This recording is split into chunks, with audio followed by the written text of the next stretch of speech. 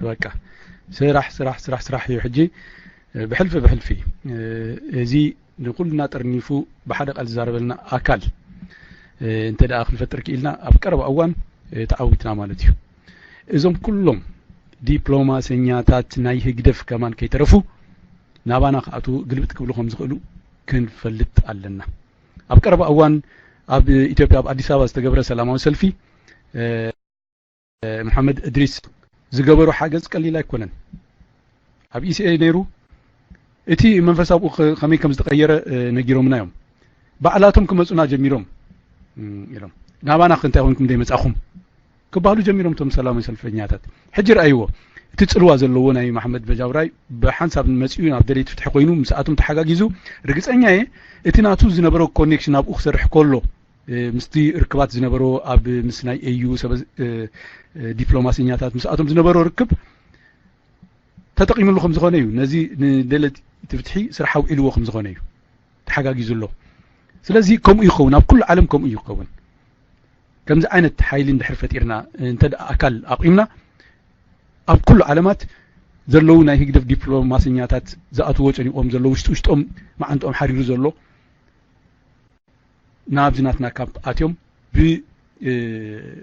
كنت فوق خمس جمرو أيت تراتر بقال يخون بوشتي سلازي زي أقلنا خين ريو بقولتوف نزي تلاقيلو زلو ناي جنيفا ناي حزب معبل هارنس كنجبرو ويكا كستان جبرو لنا كنت كمو كتسأل لنا تغنى وحس كنكلا لنا أوكي حجي I think عشان أتيلو مثلني نيو لايف فيلو أتيلو خبرهم دافلا لما أنتي حسابو بزعبا impact of the Geneva demo ويكا تسلوانا جنيفا سلام ويسلفن كم أول حجي خ انت خنجبر كم زلنا ناتو حساب خجلت لنا مسيلو ككافلنا اسكي نيو لايف ويكا كبرهم دحر أتيقا وينكا حفاب للي إيركا حفاب للي مو خنجمر نعم مدبنا خنكتسل نيو لايف في ليزا أتو خبرهم إيركا حفاب للي نحت سبعا لخا منام أوكي نلي مسيلو حراين بقر قاشانا كبرهم دافلا لما أنتي يا عبد السلام وسلفون نيريو كل تغنيات تريويو كاب قدم جميرون تريويهم كبرهم نايب حقي تبعتك على ساي بزح استمرتات يزهبنا اب راديو إرناون ناي سموناوي مدب اللاتو نساون كل جزء ابزي نكتاتلاينا نسمعنا بحساب حبيرنا مو اسكي تعزبتو اب ناي جنيفا ديمو خمي كم زخونه نقصال انت كنجبر نخل زبل حساب خكافلنا مسيلو بانبابا تقبلونا نغاشانا كم توترو نغبرو كبروم دافلا اوكي بانبابا تقبلونا حراي مدرك كبروم مايك اخا كبروم يغني لنا ادمنا خبير قالوا ما انت حسابك تكافل الناس لدمسخ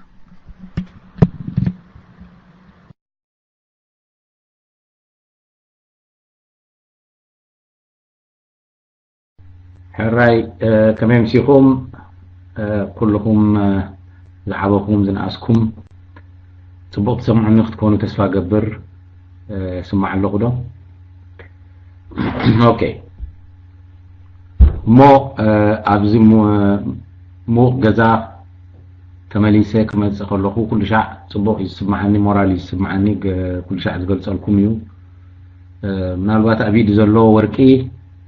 دارغا ጨርቂ ዝበሃል ምስላ ኣሎ መስለኒ ሓደ ግዜ ሓይሊ ናይ ስመር ዘለኩም ኣይትፈልጦን ኢኹም ኣብ ተቃልሲ ዓብ ሓይሊ እዩ ምክንያቱ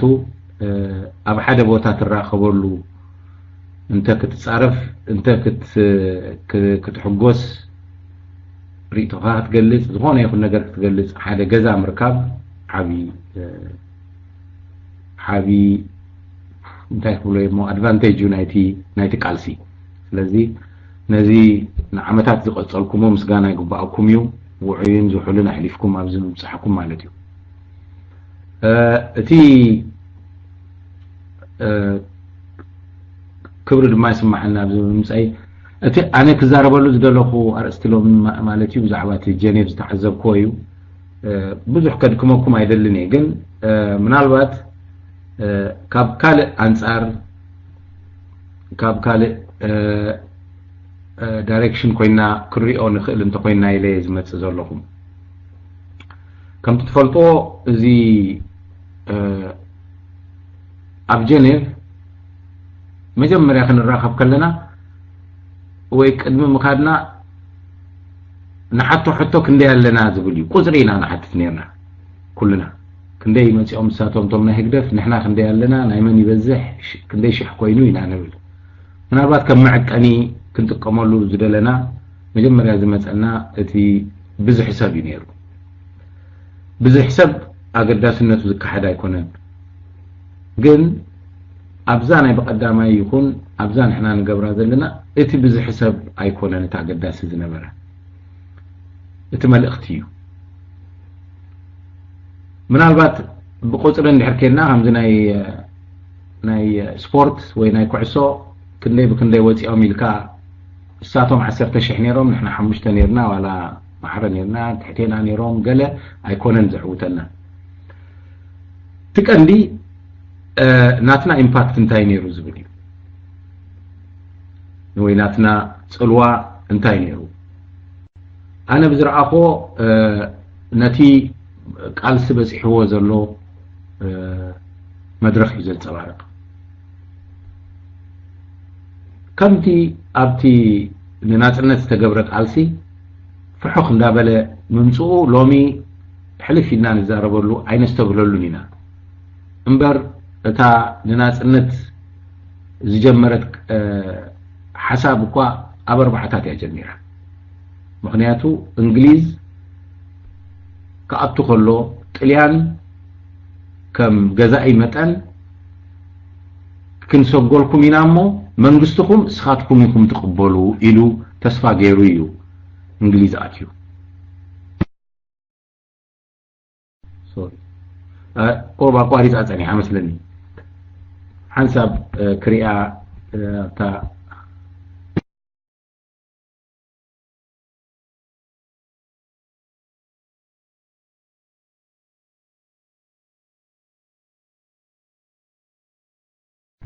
اوكي حجي اسيره يالله قرب تقاريص اتنيها ابي كم زقارص كو يفلطني ግን حجي اتي ناتنا مسرح مخانو زناي جنيف ابت قال سناسي مسرح ينيرو امبر اتا شعا زتغانفت ايكونتن اتا تقدسنا بحلاي انتاي نرسع بزح غزي ولا لناصنت تغبر قالسي كندي غزي كم زوسده كنحسب كلنا بزح حساب 30 عام توسيدو يزبل انا بوغني 50 عام يزبلو مخنياتو ات مجمريا كبربعታት يجميرو ምናልባት እንነምስና ሕጂ ኣብተና ኣርባዕታት ስክልም ለሶሞ ከምዚ ሕጂ ንገብሮ ዘለና የማን ጸጋም ፍታሕ ንደሊ ዘለና ኣብዚ ዝሓለፈ 10-15 ዓመታት እስተ በቲ ግዜት ዝነበሩ ሰባት ኣብ ኤርትራ ካብኦም ሓደ ኮይና እስኪ ንሕሰብ ኣብ መጀመርያ ኣርባዕታት ከምኡ ዝብለሉ ዘለኹ ምኽንያት እቲ ፍሉይ ፍጻሜ እንታይ ነይሩ ንናጽነት ሃረርታ ዝፈጠረ ጥልያን ይሰዓር ስለ ዝነበረ ኣብ ካልኣይ ኩናት ዓለም እንግሊዝ ከኣቱ ከሎ ጥልያን ክንስዕረልኩም ኢና እስኻትኩም ንእንግሊዝ ንዓና ሓግዙና እሞ ናጽነትኩም ኣብኣና በኣ ክንረክበኩም ኢና መግዛእቲ ጥልያን ድማ ከብቅዕ እዩ ኢሎም እዮም ኢሉ እዩ እንግሊዝ ኣትዩ ኣብቲ ግዜቲ ኩሉ ሰብ بصحفون يزرقح نيرو بنفاريت يكون بقاله يزرقحو نيرو انجليز كل سبب بقر بتي جزيت زنبره مهور زبحال ولا قرب افافنوت زنبرو منغستنا خركبينا زبل دليت حيزو الانجليز تقبلوهم بتي جزيتي اب زبز افريقيا ان هاجرات بزعبا ناصنت ايزربن سلازنبره جن حررتا سلازنبره ارترا نزي قديما تجبر مهلاوا اما بزحاتو عرب هاجر دما درو قالسي ني ناصنت بزح يغبر سلازنبره انصار مغزاتي ازي كم عبي فاشن ወይ كم عبي ان ፖለቲካው ስልቲ ተወሲዱ እሞ እስኪ ቦታና ሕጂባ በዓላ ቦይ ኢብራሂም ሱልጣን ቦይ ወልዳ አብ ወላ ካልኦት አስማታ ዝጥቀሱ ዝባሃሉ እንተምጪናዮም ካለ ተአምራት ኮይ ገበሩን ነዛ ነገር እዚኣ ከተግብሩዋ ጀሚሮም ማለት እዩ እንግሊዝ ይጠልም مساعته نتا مبصحة يأبمو ناي قالسي ناي ناصنت كما يجرون كم زجبروا يجمروا عمتات عين برومن يجمروا يراخبوا يوادقوا عندنا تملاليسهم يبأسوا أسلام كريستيان يبأس عندنا مليسهم يراخبوا تومنا إثيوبيا زبلوا لما مجد حزو وزت أربعة بخامو كم زحلفه كلنا ينفلت معناتي حجي بالحريو نبي معبيرون أبتنا فيدريشن لما درجة بجحو الفيدريشنون عندنا نمحيشو تبعيلو تقال سيختصر كالوت لما تمهارو قتيلهم معناتي بتمرتي بشوبرو بقلاون استعوته مسلون يروساب عندنا دما سون فشلو زي كونس نبقى دقيو شعو قال لهم بخمس خنكيد بسلامة ونقد خنكيد عين خلينا ببرت رأينا نقط موزب الدم حساب مز ببرت مقطعمون حجر يكون انتي نيرو بتجزيتي أبزح حجرات برت على الكم ناس الناس كام يشبات حاجة الجواب لمود الجواب نيرو بعل فيتنام نيرو أبعل فلسطين نيرو أبعل ألجيريا نيرو نايدو أفريقيا هذا نبارة كله من قصر عسات نايب حنا قولا جل كله نيرو سلازي بزح كي حسب كون أبو نتوي زبان نيرو السون كم تفوتو قلت أمتم جميرو عندنا كنت سلسته ودبات كوين السون كيدو بحل إسراء سلاس حمد تعويته إذا ما سرح زين بحرنا يوحج كل شيء يطلع زبز حكاية حيسكا أبو هنيسكا ملياب مخوانو الجباب نحنا لحلساب كل فلتو قلنا نحنا حبتنا إرتراوين حجي إنهم نقال سلنا أبدك حبتنا نايقالسي أبدمنا له فلي هزبس لزخونا زي كونس كيف تنا إذا ناي حمسة ناي سسة عمد تمقرؤ لنا أكسامنا تنتري كما يجيرنا خمس بس حنا قلت أنت ما نفلتينا عرا مس طعم ندا حوسكا حماقن صبقن ندا بنا إذا حلفيه كيف تنا مالتي حجي لما إذا ناي أنصار هجدفن أنصار سرعة سياسين ذكاية زلو قالسي كمو كم زخدي يعني زردو يحري زي ناس الناس مالتي قال نفعات تبعات نحنا زي فلتنا يفليتهم إذا سرعة زي أيتعيني لهم كوكسكسو مجمارهم نزينا سياس سرعات قالوا ببعض لا تحوسوا مزيهم إذا لا يودبات بأس زبهال إذا كان إذا حلفنا كله مسرح نايتي كن حلفوا زلنا مخانو انت تردينا ببجزي نقبرو زنبرنا عوت ويكا ودكات يكون عوت نايتي مسرح ونايتي بروسيس نايك على مخانو انت تردينا كل شيء عندها خسبنا نمز اب جنيفكم اللز جنيف مبار سلاماوي سلفي زغبرنا المطرعي ايكونن اتي شعو اتي قول عاز نبره بأبروز خدرلو انتاي عرئيو حيلو قلصمو عرئيو نبللو بوتايو جنيف مخنياتو كاب قدميو زفلينا ببزح ممصانا طراي يكون ابو زرعنا يري بار اتقداماي ابو بصحنا مسرعنايو نعاي عباي نجر زرع عبي نجر زرعكو اتي نايمن اساي بزحيو من اسايك بحال كله كاب دقي 14 جميركا كساب دقي 4 زبطحو ببزحي مهلاوي أزيو بزح نيرو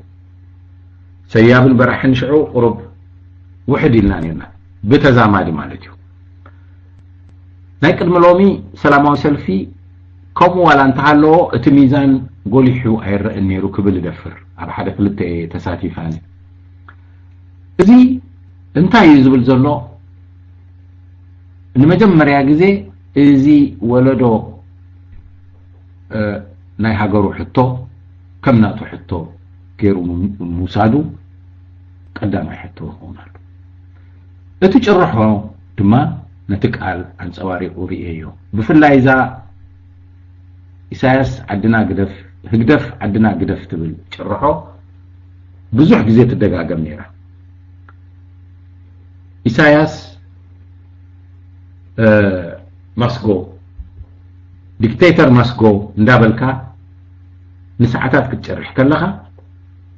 ابغصو زرأ زنبر انتايو زي سرعات زي كم غوانا كم زخونمو عدنا قدف القسلنا نحنا لنا يا وزبل مقامي تردي زي تملقت دماز مص ابو قدامي نحنا هنا واناتات زبل سبات بزحات متيهم اتي سلاماوي سلفي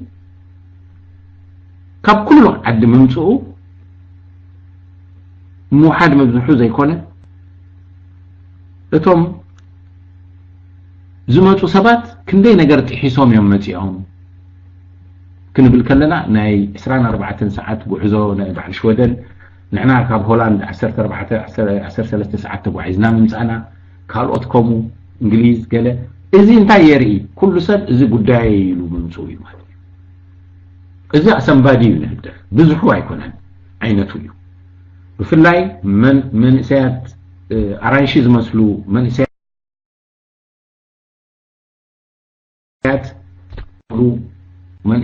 አው መጽኦም ንኢሳያስ ክኩንኑ ከለው ኢሳያስ ከም ዘብቃየ አነ ተረድየ ምክንያቱ እዚኦም ፈጽሙ ሕድገት ክገብሩ ዘይደልዮም አሕልፉና እዮም ዝብሉ ዘለው እቲ ሃገር ንሕና ንረከቡ ሕግደፍ ዓድና ክደፍ ይነሩ እቲ ነዚኦም ዘበገሰ እዚ አፓልቶክ ይኹን አካል ቦታ ድማ ገገዙ ኮፍ ዝበለ ድማ መንእሰይ አሽሓት ገንዘብ አዋጺኡ እዚኦም ሰባት ከመወከልቱ ክመጽኡ ካብዚ ዝበለጸ ናይ ሙካል ዲሞክራሲ መልእክት እንታለው ክትብሉ ትኸሉ እቲ ከይተፈለጠኩም ዝገበርኩሞ እሱ ይትነሩ ተሓብ መልእክቲ ወከልትኩም ሰዲድኩም ግድን እኮ አይኮነን 100,000 ሰብ ክመጽእ ገሊኡ ሰብሲ ስድራ ኣለዎ ቆልዑ ኣለዎ ትምህርት ኣለዎ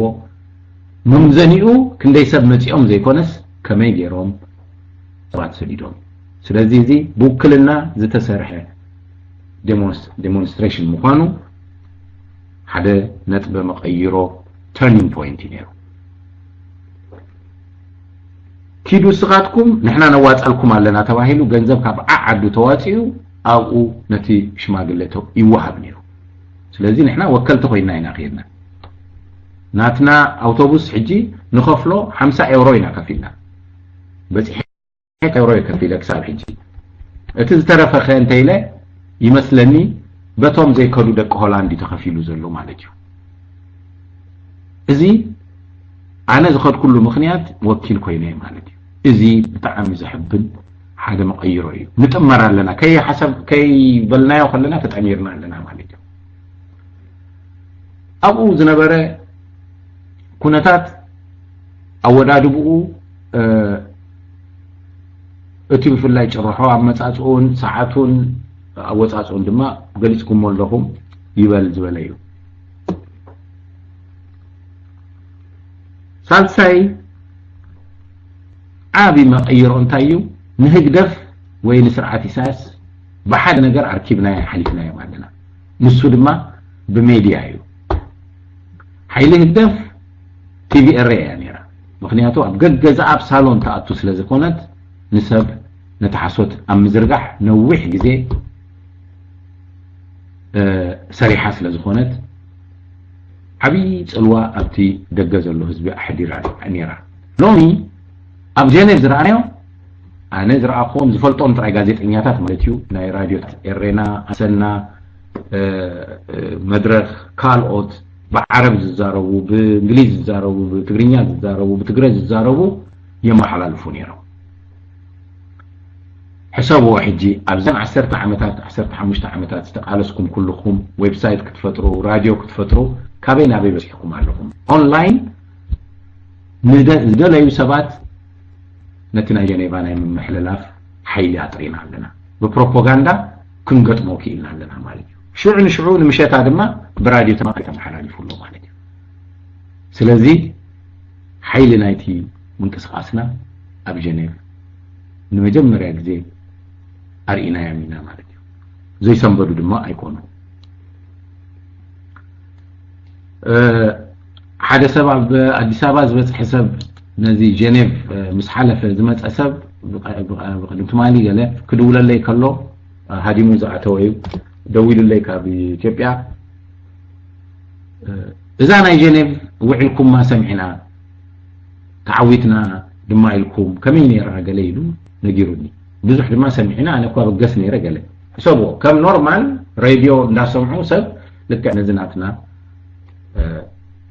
لك كل كنتاتو ببحد يسمعني يرهم مالتي أمو نايدقهم سم دمسيهم يسمعوا زلو نايتهم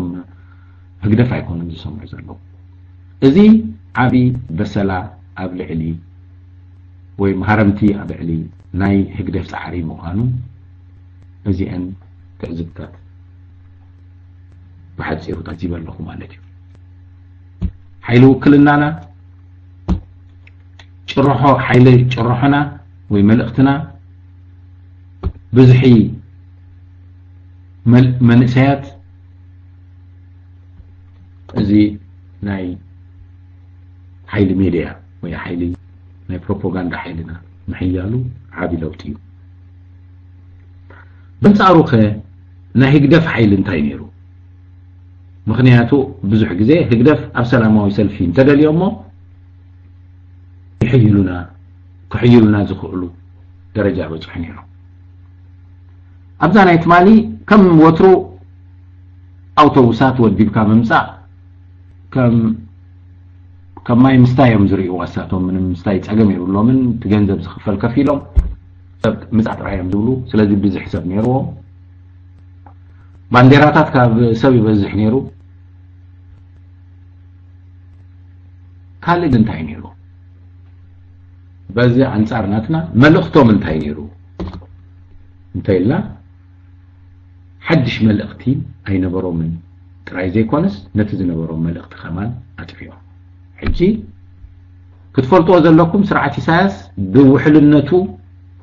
بميلؤو يزحبن بعلي ما نقبر أب سيمينار كبرو خلو وعلى زوم مهورات بهالو أو أي مسيام سيمينار كبرو خلو نحنا لعلي تقاومتينا لعلي أمريكاينا إيلوم ميلاتاتهم زقلتو أبزان ايتمالي جن بمولو تميلاتاتهم تطوي ስለምንታይ ጭርሖ ወይ መልእኽቲ ሒዞም አይመጹን እቲ ጭርሖኦም ነቲ ስርዓት እዩ ዘንጸባርቕ ነቲ ባህሪ ናይቲ ስርዓት እዩ ዘንጸባርቕ ደቂ መንዳ ክኾኑ ቶም ነው ሰላማዊ ሰልፍ ዝገብሩ ናይቲ ስርዓት ስለ ዝኾኑ ጭርሖኦምን ከምኡ ነይሩ ንኣብነት ንሳቶም ብዛዕባ ናይ ዶብ ምሕንጻጽ ዝዛረብዎ رأي كساراي ازي تفشاي زري بنفس التأمام سب أرأست مريض فيه زمت شعور معالتي بزعبا القدا يكون الزرب وبزعبا ناي دوب محنصاص يكون الزرب وكينت ناي حورات منغستات يكون الزرب كون تيلكا ناي حدا حنقوق ناي حدا قبطبط زبل قلعه ناي حدا انفتو زطفه سب زرباي أبيت فرد مسيحا تخصيصكا ملسك تهم عند تجبأكا بزعباتي قدايم ما كنت زاربو ولا حصوت ما كنت زاربو لساتهم بزعبا زي ملكتوك هالأستاذ بملعلهم أتجرحهم كله درجة زتأكما ينبرن إثيوبيا مريتنا حزات الله Eritrea a country of unity and diversity Eritrea هجر سنيت مرماريت كوميشن حسوتات مرماري كوميشن نخونن قداي اللي عللنا وزت زبلي نيرو إذا حجي كاب جزا خبقسو خلو سخونه يكون استراتيجي حيزهم كم زي كدو يتفلت سلازي نتتعذاباي يكون نعنا أو حدا معرنت زنبرنا بمتكحنا بروباغندا العليا ومتينا لنا يزبل بزعبا دوب محنصات انت خوينو بزعبا حبورات منغستات عبر العلي إيرترا زوردتو قفعين حبورات منغستات شلال زبالتو ناهي إيرترا حتوتات انت خوينو حدش نقر هيكونا نحنا هون كم عينة ريتو يزلنا اتك اندقل اب عدخا بيت معسرت اللو سبق تقطع اللو يموت اللو ديمقراسي يلن إلو كنقر كله بزعبو يوم كزاربو نيرو من عالبات أنا بوتو أم تزخون وحقتاتنا وتسأل لنا مرماري أو تسئنا لنا نحناون نزق دايز كتاتل وتسئت نايتي مرمرا نايتي نحنا نقبرو زلنا من يزقف عقيرو زلو زبل مرمرا وتسئتو كيرعاكم كلكم سلمنتاي نزي ውሳኔ አምጪኹም ወዘተ ዝብል ሓሶታት ከማን ምቀረብኩ ብላነ ምክንያቱ ካልኦት ሰብ ዝቅጥቅጣ ሃገራት ኣለዋ ሜላ ግን ይጥቀማ ኣብዚ በቀዳማይ ኣይነበረን ካብ ኩሉ ጥፈሽኦም ግን እዛ ናይ ኢሳያስ ስእሊ ሒዝካ ምውፃእ ኮይና ከላስ ዘመን ውቤ ዝፀመመ ውቤ ክብል ሞተ ይብሉ ኣምሓራ ሽዑ ኢሳያስ ከም ሓደ ስእሊ ኣቅሪብካ ከተቀርብ ብዝኾነ ይኹን መምዘኒ ደገፍ ክትረክብ ኣይትኽእልን ኢኻ ንኤውሮጳውያን እንተኮይንካ ናይ መራሒኻ ስእሊ ኣቅሪብካ ምጭራሕ ከም ሓደ ድሑር እዩ ዘቁፅረካ የለ ኣብ ዓለም ሕጂ ከምኡ ባህልን እዩ መራሒኻ እዚ እዩ እንዳበልካ ኣይትኸይድን እኳ እሞ ከም ዝበሃል ኢሳያስ ዓይነት ፀይቀ ዕሉላት ኩሉ ዓለም ዝፈልጦም ንዕኦም ሲ እሱ ናትና ኢልካ መምፃእ ፍሽለቶም እዩ ዘርእየካ ዓበይቶም ንእሽቶም ሽሽቶም ኣብቲ ቪድዮታት ትሪኦም ናይ ኢሳያስ ስእሊ ተጠቂዑ ንሱ ንሕና ኢና ንሕና ንሱ እዩ ወላ ገለ ዝብል ኣምፅኦም እዚ ባዶ ምዃኑ ዘርኢ እዩ ፕሬዚደንትና ንኽብር ሃገርና ንፈቱ ድዩ ወላ ገለ ዝብል ድማ ጭርሑ ኣብኡ ቀሪቦም ነይሩ እዚ እውን ምስኣን ጭርሑ ማለት እዩ መልእኽቲ ኣይነበሮምን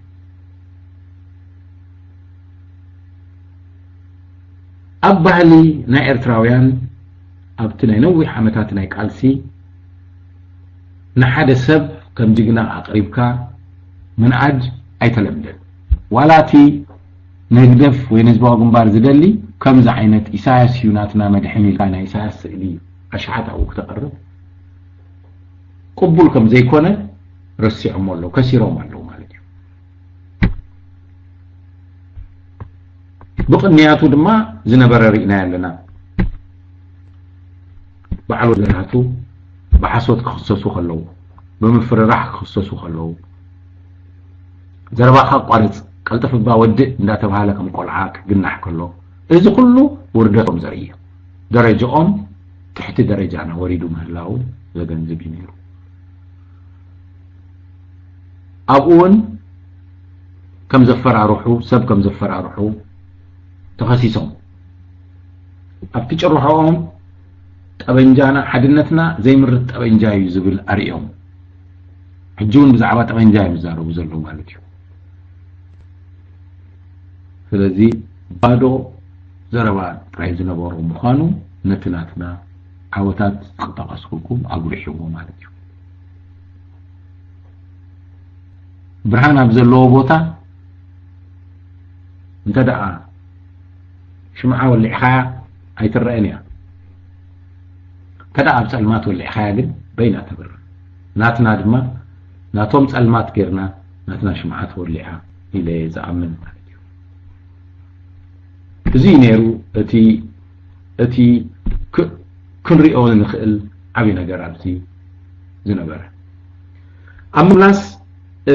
ምስ ብዙሓት መንእሰያት ክዛረብ ክራኸብ ዕድል ረኺበ ብፍላይ ኣብ ውሽጢ ማኪና ምሳና ዝነበሩ 4 ዝኾኑ ኣብዘን 2-3 ዓመት ዝኣተዉ ነይሮም ክትሪኦም ከለኻ ብዛዕባ ሃገር ዝግደሱ ኣይምመሰሉኻ ናብ ፅርግያ ክትሪኦም እዚኦም ግን ንሕና እውን ክንመፅእ ኣለና ኢሎም ፍርቆም ካምካም ፍርቆም ካብ ዘይብሎም ገንዘብ ኣብታ ኣውቶቡስና ዝመፁ እዮም ምስኦም ክንዛረብ ከለና ኣብ ምምላስና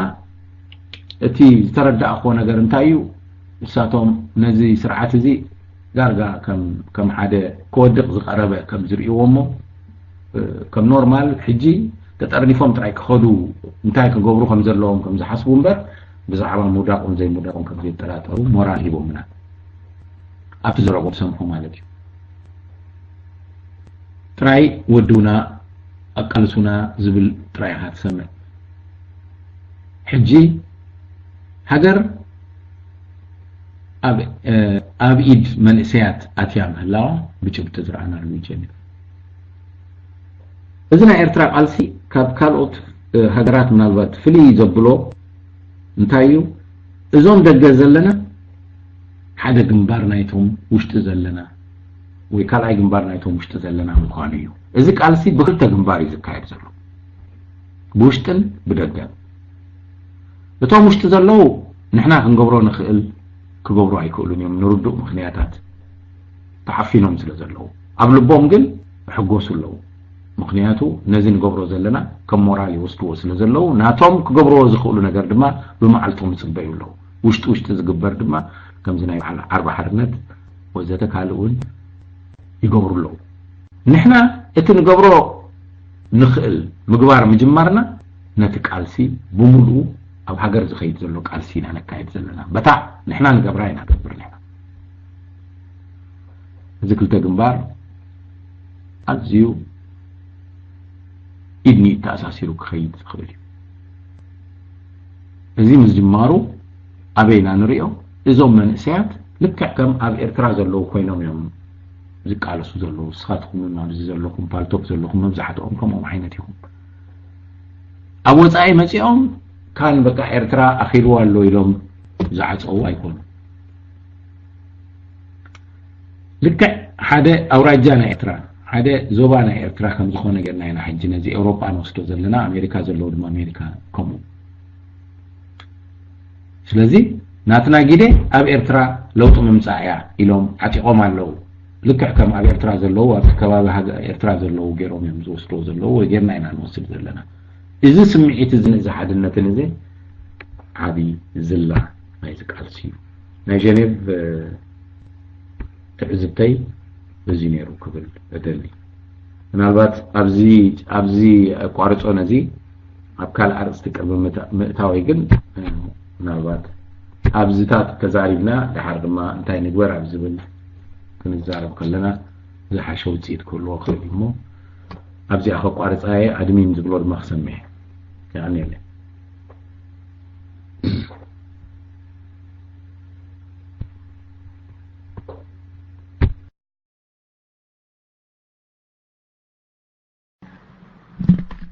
اوكي بطعمي قنيلنا كبرهم امو انتي نقبر مسلكم حجي خستايدو نقبر ابزي حجي تأزبتي دي صلوا ناي جنيفا سلامون سلفي توسخو ነገር እንድሕራሎ ሓደ ሰለስተ ሰብ እድል ከብሞ ናብቲ ቀጻሊ እንታይ ንግበር ሕጂ ዝብል ናብኡን ክብሮም ክንከይድ ከምዚ ኣድኹ ንገብር ኣብኡ ዘለኩም ተእዝብቲ ምናልባት ዘከርኩሞ ተወሳኺ ሎ ትብልዎ استسمعكم دحر له حدا ثلاثة سبع الدل كبومه دحر كقتل خالي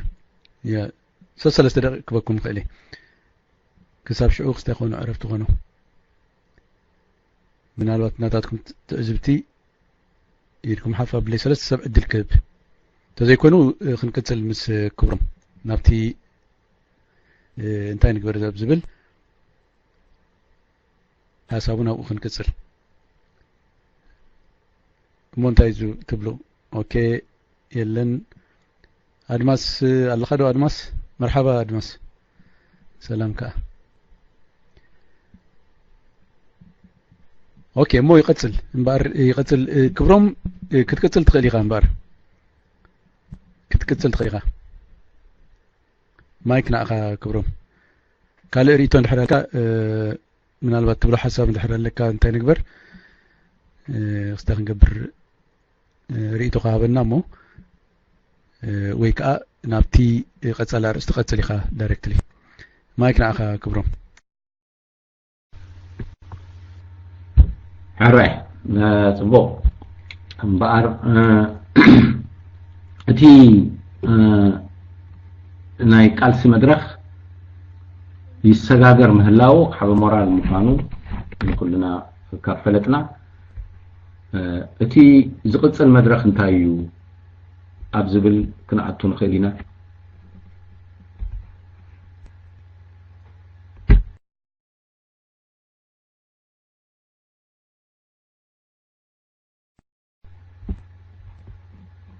اوكي حجي تقاريرات صنيحه مثلني سلازي اتي زقصل مدرخ انتايو ابزبل انا قلتو ازي مدرخ زي تمكرنا له مدرخيو بهاسس دمات راي كتكودو اي خلينا زي كنعت وزلنا አሉታው ተሞክሮ እኹር ረኺብና ኣለና ማለት ካብ ጌጋታትና እንዳተማሃርና መሲና ኣለና ከመይና ንቅድሚት ተኸይድ ከመይና ንውደብ ዝብል እዩ ምናልባት ትመልስ ንውዳብ ምዃኑ ድሮ ፈሊጥኩም ኣለኩም ነፍስና ክንውድብ ኣለና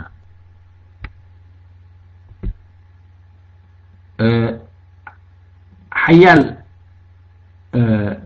ውድብ ወይ ኦርጋናይዜሽን ዝበሃል ነገር ንዝኾነ ነገር ዝዕውት ናይ ፖለቲካ ጥራይ ኣይኮንኩ ትዛረብ ዘሎ ኣብ ናይ ንግዲ ዓለም እንተኺድኩም እዚአን ኩለን ኩባንያታት ኣብ ዓለም ዘለዋ ቢልዮናት ተንቀሳቕሳ ሓይለን ውድድረን ኣብቲ ናይ ኣወዳድባ ስርሐን እዩ ፖለቲካ ድማ እንተ ዘይ በዚሑ እንተ ዘይ ካብኡ እንተ ዘይ በዚሑ ዝወሓደ ምውዳብ ኣይኮነን ዘድልዮ ምውዳብ ግን ሕዝ ግድፍ ክኸውን ክእል ማለት እታ ተውድባ እታ ኣወዳድባ ዝሓሰብካያ ጽቡቕ ኣጽኒዕኻ ካበይ ናበይ ክኸይድ እዩ ኣጽኒዕኻ እቲ ትደልዮ ነገር በታ ዝሓሰብካ ክትከይድ ኣይትኽእልን ሓሲብካ ትገብሮ እዩ ምናልባት ሓይሊ ናይ ህዝባዊ ግንባር እሱ ነይሩ ክብል ይኽእል እዩ እቲ ውፅኢቱ ንፀይቀ ድዩ ንፅቡቕ ንጎኒ ገዲፍካ ሓይሊ ናይ ምውዳብ ነይርዎ طرف مرف نايتي ናይ ኣወዳድባ ሓይሊ እዩ ድማ ክሳብ ሕጂ ዘካይዶ ዘሎ ኣረጊት ከመናጽነት ጀሚሩ ዝነበረ ድሕርናጽነቱን ቁሩብ ዝቐጸለ እሱ እዩ ክሳብ ሎሚ ዘካይዶ ዘሎ ንህግደፍ ንስርዓት ኢሳያስ ንሱ ፎቶኮፒ ክንገብሮ ኣይኮናን ወይ ከምኡ ክንፍትን ኣይኮናን ንሎሚ እንታይ የደርሊ ነዚ ሕጂ ዝቃለስ ዘሎ ህዝቢ ውሽጥን ደገን ዘሎ ዝበቅዕ ውድብ ወይ ከዓ ናይ ኣወዳድባ ስልቲ ክንገብር ክንክእል ኣለና ኣብዘን ዝነበራ ብዙሓት ውድባትን ብዙሓት ምንቅስቓሳትን ኣብዚ ተመክሮ ናይ ደንበ ተቃውሞ ብድፍረት ክብሎ ዝኽእል ሓደ ነገር እንታይ እዩ እቲ ናይ ኣወዳድባ ስንኮፍነት ኮይኑ ይስማዓኒ ጽቡቕ ድሌት ኣይኮነን እዚኣ ኣስተብሉለይ ጽቡቕ ድሌት ኣይኮነን ተሳኢኑ ናይ ሓድነት ስምዒቱን ዘየሎ ኣይኮነን ሰባቱን ተወፊዮም ክሰርሑ ዘይምል ኣይኮነን ግን ሓደ ስራሕ ከተማልእ እንድሕር ኮይንካ ካብ ተበጊስካ ክሳብ ዘብፅሓካ መድረኽ ብምሉኡ ከተማልኦ ክትክእል ኣለካ ኣብ ፍርቂ መገዲ ትቕይሮ ነገር ኣይኮነን ንበል ሓደ ሰብ ካብ ባፅዕ ካብ እስመራ ንባፅዕ ክኸይድ እንተይሉ መጀመርያ ሱቕ ኢሉ ኣይኮነን ዝብገስ በይንያታ መገዱን ክብል ኣለዎ ሱጥራ ኣይኮነን ማኪኑ ክምርምር ኣለዎ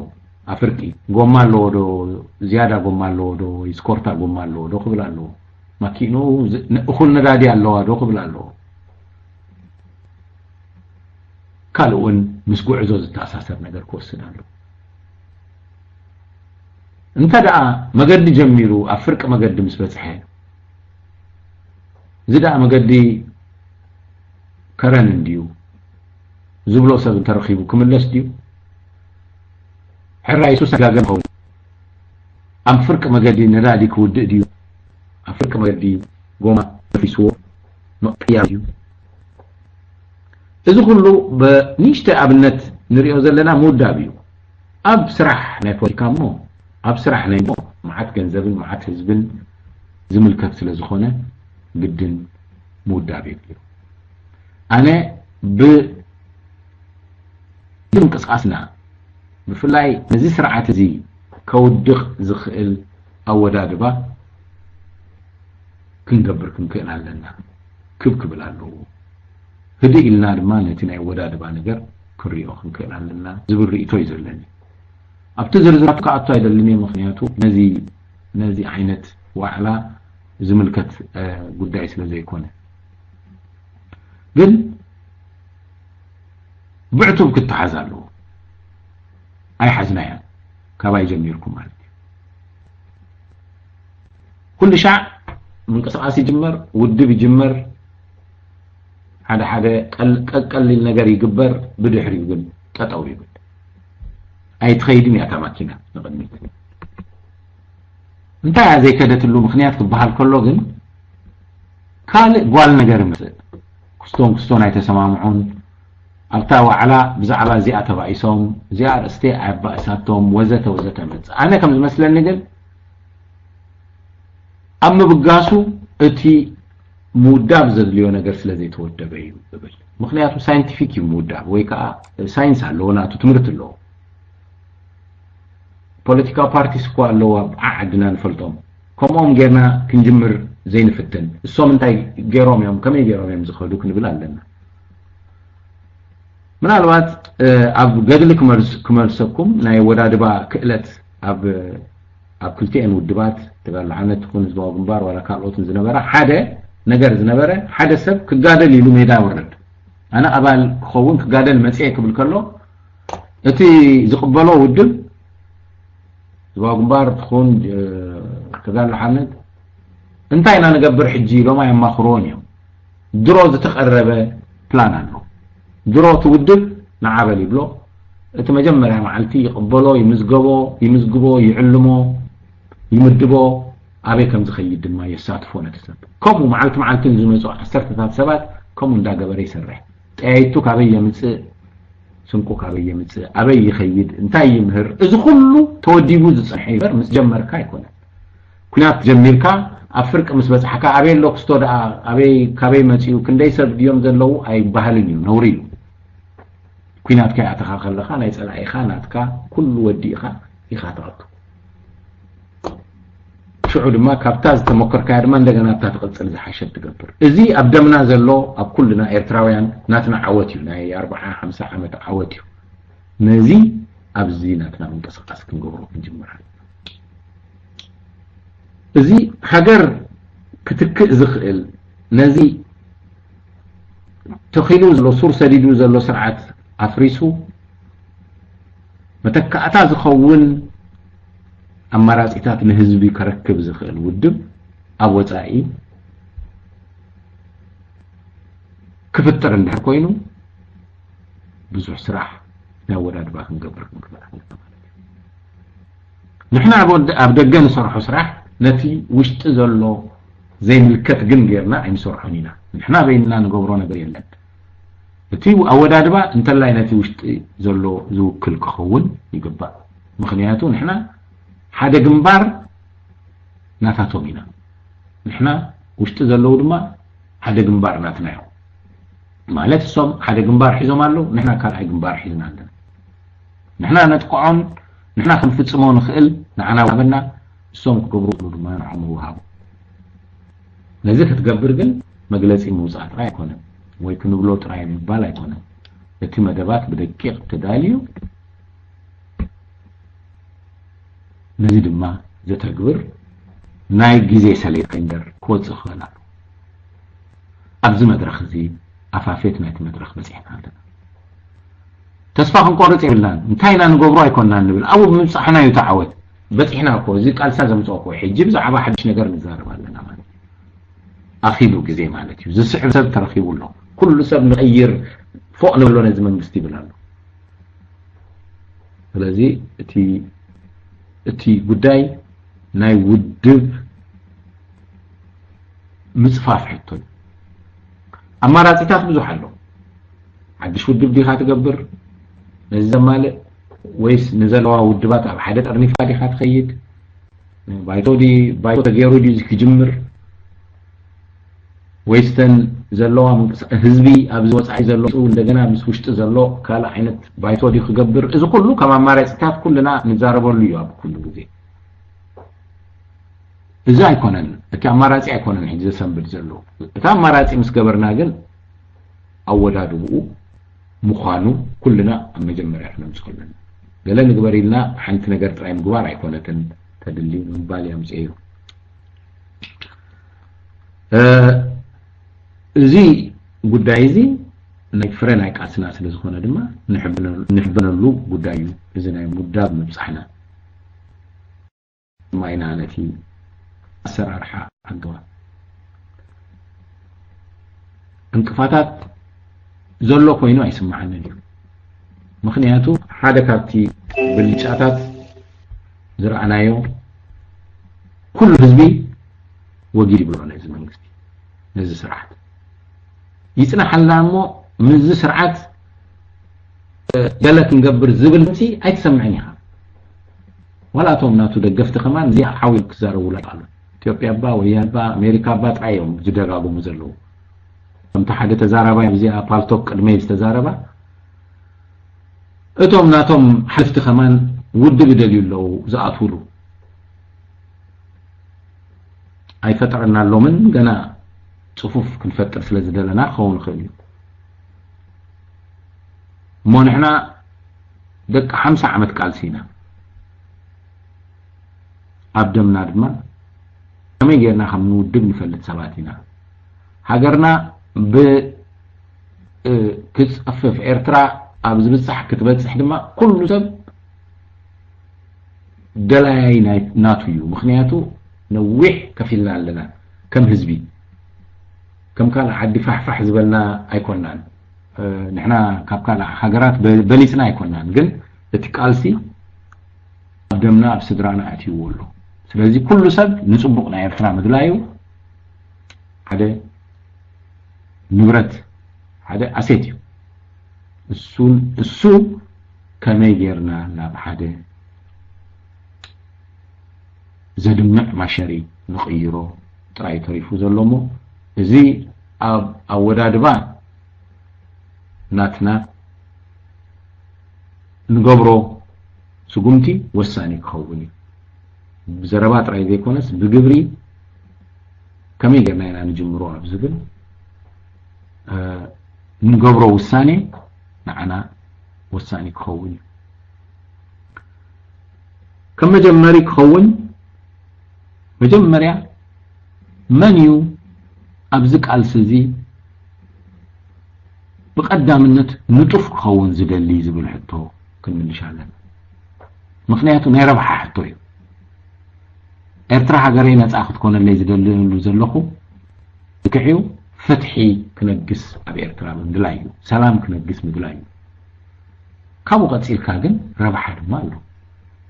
أنس أب حجريك ربح دلي أب حجريك مهار دلي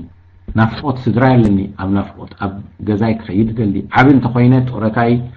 جنزبي حيزك أبز عدي أو كنبر دلي إذا من سيات أبز عد وسأل لكم تصرحوا تبلوز لكم نزل لكم عشيكم كتقولوا يكون تثبيت زلوا سون تجيبكم ما تقولوا لهم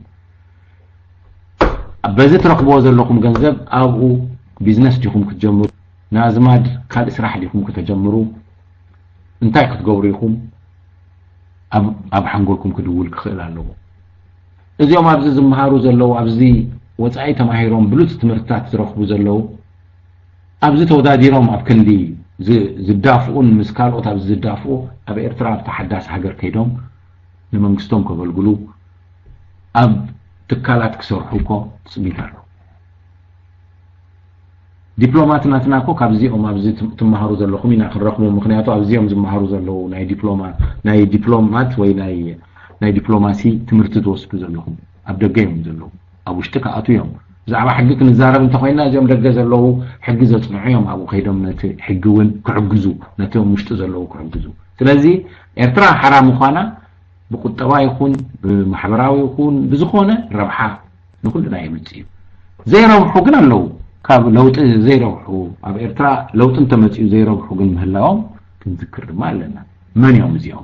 ከመ ይዕንቅፉና አለው ክንብላለና እዚያው ና ህግደፍ يوم ከሙ ዝገብሩ ጥራይልና እንደው አይነኸለኒና ربحا ما يبحق زلوهم كابز سرح ترايهم بر توم كالوت هاجر انت مصيا مسخا غعزو زخو اليوم نعقوم كما يجركا هاتغسكس كما يجركا هاتودبوم ابتنات اوراد بانك مصيو ስለዚህ من مسانا لو من انصارنا لو من دغاف لوطيو من عنقاف لوطيون ابتي اوراد باك نصنعو مجمري شعوت غسواسنا ممكن دو خيد كم دعونا ندلبنا حاجة نقبر نخل بحراني مزود عنكم لحرام حتون عم مرسم ساعتنا دما قال نقر يمسخ خون يغني لي ما يقنعهم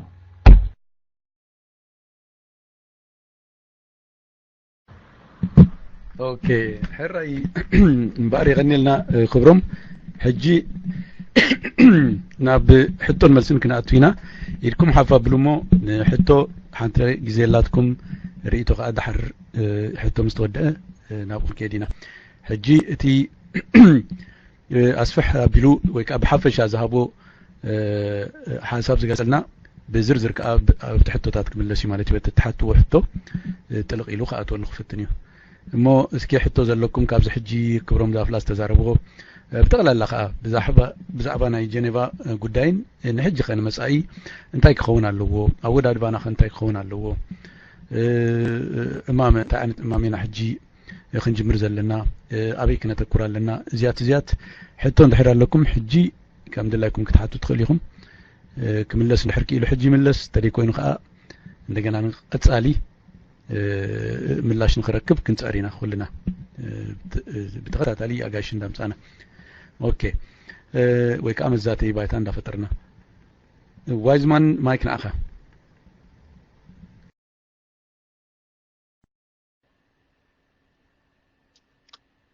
اللغدو مايك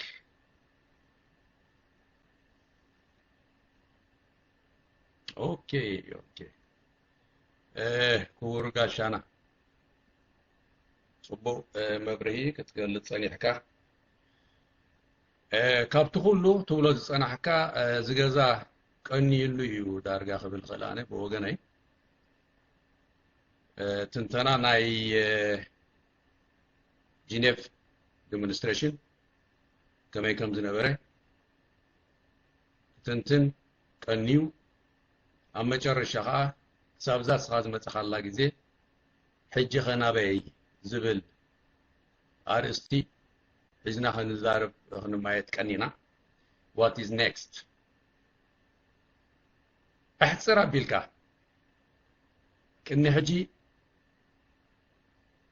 ولا حجون انت هنا نزخون عمامات اب قبرهم ترقم تداخوينا ترنافه يدلينا الله نبت كن محجي خمس تزاررنا لون نزخون نجر ገንዘብ ባጀት ቁጠባ ኃይል ስለዝኾነ ተጠርኒፍካ ገንዘብ ዘይብልካ ድኹም ኃይሊ ባኻ ወገን ከምቶ መክሮ ዘለካ መጠን كن حجون ابزرون بصينا كلتينا تزاريبنا نيرنا مزترنا في غون زخيد قداماي بخمي يخطر نف تبل نسخه كالاي نزترنا فزي كعبيون كحيلون زخيل كتبه بزقلطف غزي بخمي بواصع اللو تبل يغني لي ما يقفل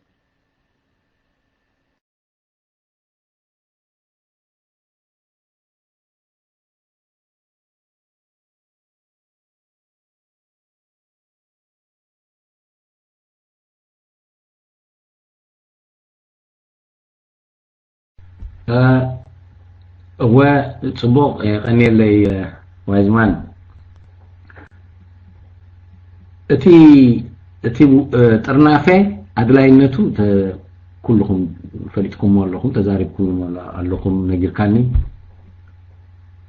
ገንዘብ አገዳስነቱ ጠቂስካ ያኻ ሓቲትካ ንዘለኻ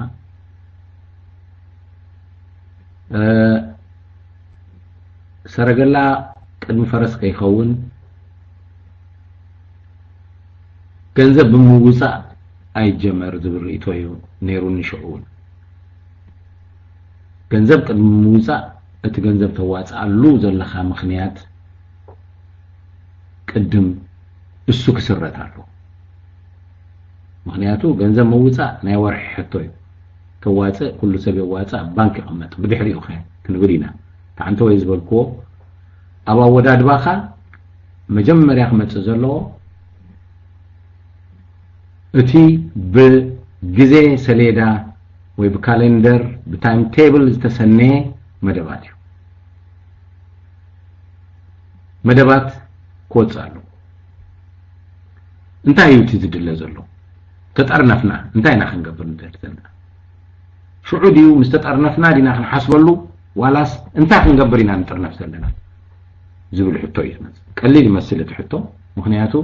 ንጥርነፍ ዘለና ደኣ ነዚ ስርዓት ክነውድቆ ክንክእል ኢና እሱ ተዓቢዩ ኣብቲ ክትሰርሕ ከለካ ግን ሰኑይ ሶሉስ እንታይ ክገብር እየ ዝብል መደብ እዩ ክወፅ ዘሎ እቲ ተውፅኦ መደብ ናበይ ገፁ ክበፅሕ እዩ ንኣብነት ሕጂ ሰላማዊ ሰልፊ ምግባር ከም ሓደ ሜላ ንሓዞ እንተይልና ሰላማዊ ሰልፊ ንገብረሉ ዘለና ተደሚሩ ኣብ 2-3 ሓደ ውፅኢት ድማ ከምፅዩ ኢልና መደብ ክንገብረሉ ክንክእል ኣለና ቲ ቢሮን ወረቐትን ሒዝካ መደባት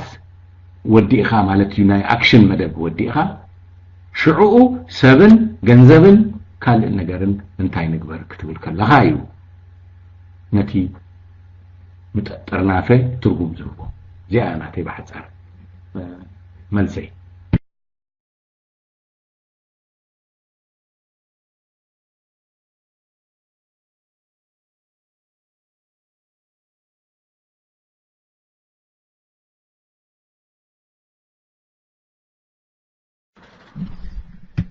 اوكي نيكست نقصل تراك بي لغادو واب اندافرا رومون كساي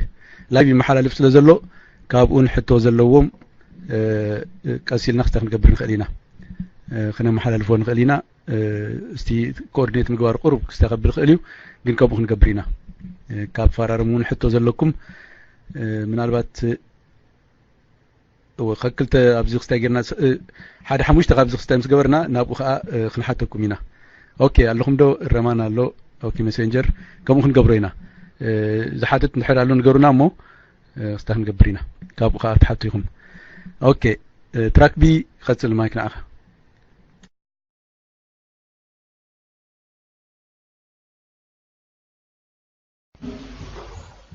الله خد مايك سمع الله اوكي ثانك يو سلام كلهم دليت فتحي قبل على حساب تاعتي بمقصال كبور غاشانا اتو كبروم دافلا نتي تقريبا نازل لها استمروا بتاعم مسجن كابزا بمقصال اتحتوي كاتو مالتيو اتي اب جنيفا زتخايده سلاماو سلي كساب كندي عود مخانو ورحنتي كابتي زنبره سئلتات بعلو يزاربيو هجي كابو دما انتاي كنمهار نخيل التهزبي نقالسي دلو مخانو كابتي نفتحي تلعيلو لعلن تحتن زبل زلو كابو نلعلي زبزح بعصف صاف بعصفن دربن دلو كم زلو تمرتي تماهرنا مالتيو هجي اذا انت ياكا التحبير كام كلاس زمصو مالتي نا حبار مادي مستفتر كل ايرتراوي قل percent قديفكا نتقال سدلو مخانو تغنزبنا لنا سلازي نعو كاب تغنزبنا حجون التقالسي عوت نحن قبرو عدما ناي تقالسي نحن حصر ناي تسرعات عدما ونكن حصر ندحر كوينا اتي اللنا نقولو اماراصي حادنت غيرنا نقالس كم زلنا سلازي اتي حادنت غيرنا نقالسلو نخيل منغدي وي بايتا بخمي كنطاطحو نخيل اتنا حادنت غعزسي بخمينا خنبصح نخيل انتي كنغبر لنا خاو نخنبصح بنياتو انت دا حادنت غيرنا حدا سفي حراو ديمقراسياو جنبار انتحرا قيمنا ناي حبار فاينانس كهلوانايو ناي حبار ازك كهلوانايو مستوشت هاجر زلو سراويتن حزبن ون كوميونيكيشن كهلوانايو تقبالنت ون كهلكمون كابتي انترناشنال كوميونيتي ون تقبالنت كنركبينا سلازي اتي حجي نزقولو نخنغبر نخنقوتكا بزت بتناصل نغعزو زلنا كم زير بحنا ነቲ ማጆሪቲ ሳይለንት ይና ንሰምዮውን ማጆሪቲ ሳይለንት ዘይኮነስ ተቃላሳይ ግን ከቃልሶ ዝኽእል ናይ ሓባር ባይታ ስለዘይ ተመስረተሉ ኮፍ ኢሉ ይጥምት ዕጥቁ ዓጢቁስ ይጽበ ከም ዘሎ ነዚ ዕጥቁ ዓጢቁ ዝጽበ ዘሎ ከዓ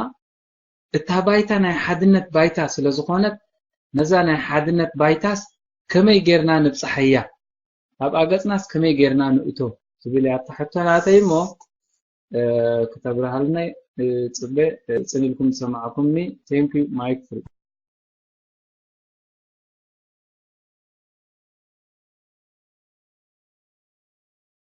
أمشي كحتت وراس كمي مجمرتا كبر قاشاي حدا كابتوم قليتك تواقع زلخا كاب سرعات هقدف رحريحهم زموتوسي سنكك تواقع زلخا كله قلبت كادي جنزب كادي وكاب دهو زلو أكلات بمخانكا مسجانا خدوها بكا لولي بعتا إلى بسميكا استقبرو زلخا أستواصوها عبيون وسان نقال سنة ناس لزخونا خا زقبا كاسدي لي دامن ماتيو اتخل حتى ينتاي مثلك إذا ناجنبا دحر الجنبا ناتكا ديسكور يسمعكون ناتكا مجلس يسمعكون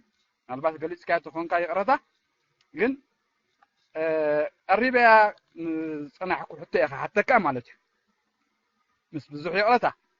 تاز الربا صنعكو أب دحر الجنباسي انتاي نقبر نديا تارستي أبزنا جنبا قداي اجي انا غريو انا صريحيو زبلو باعتاتات النا تقلقل يوم زمص زلو تحدنا تحد قديفو خخي تحدنا تحد كحاميو خا يرئ له كن كم سبات كم لايك قالس نزل دوتاتي نطا مقيروتاتي كم نربو ناي وشتي منسي ناي عابي ناي محبرات ناي سلطة وناي سيبك محبرات كما يقرنا إن ري أورجنايز نجبره نزل سكيات زس كما يقرنا نشرحه الكتامن عبزو هم تزسي كما يقرنا يعني نشرحه قدر يزلوا من رخابينه كوردينيت مقبارمه سكيات وسكيات زغاني يقدر قحفه زغيل سكيات نبذ قدر ضفو سكيات زلا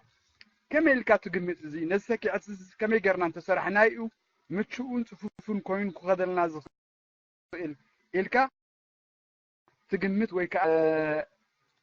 مجلس خاطر هي إلى زامن تجلس كأ تكون كاجن قرطة مدرخ نابخا كبر حاو الطعم خا بل الحين مستوعلن حاو مهانك خا دمسجني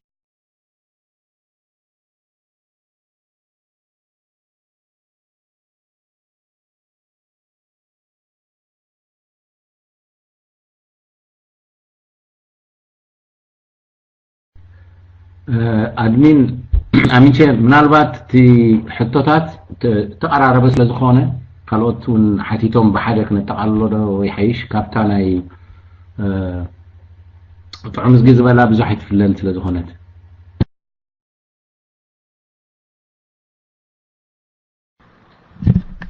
اوكي هراي صبو كمون قبر سلسله سبيحته مو دحر ابس دحر سلسله سبقا غاشاناي بس كون قبرينا حدا غزين دحر تحتتات استفلالي خوينو ويك ان وحد زبل خوينو اب كلتا سبون كستاخن قبرون خلينا امنغو خا تقليو سلازي قصل فيفي قصل دحرنا غاشانا مايك اب اندا فرارمون تحتون دحر لكم قدمكم نغرنمو كستاخن قبرو كنقناجو فيفي مايك ناخ اوكي ثانك يو كور هاو اميتي ناي روم دافارا سمعهم لهم التي متحبار سناي قدوسي كم ها قتلالوت ثانك يو براذر اميتي هم خونالو صحنا كاو حالف تريفو اتي حتى زغرب دارغات مساسالي دحن اتقاليلكا كتملس تمساساليا ناتي حتى تاثي بحصيرو ابتي تجمر كلها دحزي انت هنجبرالنا زبل ابا جمر كتبل كلها تليفون سلوز مصفني امبر لي سيله نحمل اسكا خلكا سغرا أنا حتى زدقاقي مزاربة زربة الله نسانتا هزباو معبل هزباو منكسقاس بتي أبايتانا زولو ማህበራዊ አቋቁማና ማህበረሰብ ቦሎ ወላ ማህበረኮም ቦሎ እትመን ሰይሎሚ አው ህጥርንፎን ጠናኒፍ ካምቡ ቢልካ ተምጾ ናይ ኩሉ ጥርናፈ ዘሎ ማህባት ውክልና ስልጣን ክቤ አድማዕ ምኾነን ዶ ትብል ወላ ኸመ ይመስለካ በሐጢውሲ ተወዳዲቡ ዝመፀ በማህበራት ደረጃ ዝተጠራነፈ ሁሉ አኪቡ አኻኺቡ ዝመፀ ማህበራት ወኪል ክገብር ዶ አድማዕ መስለካስ ወላ ከምዚ ማዕበል ተረኺቡ ዝነበረ ኣብቲ ማዕበል መፂኻ ወኪል ክትገብር ኣይና እቲ ዕውት ክገብረካ ዝኽእል እዚኣ ናተይ በሓፂሩ መርስና ባኻ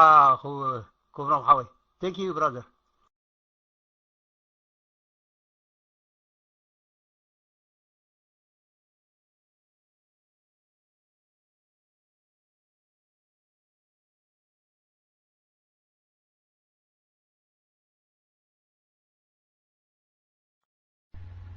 زي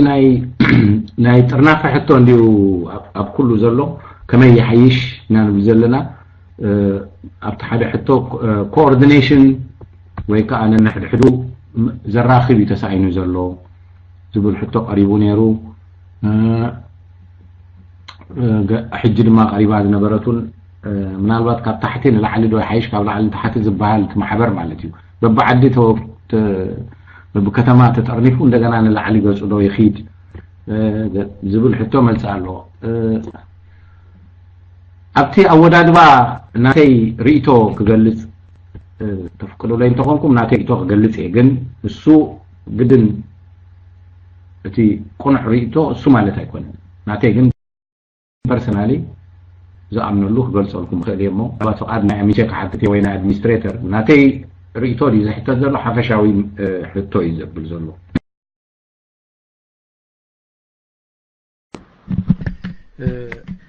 I think عندي ነገር እንታዩ ክትገልጾ ተሊኻ ናትካ ሪኢቶ ከም ትሕጂ ግሉ ንገብሮ ዘለና ከም መራጽ ክራይ ስለ ዝኽእል ሰብ ኩሉ ዓይነት ኣይኮን ሕጂ ብኸመይ ክንጥርነፍ ንኽእል ንዝብል ኣማራጽ ሓሳብ ክኸው ስለ ዝኽእል ድሓን ግለጾ ናትካ ግለጾሞ ድሓርት ሰብ ከዓ ምስተኻልኣት ከመይ ይረዋሃዶ ንርእዮ ስለዚ ሓሳብ ይዝድለይ ዘሎ ዝተፈላለዩ ሓሳባት እንድሕር መፅኡ ጽቡቕ እዩ ከምታ ንስኻ ዝገለጽካያ ከዓ ንስዩ እቲ ትኽክል ማለት ኣይኮነን ግን እዚ ናተይ ርኢቶ ኢልካ ክተቕርቦ ትኽእል ኢኻ ፀገም የለን ማይክ ንኣኻ ክብሮም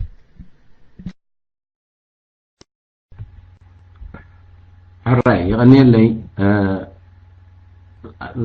ኣነ ሰርሐሉ ዝሓስበሉ ወላ ድቃስ ከሊኒ ዘሎ ዘጽናሖ ዘሎ ሕቶ እዚ ኦርጋናይዜሽን ወይ ናይ ሙዳብ እዩ እቲ ናተይ ርኢቶ ብክልተ ቃላት ዝጠቃለል እዩ ሓደ ናይ ኤውሮጳ ብምሉ ዝጥርንፍ ውድብ ምግባር እዩ እዚ ነተን ካልኦት ውድባት ንጎኒ ዘብል ወይ ምስአን ውድዳር ዘይኮነ ነዚ ማዕበል እዚ ከምዚ ዓይነት ማዕበል ክርከብ ከሎ ብሓደ ድምፂ ከዛርብ ዝኽእል ሓደ ውድብ ምፍጣር እዩ እዚ ውድብ እዚ ናይ ኩሎም ጃብ ካልእ ውድባት ኣለዉ ዝጥርንፍ ክኸውን ይኽእል ኖ ኣብኡ ኣይነኣቱን ዝብሉ እንተኮይኖም ድማ ናይ ካልኦት ክኸውን ይኽእል እዚ ውድብ እዚ ኣባላት ክህልዎ ኣሎ ስለዚ ቀዳማይ ኩሉ ህዝቢ ብመንሕራይ ጥራይ ዘገልግለሉ መድረኽ ክንሰግሮ ክንክእል ኣለና በቲ ናይቲ ውድብ ዲሲፕሊን ወይ በቲ ናይ ምንቅስቃስ ማሕበር ንበሎ ዲሲፕሊን ዝኸይድ ኣባላት ንቅድም ክምዝገቡ ክኽእሉ እዚኦም ኣባላት እዚኦምን እቲ ውድብን እቲ ዓንተወይ ዝጠቀስኩልኩም መደባት መውፃእ ይጅምሩ ማለት እዩ ወርሒ 9 እንታይ ንግበር ወርሒ 10 እንታይ ንግበር ኣበይ ንህረሞ እንታይ ሜላ ንጠቀም ብቀጻሊ ሙሉእ ግዜኦም ዝሰርሑ ነቲ ነገርቲ ዘካይዱ ድማ ይህልዎ ማለት እዩ ሕጂ ሙዳብና ሙሉእ ዝኾነሉ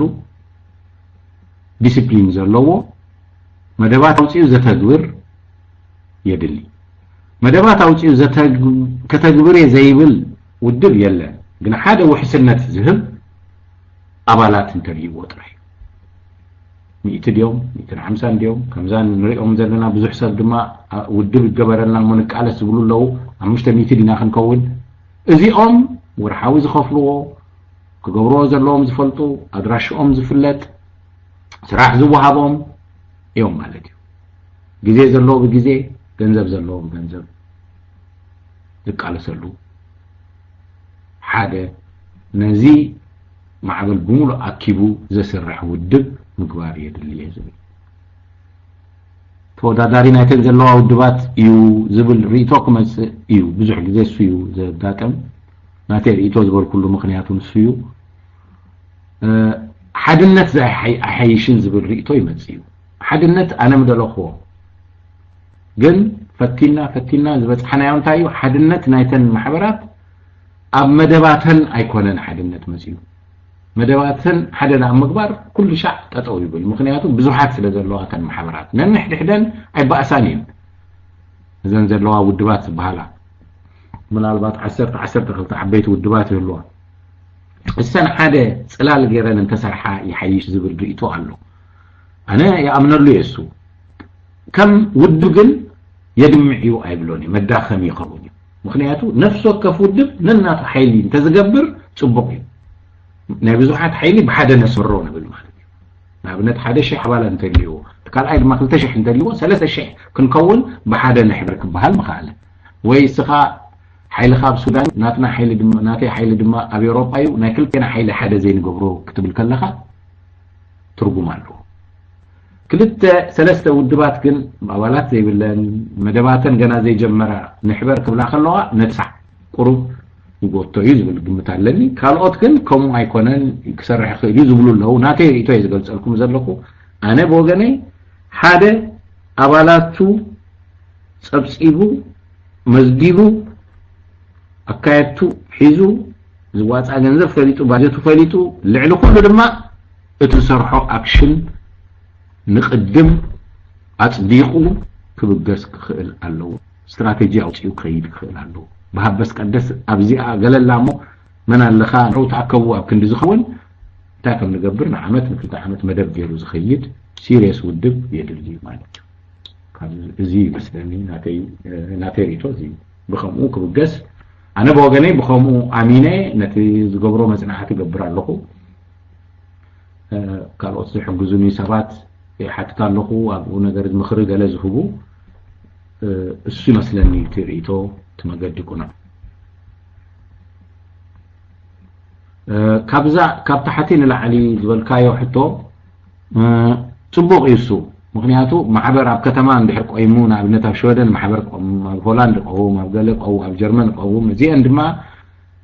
وهو وكيل اندا سدد ادما العلي خدا زبل كايو صبوغ يو جن اتلا علاواي حيال اندحر زي كوينو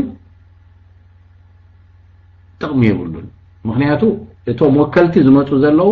ነናቶም ቦታ ወኪሎም እዮም ዝመጹ ዘለው እምበር ብላዓሊ መደብ ኣውጽኡ ዝዕድሎምን ዝዝዞምን ኣካል የለን ተገልቢጡት ፒራሚድ ማለት እዩ ፒራሚድ ምግላጥ ድማ ኦርጋናይዜሽን ዝኸፍአ ነገር እዩ እቲ ብላዓሊ ክኸውን ዘለው ብታሕቲ ክኸውን የብሉን ባህላይ ንምኽሪ ንዘተ ንጉባኤ እቲ ዝበልካዮ እዩ ብታሕቲ ተወዲቡ ንላዕሊ ገጹ ከም ሓደ ነገር የምጽእ ንኣብነት محبرات أبو حمد لا تأكبا انتهي يدلينا أبي بتحنا كبلا وين حبار نجر كرا خبا خلاين هذا ودب جن كجبر ندحر كوينو بأوروبا درجات بقيسو شعوه أب حجرات كدقق جن مدققون يدليوني حجي زمن كستايو زمن إنترنتيو أخيبا بالإنترنت كجبر كله أبالي زبل أبزخون حجر أوروبا يحلو كم زحج نراخب هذا لنا تراخيبه والثاني كجبر خيل كتصدق خيل كحتت خيل وديت كجبر خيل كل نجار نجبر نخيلنا قدنا يكون كتراخب بوكلتي كتراخب كل خاب حدا كتبلت خيلها كنت شح أبالات اللي حرار له كنت شح حسابات أب إنترنت سمون لا تراخبوا والثاني تاتهم كجبرون مدباتهم كسمعون حلفتهم كوزاتهم كل يوم جنزم موزع تبل حتو شعوه باجتكا فليتكا انتاي كدلينا يوم استبهاله يسلح مالتي ككن دي جنزم نواصي مص وروح تواسه شعو ገንዘብ ሒዝካ ብዙሕ መደባት ክትገብር ትኽእል ከምኡ ተገርና ድማ ኢና ንህግደፍ ማዕሪኦም ዘይኮነስ ልዕሊዮም ደይብና ክንውድቆም ንኽእል ብሞደርን ኦርጋናይዜሽናል ቴክኒክ ኢና ክንስዕሮም ንኽእል ዝብል ግምት ኣለኒ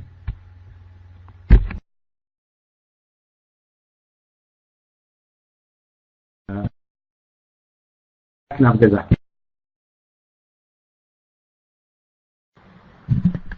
اوكي ثانك يو انيلنا كبروم هراي دانيال ولدسلاسن اريسترمان قتلوا بتخطط الحزونك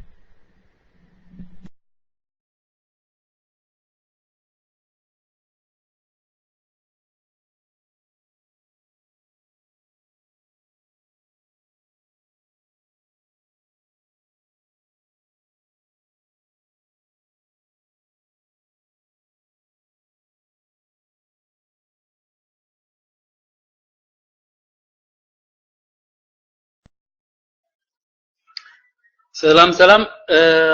حليفيو لغون دانيال يلا خان مسلني زي كوينو كحلفكا اوكي اميتي يسمع له نقول لكم بروم سلام احوات دافلا كبرتي هابلنا تدخلوا تقبلوا زلها مس كله حللناتو تقبلها سمرون قالسن مسنك صبو انا كله زيرنا ناب موداتنا يقرنافن ናይ ብሓንሳብ መስራሕኒዩ እቲ ስትራቴጂካዊ ኣቀማምጣና ሃይጠፋ ካን ኣብ ኩሉ ሃገራት ዓለም ደላይ ፍትሕ ዘይብሉ ቦታ የለን ግን እቲ ቃልስና ሎካላዊ ቃልሰ ኮይኑ እንደገናውን ኣብታ ሓንቲ ከተማ ኣብነት ክበካ ክሳብ 10 ዝተፈላለየ ኣገባብ ቃልሲ ዝሓዛ ማሕበር ዲዩ ግሊ ዲዩ ውድብ ዲዩ ኣሎ ብሓንሳብ ናይ መስራሕ ግዜውን ብዙሕ ዘለዎ ይመስለንን እንታይ ዝብል ዘለኹ ዳፍላ ሓንቲ ስጉምትን ቅድሚት ዘይኮነትን ከምቲ ኣብ ሃገርና ነበራን ሰለስተ ሽማግለን ነታ ሃገር ነታ ዓዲ ዘመሓድርዋ ብኣግራብ ይኹን ብሕርሻ ይኹን ዘመሓድርዋ ብጽቡቕ ብመልክዕ ሃገር ተኣኪብና ሓንቲ ስጉምትን ቅድሚት ሰለስተ ፀግዒ ዘይብሎም ሽማግለ ኣቆይምና ከምቲ ዝበልካዮ ናይ ሓባር ባንኪ ክነቅውም እንደገና እግረ መገድናውን ብነፃ ኮይኖም በብግዚኡ ነተን ዝተፈላለየ ኣገባብ ቃልሲ ሎካል ሒዘን ዝኸዳ ዘለዋ ናብ ሓደ ከቀራርቡና ብንእሽቶ እንተጀመርናዮ ኣኼባ ክግበሲ እንታይ መስለካ እዚኣ ሓሊፍካ ወይ እዚኣ ቀይርካ ካልእ ኣሎ ድዩ ናይ ሓባር ጥልናፈ በቢ ቁሩብ ዘይኮንና ንጅምሮ ክብለካ ኢለ ማይክ ፍሪ ታንክ ዩ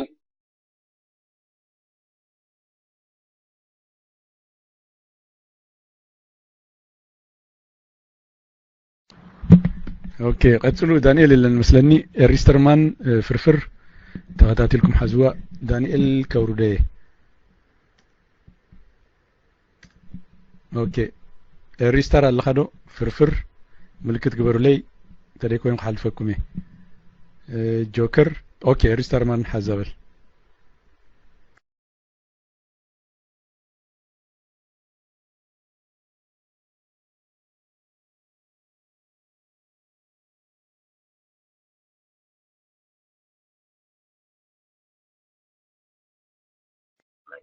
اوكي ما يحج سلام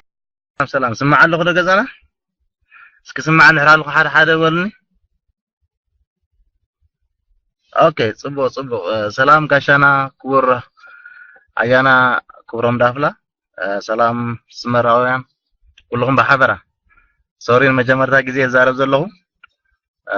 مبزحتو تي خبلز حسبكو كحتر حسبكو باستفاله مقدي ملسوي جن مبزحتو انا حتى حسيبه زلخص ابزم ناي مهورات اب لعلواي درجه ناي ين ابزي هاي ديليجيشن سرحو نعوم ابزي نانا مدب ابز مدب زي ام طرنافوس انتاي كغبر خل وي انتاي دحسب ነገር አሎ قبل له سوري ترداتك تخوينا صبوت يكونك خمساي تدغمنك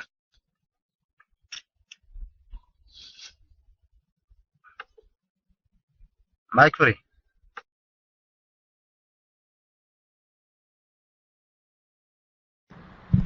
اوكي فرفر الله غدو فرفر جوكر اسكي ملكت جبر لي حديكم اوكي فرفر حزب الكلتف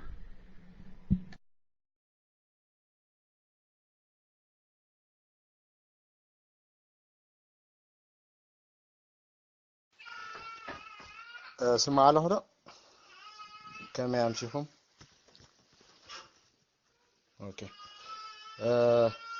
صبو مبرخت بنات انا حاونا كبرهم انا في اللي دبل حساب ويحطوا لاتيو ምናልባት ዝጥርናፈና ጽቡቕ ንኽጓዓዝ በብዘለና ጽቡቕ ጥርናፈን ሓድነትን ክልወና ጽቡቕ እዩ ግን ምዝኻ ኣብ ኤርትራሲ ብገለ ርክብ ወይ ምስቶም ኣብ ሚሊታሪ ዘለው ሰባት ተረኺብካሲ ናይ ቅትለት ፈተነ ኣብ ፕሬዚደንት ዘተኮረ ናይ ቅትለት ፈተነ ንኽግበርሲ ዝኾነ ምስጥራዊ ዝኾነ ርክባት እንተ ዝግበር እንታይ ዓይነት ለውጥ መምጻልና ኢልካ ተሓስብ ወይ ከምዚ ዓይነት ሓሳባት ከቅድሚ ሕጂ ዝተዘተየሉ ነገራት ይህሉ ዶ زي تحتي يغني مفري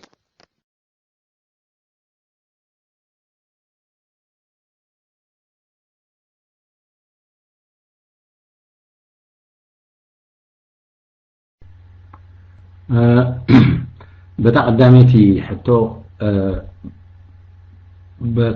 بتعدي مسيل كازم صاخيا بعد شماغليت مرز مو كما يكون عندي زم حدر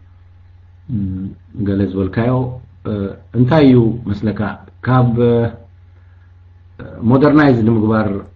نتهلو كنتات كري كنكل علينا نحنا فورمولا ناي حدك نتقم نخلينا ግን يسرحنا ديو كنبل علينا انا حجي سو صبق الله كو يسرح ግን ابز كترغمو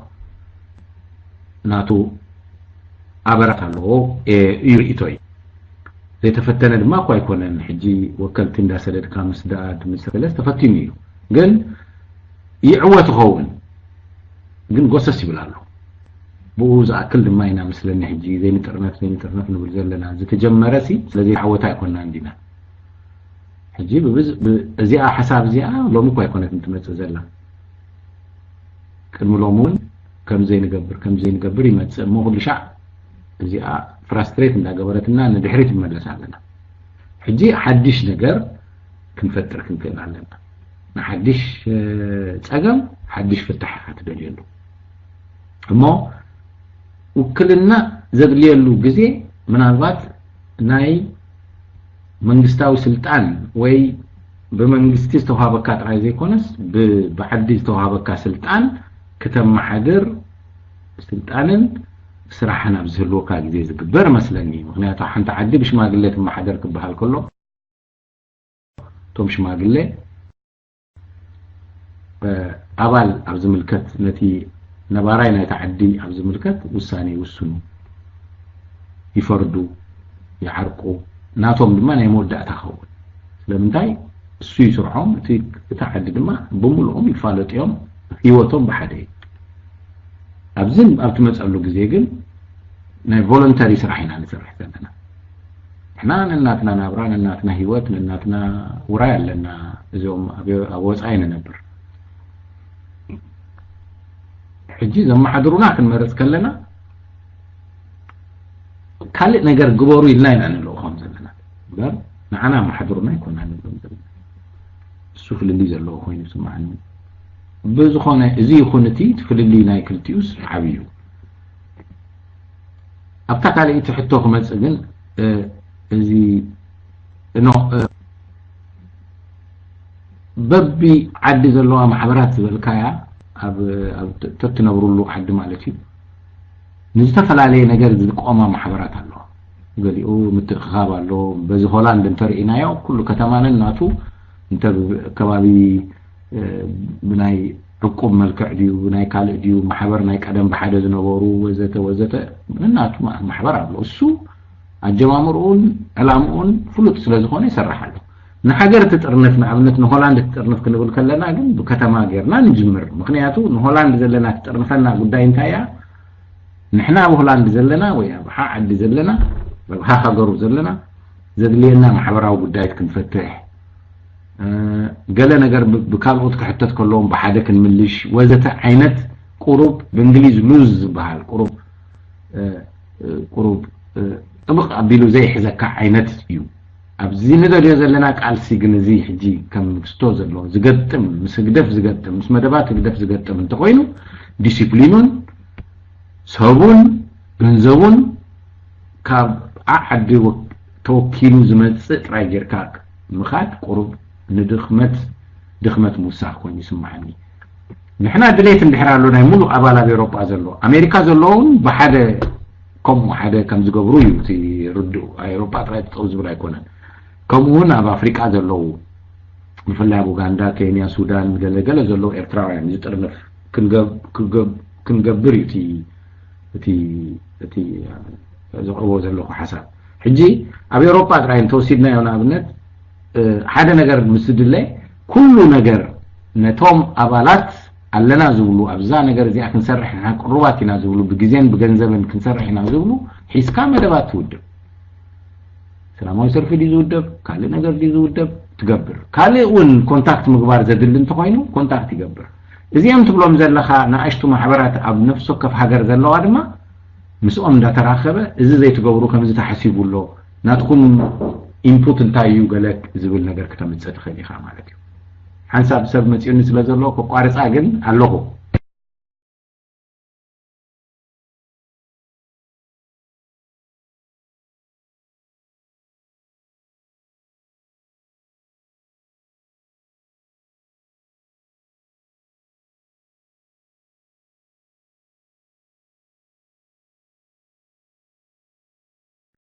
ስለዚህ እዚ ናይ ብታሕቲ ምኻድ ናይ ብዙሓት ማሕበራት ምሕባር ገለ ክትዛረበሉ ጥዑም እምበር ንኦርጋናይዝ ጌርካ ክትሰርሕ ቁሩብ ስታይ ገብረካ እዩ ግዜ ይበልዓልካ እዩ ከምዛ ዝረኣናያ ድማ ኩሉ ሻዕ እንዳዓንቀፈትካ ክትኸይድ ዝብል እዩ ናቱ ኣሉታዊ ክህልዎ ክእል እዩ ዝብለኩም ዘለኹ ግን ኣነ ከም ዝመስለኒ እቲ ኣወንታ ብርትዕ ይቅልጥፈልና ቀልጢፉ ድማ ይኸውን ክእለት ዘለዎም ሰባት ኣብዚ ኦርጋናይዝ ጌርካ ናይ ምስራሕ ኣድማዒ ዝኾነ ነገር እንዳዓድምካ ከም ተስርሕ ናይ ምግባር ግን መሊኦም ኣለዉ ሰባት ጥራይ ሳቶምን ኦርጋናይዜሽን እዮም ዝጽበዩ ዘለዉ እንታይ ሞ ጠርቆሽቆሽ እንዳበለ ሞ እንታይ ክንገብር ኢና ግዜና ክነጥፍእ ይብሉ ኾኑ ብልቦም ስለዚ ኣድማዒ እንድሕር ኣሎ ሰቡን ኣትራክት ይገብር ርክባት ምስ ካልኦቱን ኣትራክት ይገብር ማለት እዩ ብቐዳማይ بقالة ጋዜጠኛታትን بقالة ናይ በተን ሓለፍቲ ናይ ወጻእተኛታት ማለት እዩ ኣብ ሆላንድ بقالة ናተይ ሽም ረኺቦም ዓዲሞም ንሲ ምስ ካልኦት ኮይና ንዛረብ ነርናሞ እታ መጀመርያ ዝሓቱን ዝነበሩ ከምዚ ክንገብር ኢና ንሕና እዚና ሓስብ ክብሎም ከለኹ ክንደይ ኣባላት ኣለውኩም እዮም ዝብሉ ክንደይ ኣለውና እምነትናትኩም ሰዓብቲ ይብሉኻ ብገርሆም እዩ ማለት ቀጥሮን ኢሎም ኣይኮኑን እንታይ ኢኻ ትብል ወላ ሓንቲ ኣለዉ ደሓንዩ ዘለክ ትብላይ ትኽእልን ኢኻ ኣባላት ክህልዎ እሱ ይምርታዕ ኢኻ ስለዚ ኣባላት ዘለዎ ሙሉእ ኤውሮጳ ዝሓዘ ውድብ ምግባር እንደገና ኣሜሪካ ዘለውን ከምኡ ሓደ ይገብሩ እዚ ሕጂ ንዝኾነ ኣክሽን ክንብገስ ንኽእል ከምቲ ህግደፍ ብሓንቲ ቴሌፎን እዚ ገበር ኢሉ ዝኾነ ነገር ክውድብ ዝኽእል ንሕና እውን ዓሪኡ ከምኡ ክንውድብ ንኽእል ንህግደፍ ኣብ ስርሑ ክነኳልሞ ንኽእል ኢና ኣብ ዝኾነ ግዜ ኣይንጠራጠሪና ማለት እዩ ሶም ፌስቲቫል ክሓስቡ ከለዉ ንሕና ድማ ሰለስተ ዕፅፊ ናቶም ኣኽቢብና ነቲ ገዛ ፌስቲቫሎም ከም ዘይገብሩ ክንገብር ክንክእል ኣለና ነዚ ክትገብር ግን ንዑባ በጃኹም ንፁ ኢልካ ዘይኮነ ኣባላትካ ፈሊጥካ በዚ ሰዓት ንረኸብ ኢልካ ካልኦት ድማ ግዜ ዘለዎም ኣኪብካ ከምዚ ናይ ጀኔቭ ዝኾነ ሽዑኡ ክትመጽእ ዕድል ኣለካ ምክንያቱ ዝተወደበ ሓይሊ ኣሎ ገንዘብ ድሮ ወፂኡ ኣሎ ኣውቶቡስ ተዳልዩ ኣሎ ዝኾነ ነገር በቲ ውድብ ይሽፈን እዩ ካብ ኣባላት ብዝዋፃእ ወዘተ ስለዚ እዚ ዓብይ ሓይሊ እዩ እብል قال حتى تحطوا ابزي هاي ديليجيشن زلو زسرحوا قال ارتراوان قالوا له ركب راح تصاوتوا خلو ديوم زلكا حطوا من الوقت زوم باستفلاليو انترناشنال كم حوارات منستات حينت زسرحوا ويقالوا وتا زسرحوا صلوا زلو ارتراوان مالتكا كوي تردي انه قالوا مليهم ግን እዛ ዝበልኩ حتى يا من الوقت انت حتتكايوم سي حرايم زبل خانق العالم ግን اب ግብሪ ግን ዘሰክፎምን ናቶም ክብሪ ድማ ናቶም ሓይሊ ክትቀምሉ ኣብ ዝኽእሉ ዓይነት ስራሕ ግን ክትዕድሞም ክትክእል ኣለካ ማለት እዩ ሰላማዊ ሰልፊ ጥራይ መጻኢልካ ያው ምናልባት ሕራይ ኢሉ ኣይመጽን ይኸውን ሓደ ነገር ግን እሱ ዝኽእሎ እሱ ዘድማዓሉ ዝኽእል እንተ ሓትካ ግን ሕራይ ክብል ይኽእል ኢማሙ ኩላ ዜራ ዜራ ናይ ሙዳብ ሕቶ ያ ታም ወዳእታ ሓተትካ ሕቶ أنا زفلتو كم زعينت تفتنا نجار ويزبل نجار يلا مالت نايك أثلت بريزيدنت مالتي كم وسيت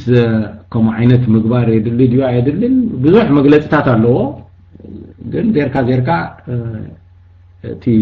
تي حدث بميتو ترايا يكونن تي فتح زمص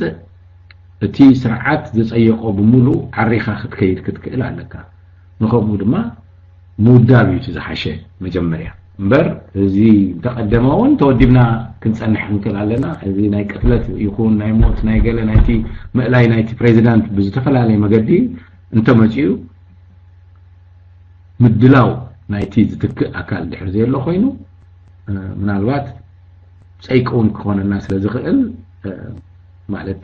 ብዛዕባ እዚ ሕቶ እዚ ክልተ ግዜ ክንሓስብ ክንክእል ኣለና ግን እቲ ጉዳይቲ ተገይሩ ድዩ ኣይተገብረን ወይ ነይሩ ድዩ ዝፈልጦ ጉዳይ ዝፈልጦ ነገር የብለይና ንዝፈልጦ ኦኬ ማይክ ናባኹም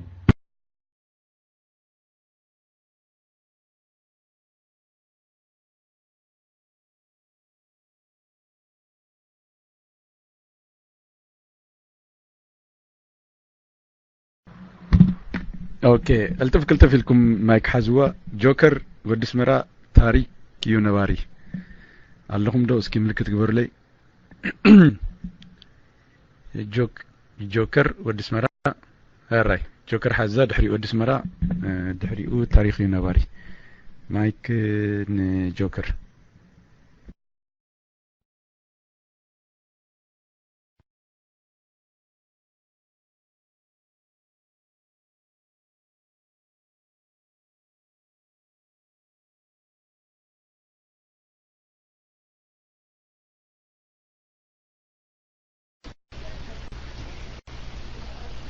اوكي اسكسب مع الطلقة هذا فريس كيلا تخون لوحت طويلة تا ميكروفوني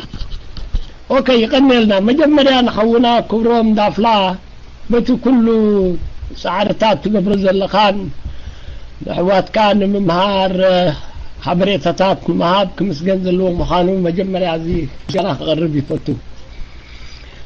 بزع بذكر سمعوا اذن بودكا والدبات لهزبين قال سالونا ين زبلا اتي اللي تعلي فوون لهزب طرح زي كون السلطان ناي هزبي ونابولي يزاربو يوم سلازي السلطان هزبي بوليتيكا ودبات كلو خلادو وزب اللي ناتي ويس سلطان ناي هزبي بقال السناي هزبي زبليو ناتي الراية بنالبات بناي هزبي قال السي زبل التقينكا انتاي كقبر اللو قدم الكا وكاتو قلصو تنبركا فلي زبليك حجم استمكرونا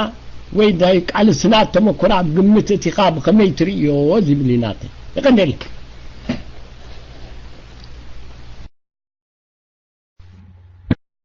تحتو مدغم كان ليدو ايترداتنن تي حتوها نصرتا يكون كده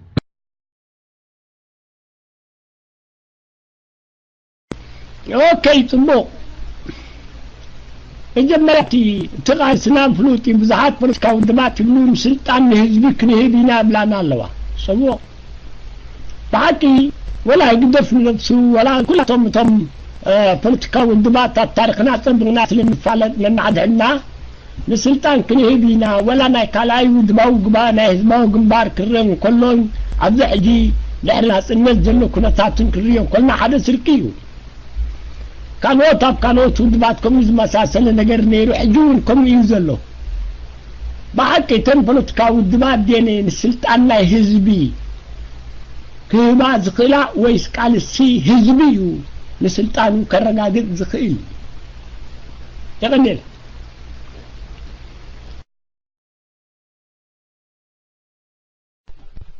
اوكي سلامات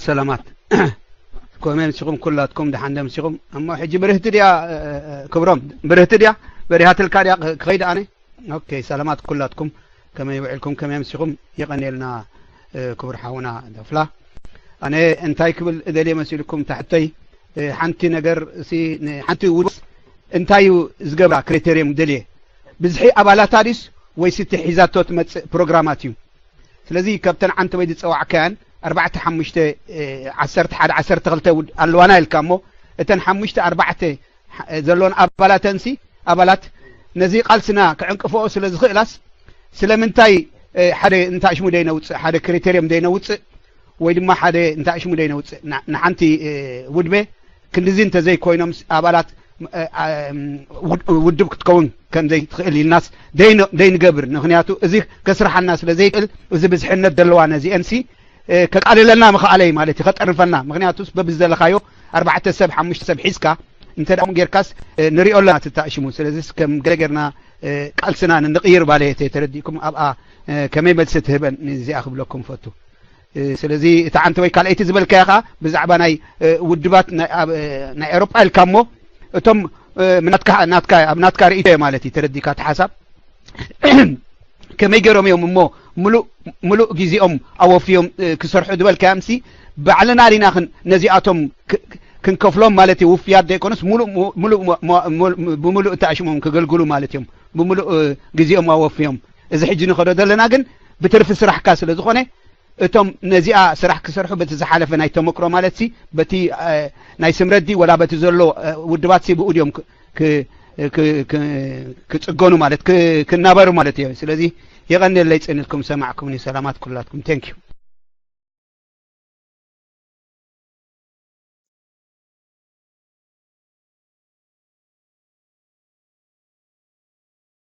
يا عالمين هذا اللي مثلني ملك على ندنت خن يلا سمر قالني انا شيء وي ادمين زمان سب اسمع لونش قرم اوكي جاسيس ثانك يو انا شيء انا سلام انا هجي عادي اني وي نبغاتني وصيتني هاي بزح سلام بمجمرتا نقولكم مثل لاي غاشانا كورم داخله انا بزح حي تكاتلكم انت حتى ذلك حساب انت حاجه خوينا دحنك خلفات كور غاشانا ግን ኣነ እንታይ ሓት ደልየሲ ኣብዚ እዋን እዚ ምስቲ ዘለካ ተመክሮን ምስቲ ናይ ህዝቢ ተቐባልነት ዘለካን ልዑል ኮይኑ ይስምዓኒ ስለዚ ኣብዚ እዋን እዚ እውን ከም ትፈልጦ ሕቡራት ሃገራት ይኹና ዝኾነ ኢንተርናሽናል ኮሚኒቲ ተደጋጊሙ ዝሓትዎ ዘሎ ሕቶ ሓደ ድምፂ ንኤርትራዊ ዝውክል ሓደ ድምፂ ኮንኩም ምፅናይ ንክሕግዘኩም ዝብሃል ዘሎ ስለዚ ብወገንካ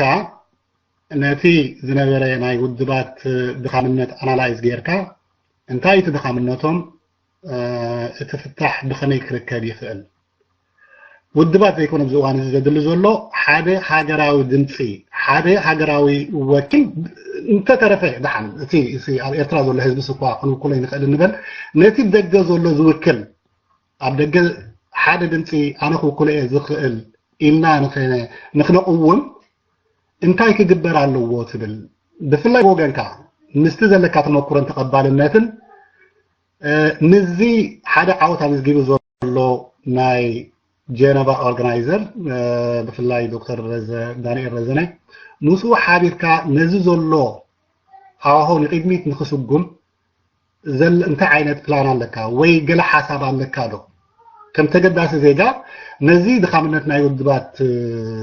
ኣብ ግምት እቲኻ ንስኻ ወገንካ ሓደ ኢኒሽቲቭ ወሲድካ ንኽትዓውቱ ሓሳብ ኣለካ ዶ ምክንያቱ ዝብል ዘለኹ እንታይ እዩ ከምቲ ዝተቐስኮ ምስቲ ዘለካ ተመክሮን ሕልናን ተቐባልነት ኣብ ህዝቢ ስለ ዘለካ ሓደ ኢኒሽቲቭ ወይ ተበግሶ ወሲድካስ ክትዕውተ ትኽእል ዶ ኮይኑ ይስምዓካ ትብል ሓሳበይ ኣይ ሆፕ ተረዲእካ ክትከውን ስለዚ ብጣዕሚ ዘመስግነካ ተመክሮ እናድነቁ ሓደ ነገር ሓደ ኣክሽን እንተትወስድ ፅቡቅ ነይሩ ዝብል ሓሳብ ኣለኒ ስለዚ ታሕተይ ተረዲእካ ክትከውን ተስፋ ገብር ይቀኒለይ ማይክሪ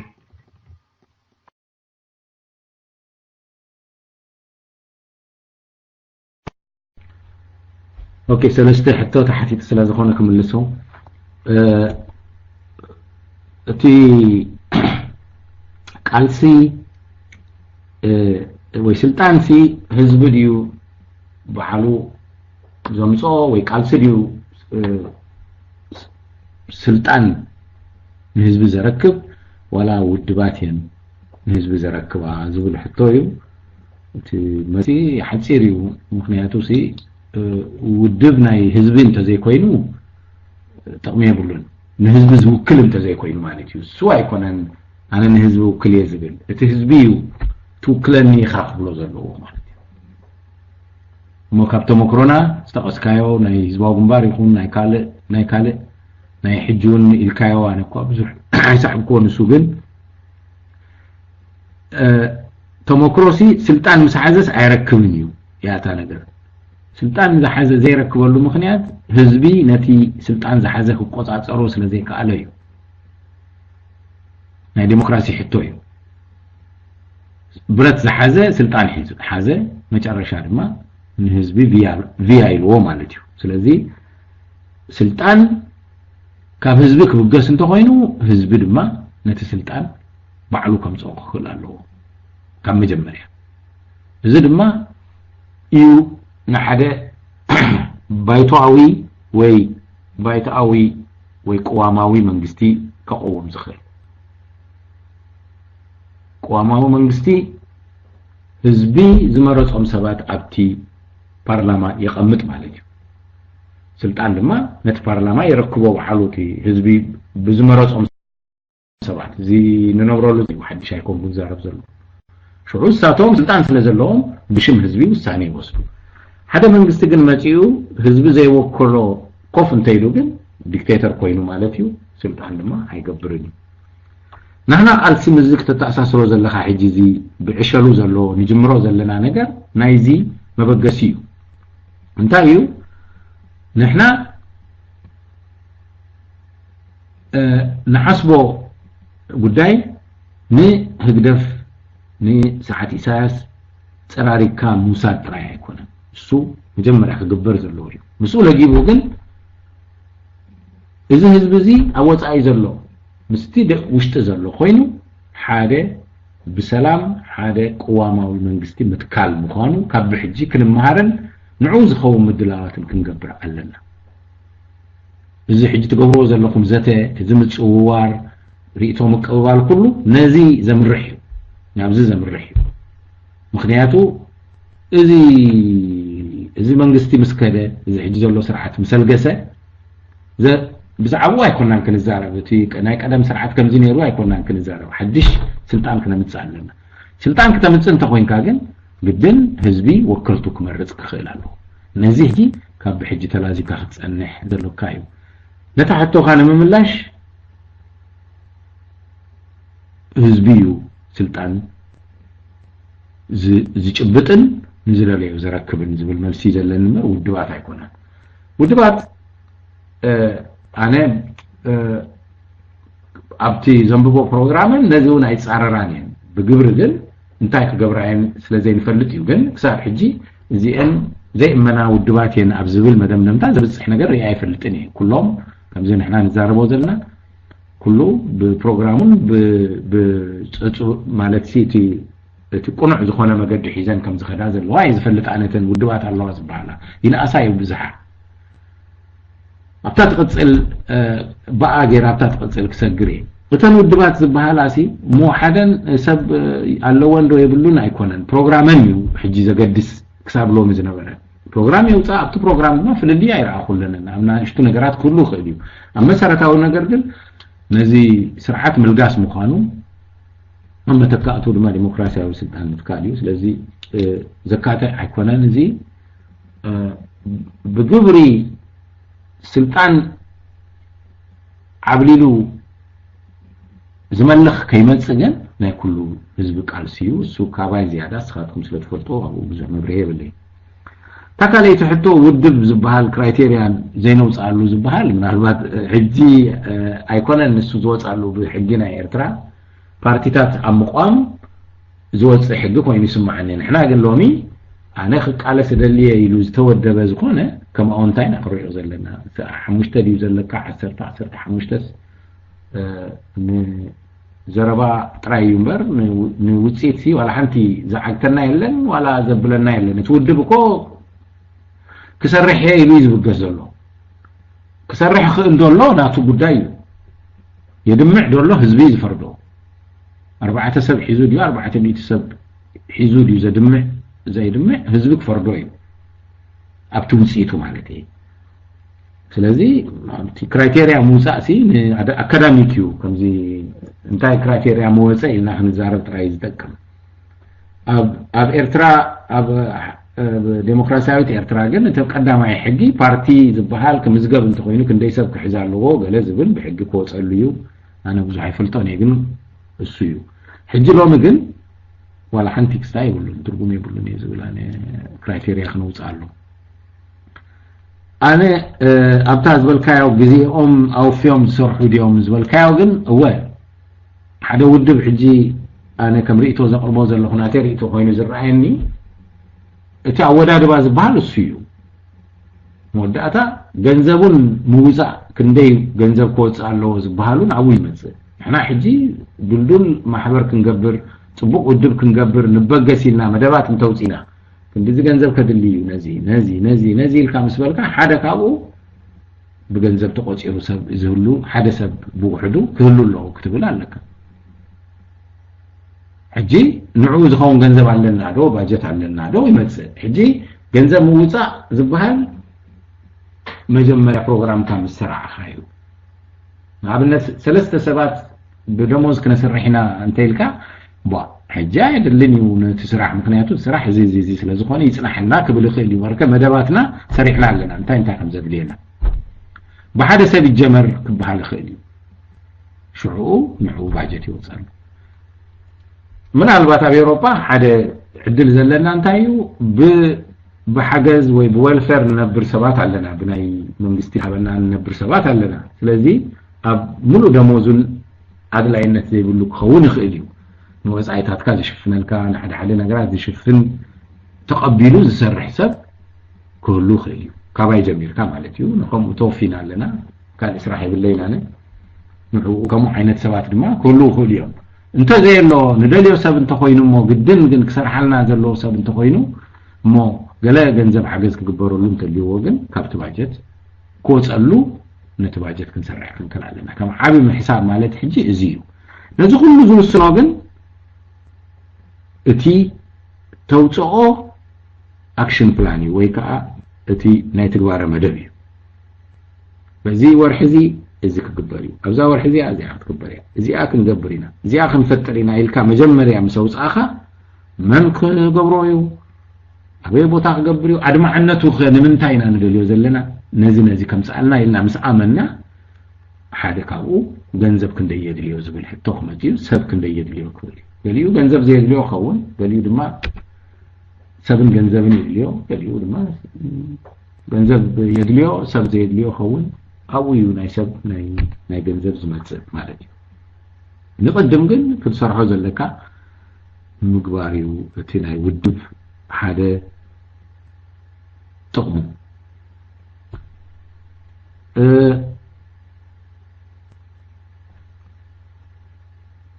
እዚ ናይ መወዳእታ ዝተሓተተ ሕቶ ቅድሚኡ ተሓቲቱ ነይሩ ሕፀር ኣቢለኩም ንሾየ ግን ኩልና ዝውክል ሓደ ውድብ ዘይንገብር ወይ ሓደ ነተን ኩለን ዘለዋ ዝውክል ሓደ ማሕበር ወይ ውድብ ዘይንገብር ዝብል እዩ ኣነ እዛ ዝውክል ትብል ገሊፀ እያ ነይረ ምናልባት እሳስ ዝነውሐት መገዲ ከይትኾንና ሕፀር ዝበለ ግን ንሕና ኣብ ከባቢ ሓደ ውድብ ሓይሊ ምፍጣር እዩ ኣባላት ምፍጣር ኮይኑ ሕጂ ኣባላት ኮይ ዘይብልና ሽም ዘለወን ውድባት ብዙሓት ኣለዋ ስራሕ እውን ይሰርሓ ኣለዋ ርክባቱን ገብራ ኣለዋ ዲፕሎማቲክ ርክባት ፕሮግራሙን ይካይዳሉ አኺባ ይካይዳሉ ብዙ ነገር ይገብራሉ አኮ አብትን ደልዮ ዘለና ግን አባላት ይብለንን ኮይን ይስማعني እንተሊወን አይፈልጥን ያብዚ አከየተጋጊኒ ግን አባላት ብዙ ይብለንን ምክንያቱ አብዚ ሰላማዊ ሰልፍ ክንገብር ከለና ማዓልት ስዋዓት ክንገብር ከለና ገለ ንሪኦ ለና በመን ሕራይና ነመጽ ዘለና እሞ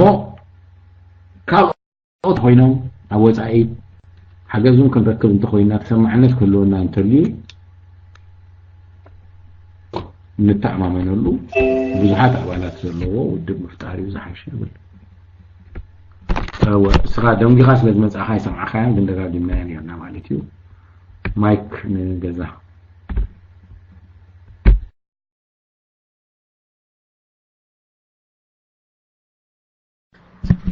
اوكي نقتل سلسلة سب جستس امباسيرا فيفي تحتاتي لكم حزوة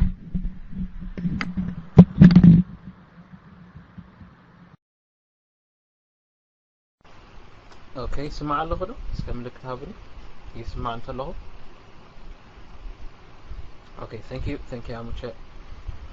سلام كبر غاشا اتو كبرون دافلا كما يقنيخا بقدماي كواب جنيفا نحصل زبر تراخينا نرنا تهول تمسغني ابال تي في ريز نوركم مالتي አባታ ካል ጊዜ ድማ ክንረኸብና ጽቡቅ ገርና ናብ ሕቶይ ከአቱ አቶ ክብሮም ምናልባት ምሉ አልቦ ዘይሃብናዮ ግን ሓደ ካብ ቀዳምነታትና ገርና ክንሰርዑ ዝግባና ዝብሎ ኣነ ነቲ እንካይዶ ቃልስሲ ንኩነታት ጥዕናን ኩነታት ናይ ዕድመ ምድፋእ ናይ መራሒ ናይ ስርዓት ሓደ ካብቲ ቅድሜና ዘሎ ተኽእሎታት ብህዝባዊ ናዕቢ ወይ ካ ኦርጋኒክ ብዝኾነ ምንቅስቃስ ናይ ህዝቢ ማለት ነቲ ስርዓት መላይ ክኸውን ከሎ እቲ ካልኣይና ሻኣልን ኮይኑ ስማዓኒ ግና እሳያስ ንሕና ከይተጠርነፍና ወይ ተጠሪፍና ከይፀናሕና ምዝመውት እዩ እስኪ ሕጂ ብፍላይ ሞት ናይ ሰብ ዝምዘጋጥም ክፍጠር ዝኽእል ተርእዮ ወይ ሲናሪዮ እንታይ ክመስል ይኽእል ትብል ንስኻ ንሕና እንታይ ክንገብር ንኽእል ምክንያቱ እቲ ግዜ ክቕድመና ስለ ዝኽእል ንሱን ድሕሪ ሞይቱ ከም ንፈልጦ ናይ ስልጣን ሃውጋፍ ፓወር ቫኪዩም ክህሉ እዩ ምክንያቱ እቶም ኣብ ትሕቲኡ ዘሎ ከምቲ ኣነ ንስኻ ንፈልጦ ማለት እዩ ናይ ምምራሕ ክእለት የብሎምን ንሱ ምስ ዝመውት ግን ሓደ ካብቲ ንዓይ ዘሻቕለኒ ማለት እዩ እቶም ኣብ ትሕቲኡ ዘለው እዚ ክሳብ ሕጂ ዝኸይድ ዝፀንሐ ኣካይዳና ኢሳያስ እዩ ዝመርሖ ነይሩ ነው ንሕና ግን ብፅፍፍ ዝበለ ኣገባብ ንህግደፍ ሪስትራክቸር ጌርና كان حدش عينت مريحنت كنا مصن خيلنا إلهم نتهزب الدحر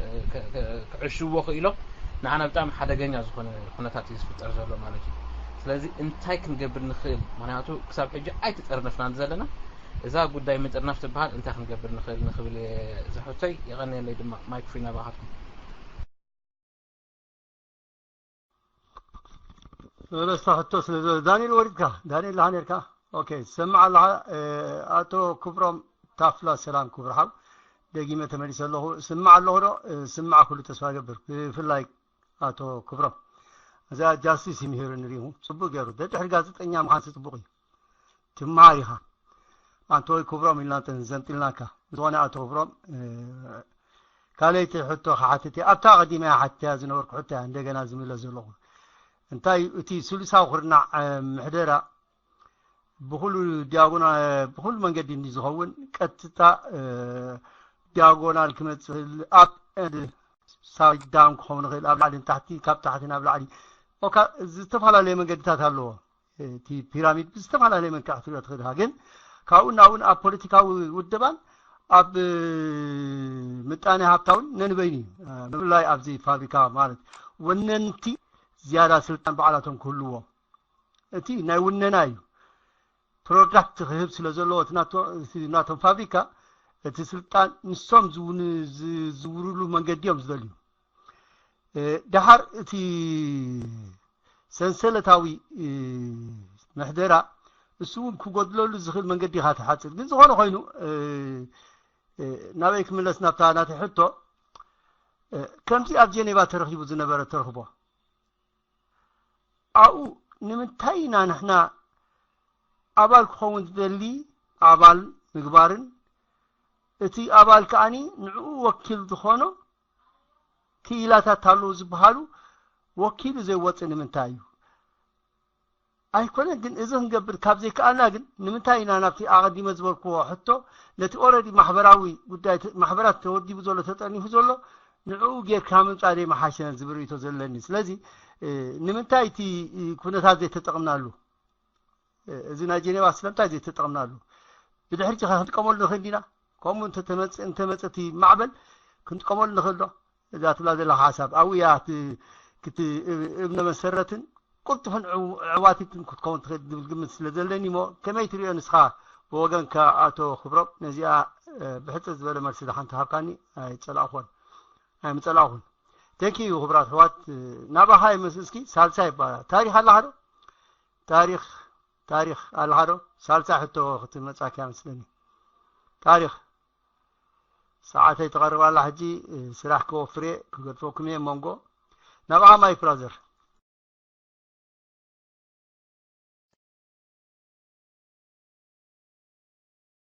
እንደገና እኔ ዳታ ላይ ቀጥታ መጣ እስከምልክት አሚች አድሚን ዝሆነ ስመር በለኔ ዛት ስለ ቀጥታ መጣ ፈታ ረጋ ማለት ኦኬ ሚስተር ታንክ ዩ አሚች አድሚናት እኔ ኩልሁም ሰላም እንደገና ኖ ክብርሃው ጋሻና ክብሮም ዳፍላ ታሕት ቁርብ ስለዘና ዝዋሕዋ መስለኒ ተገሊፃኒ راح تكون تخيلها ግን ቁርብ ዘመለስካ ፓርት ዘላ ኮይን ተሰሚዕኒ አነ ዝበልኩሲ ምስቲ ዘለካ ተመክሮን ናይ ህዝቢ ተቀባልነትን ዝኾነ ነገር ኣብ ምንቅስቃስ ኣለካ ዶ ወገንካ ነዞም ኣብ ናይ ጀነቫ ኦርጋናይዘርስ ዝነበሩ ምስኦም ሓቢርካ ንክትሰርሕ ከ ፕላን ኣለካ ዶ ትብል ሕቶ ንፅርቲ ሓይተን ይረ መስለኒ ስለዚ ክደግ መልካም እንደገና ህድውን ምስቲ ዘለካ ተመክሮ ብቕዓት ለዘለካ ብህዝቡን ተቀባልነት ኣለካ ኢለ ስለዝኣምን ኣብ ዝኾነ ኣብዚ ዝካየድ ዘሎ ምንቅስቃስ ሓቢርካ ንክትመርሕ ይኹን ክትውድድሲ ዝወሰድካዮ ኢኒሽቲቭ ኣሎ ዶ ወይ ከምኡ ድማ ምዞም ናይ ጀነቫ ሓደ ዓወት ዘመዝገቡ ምስኦም ሓቢርካ ንክትሰርሕ ከ ፕላን ኣለካ ዶ ትብል ሓቲተ ነይረ ኤኒዌይ ሶሪ እንደገና ተመሊሳ እንትኮይና ግን ይቕረታ ሓትት ማለት ይቐኒለይ ዳኽላ ኦኬ ወሪዶ ኣለኹ ማይክ ፍሪ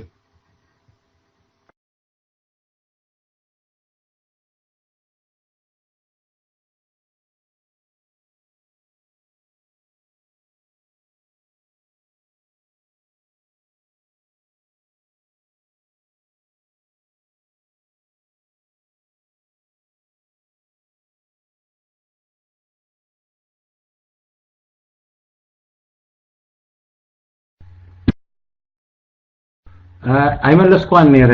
ሓቂኻ ናይ መወዳእታ ሕቶ በኣ ክጅምር አንተ ወይ ለዘጥኳ እዚ ተመክሮኻን ብቕሓትካን ዋላ ተቐባልነትን ገለን ስለዘለካ ዝትፍትኖ ነገር ኣለካ ዶ ንዝበልካዮ እወ እሱ እዚ ዝብሎ ዘለኹ ሓሳብ ክገብሮ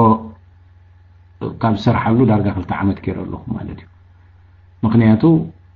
ኣነ ዝፈልጣ ኣነ ዝተመኮርኩላ እሳያ ብዙሕ ግን ለመጀመሪያ ጊዜ ገብሮ ስለዘለኹ ብዙሕ ነገር ተኣማሚን እየ ክገብሮ ስለዘይከኣልኩ ኣብ መፅናዕቲ ኣብ ምፅሓፍ ኣብ ካልኦት ኣብ ምምኻር ነቲ ፅሑፈይ እየ ነይረ ተመክሮኻን ብቕዓ ከቢድ እዩ ምክንያቱ እቲ ዝተመኮርናሉ ነገር ነዚ ትብሎ ዘለኻ ነዚ ገጢምና ዘለና ኣብኣ ከሎ ዝመፅእ ኣይኮነን ማንም ሰብ ፖለቲሻን ኣብ ኤርትራ ዳርጋ የለን እዚኣ ከማ ሓንቲ ሓቂ ክንቅበላ ተመክሮ ናይ ፖለቲካ ዘለዎ ሰብ ኣሎ ክበሃል ኣይክእልን እዩ ምናልባት ናይ ቀደም ተጋደልቲ ገዳይም ኣብ ፖለቲካ ዝነበሩ መሪሕነት ዝነበሩ ወዘተ ወዘተ ኣለዎም ተመክሮ ዝበሃል ተኮይኑ በንፃሩ እዩ ተመክሮና ካልእ ዓይነት ንፖለቲካ ዘይምልከት እዩ ነይሩ ምክንያቱ ተመክሮ ናይ ሰውራ ተኣዚዝካ ምኻድ እዩ ሕማቕ ኣይነበረን እኮ ተኣዚዝካ ምኻድ ሓደ ፍረ ኣምፅኡ ኣሎ እቲ ተመክሮ 30 ዓመት ዝገበራ ብሰውራ ሓደ ሰብ ገዲም ሰብ ነዚ ዘሎ ኩነታት ተቕብል ኣቢሉ ፍታሕ ከምፅእ ኣይክእልን ካልእ ኩነታት እዩ እዚ ተመክሮ ድማ ኣይጠቅምን እዩ ምክንያቱ እቲ ኣብ ምእዛዝ ኣብ ሴንትራሊዝም ዝተባሃልካዮ ኣብ ምትግባር ተመክሮና ነይሩ ግን ሓደ ተመክሮ ዘለኒ ኣነ 40 ዓመት ዳርጋ ተቃሊሰ ኣለኹ ዝወፃ ኩሉ ምክንያት ድማ ምናልባት ህይወት ሓደ ነገር ሲ ክመሓይሽ ኣሎ ኢለ እምበር ገዲፈዮ ዝኸድኩ ኣነ ካብ ገዛ ይኹን ካብ ገለ ከማን እንተጋዳላይ ኣብ ኤርትራስ ሓደ ነገር ንምምፃእ ኢለ ይወፂ ኣይተገብረን ንሱ ክሳብ ሎሚ ደድሕረ ይመፅእ ኣሎ ስለዚ ሳኽ ገብር ኣብዛ ታሪፋትኒ ዘላ ሓድሜ ሳኽ ገብር ምፍታን ይምናተይ ግን መጽሓፈይ ምንጥላለኒ ተመክሮታተይ ድማ እንደገና መዲሰ ክሪኦ ለኒ ኢለ ብሙሉኡ ጽሕፎ ማኸር ኣለኩ ስለዚ ነታ ሕቶኻ ከምንምላሽ እወነ ዝክደፋ ኣሎ ግን ተጻባኢ ናይ ካልኦት ውድባት ኮይንካ ክስራሕ ወይ ከዓ እዚ እንታይ ድለ ገለን ዝበሃል ክብድህ ኢላ ይኮንኩ ዝኣቶ ዘለኹ ታ እንኮ ፍታሕ ሓሳብ ስለ ዝብል ዘለኹ ብዓቅሚ ክሰርሐላ ስለዚ ጀሚረ ኣለኹ እቲ ዓዊልካ ምስራሕውን ኣይደልን እዩ ምክንያቱ ጸላኢውን ኣለና ግን እቲ ዝግበር እንገብሮ ኢና እቶም ይሕግዙንዮም እቶም ይማኸሩዮም ዝብሎም ድማ ከማኸርየ ግን በይና ኣይኮንኩን ምሳይ ድማ ነዝናተይ ሓሳብ ዝስዕቡ ሰባት ኣለዉ ኣጆኻ ዝብሉ ከምዚናትካ ኣለዉ ስለዚ ክገብሮ እየ እቲ ካልእ ምናልባት እታ ኣብታ ሕቶ መፀት እዚ ሴናሪዮ ዝካዮ ተመስገን እታ ዝዓበየት ሕቶ ሳያና ኣይ ሓንቶ ወይ ሓደ ሰብ ጠቂሱ ነይሩ ብዛዕባ ናይ ኢሳያስ መቕታል ኣሳሲኔት ምግባር ወይ ገለ ከም ፍታሕ እቲ ሓደ ዘሰክፈካ እንታይ እዩ ኢሳያስ ክትፈልጥዎ ካብቲ ትንታኔ ሓደ እዚ ኤርትራ ሓውን ሓሰርን ከኣትዋ እዩ እዚ ኩሉ ድሕሪኡ ብድድ ከም ዘይትብል ገይሩ እዩ መደብ ዝገብር ዘሎ ኩሉ ዝገብሮ ዘሎ መፈንጣርያታት እዩ ገዲፉና ዝኸይድ ዘሎ ድሕሪ ኢሳያስ ዝኾነ ነገር ኣብ ኤርትራ ሕንፍሽፍሽ ከም ዝኣቱ እዩ ዝገብሮ ዘሎ ብፍላት እዩ ኢሳያስ ዝገብሮ ዘሎ ድሓር ተዓዊቱሉ እዩ ይኸይድ ኣሎ ጽቡቕ ንዕኡ ክነድሕን ክንፍትን ኣለና ምክንያቱ ሃገር ናብ ምብትታን ገፃ ወይ ናብዚ ፌይልድ ስቴት ከም ትኸይድ እዩ ዝገብራ ዘሎ ኣብዚ ኣዳልየ ዘለኹ ሓደ ጽሑፋት ከም መፈንጠርያ ወይ ከም ቡቢ ትራፕ ዝበሃል ከምዚ ከይፈለጥካ ርግፅ ከተብሎ ከለኻ ዝፍንጀር ከምኡ ዓይነት እዩ ኣዳልይዎ ዘሎ ኢሳያስ ተን መፈንጠርያታት ድማ ነዚ ድሕሪኡ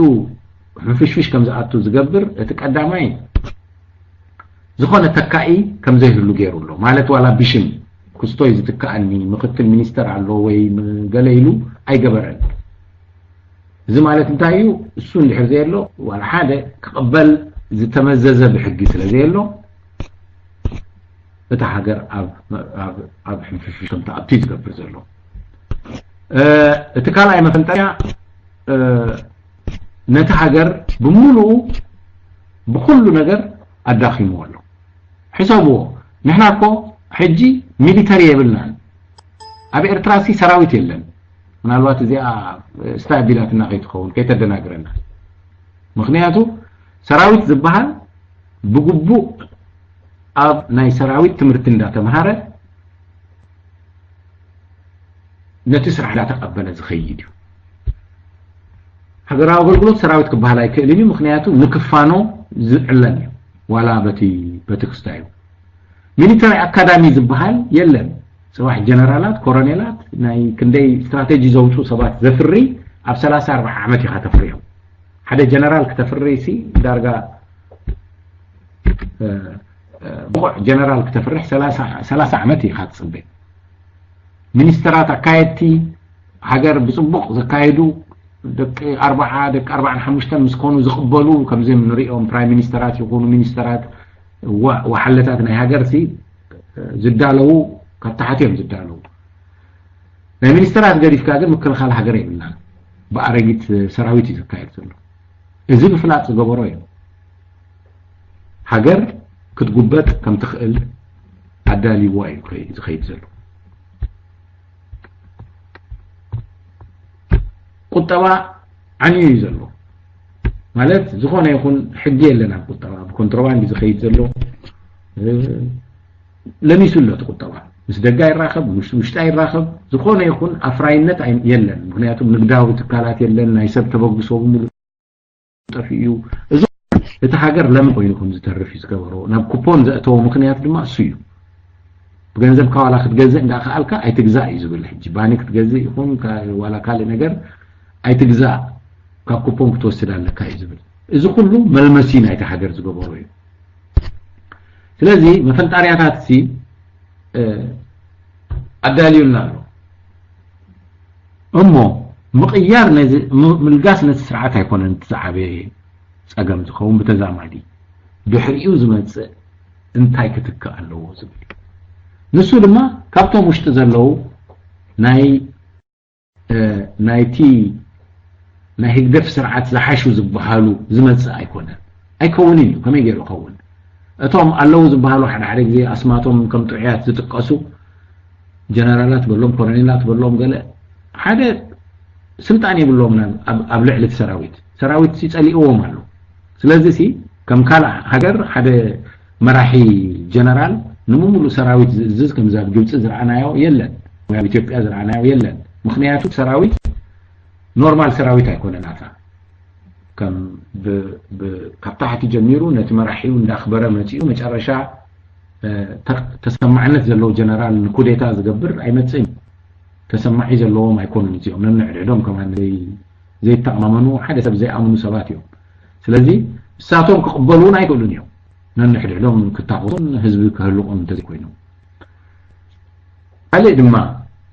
ዲሞክራሲያዊ ኣካል ዝበሃል ኣብቲ ውሽጢ እንተልዩ ድማ ክውደብ ግዜ ኣይረኸበን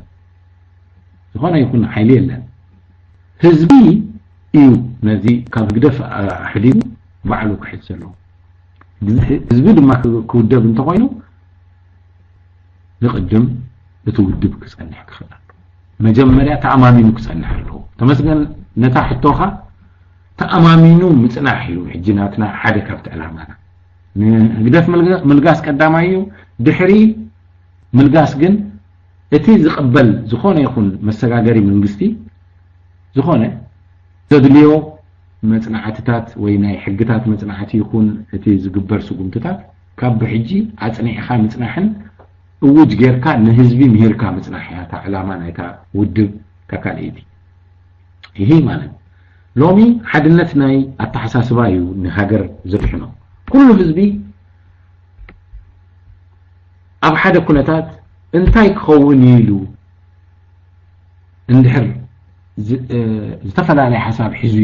ዝራጸም እንተ ደኣ ኣብ ሓደ ሓሳብ ጸኒዑ ኣብ ሓደ ሓሳብ ሓደ ዓይነት ኣረኣእያ ሒዙ እንተጸኒዑ ህዝቢ ሃንደበታዊ ምቅያር ናይ ኩነታት ኣብ ዝመጸሉ ቀልጢፉ ነቶም ጥዑያትን ዘይጥዑያትን ሓሳባት ከለሊ ይኽእል እዩ እዛ ይግበርን እዚ ይግበር ድሓን እዚኣ ክንጽበያና ክብል ይኽእል ሕጂ ህዝቢ ሲቪካዊ ወይ ከዓ ናይ ዜጋ ኣስተምህሮ ክንሕዝ ክንረክብ ክንክእል ኣለና ኩልና እዚ ውሽጢ ዘሎ ህዝቢ ጥራይ ማለት ኣይኮንኩን እንታይ ማለት እዩ ክንደይ ግዜ ኢና ክንጽበ ቅዋም ንምግባር እንታይ ዘድሊ ከመይና ንመርጽ ንመን ኢና ንጽበ ወዘተ ዝብል ክግበር ብውሕዱ ዝብለካ ግዜ ጎዩ ለውጥ እንተመጽኡ ብዙሕ ነገር ክመጽእ ኽእል እዩ ግን ካብ ብሕጂ ክንጎየሉ ዘለና ምክንያት ምድላው እዩ ኣብዚ ምድላው ክብለኩም ከለኹ ስልጣን ዝሕዙ ሰባት ምቕራብ ኣይኮነትን ምክንያቱ ብዙሕ ሰብ ከምኡ ብል እዩ ተመራሪጾም ጸኒሖም ስልጣን ሓጓፍ እንተልዩ ኣብኣ መሓዝ ዝብል ኣሎ እሱ ምናልባት ንኣፍካ ቀሊል ይመስል ንሕና ግን እንታይ እዩ ህዝቢ እንታይ ጎዲሉ ከም ዘሎ ኣብዚ መንግስቲ ፈሊጡ እቲ ሓድሽ ዝመጽእ ዝኾነ ይኹን ስልጣን ቀልጢፉ ኣብታ ቀዳመይቲ መዓልቲ እንታይ ክገብር ከም ዘለዎ ድሮ ፈሊጡ ክጸንሕ ህዝቢ ሞ ክረጋጋእ ማለት እዩ ነንሕድሕዱ ከይናቆት ንማለት ካብ ሎሚ እዚ ዓይነት ኣስተምህሮ ክንክል ኣለና ብዓቕመይ ኣብዚ ሰኑይ ዝገብሮ ስታይ ናብኡ ዘምርሐ እዩ እንታይ ጎዲሉ ኣሎ ከመይ ክትከኣሉ ንምንቃፍ ነዚ ስርዓት ኢሳያስ ጥራይ ዘይኮነስ እቲ ስርዓት ኢሳያስ ፀይቆ ዘሎ ብኸመይ እዩ ዝትከኣብ ዝብሉን እዛረብ ነይረ ብዙሕ ግዜ ኣብ ሓደ ክስታይ ዝረኸብኮ ኣብ ሓደ ጽሑፍ ረኺበ ኣብ ጽባሕ ናይ ክስታይ ኣብ ጽባሕ ናይ ሓደ ለውጢ ቀልጢፉ ዝመጽእ ሕግርግር እንታይ እዩ እዚ ናይ ጸጥታ ሕቶ እዩ ድሕሪኡ ድማ ህዝቢ ረድኤት የድልዮ ዝብል እዩ ሳልሳይ ድማ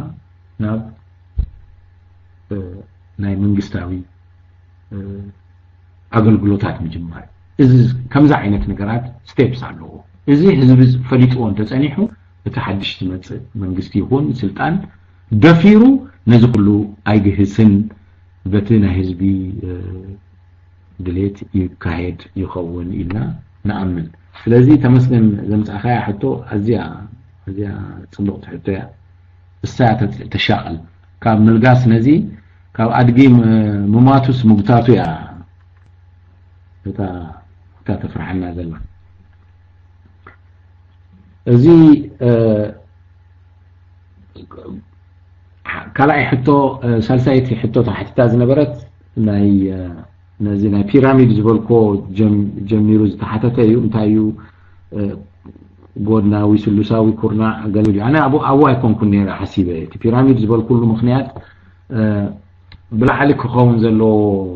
ነገር ብላዕሊ ጌርና ታሕቲ ዘለዎ ድማ እንተኮይኑ ይስራሕ ምባል ያምጽእ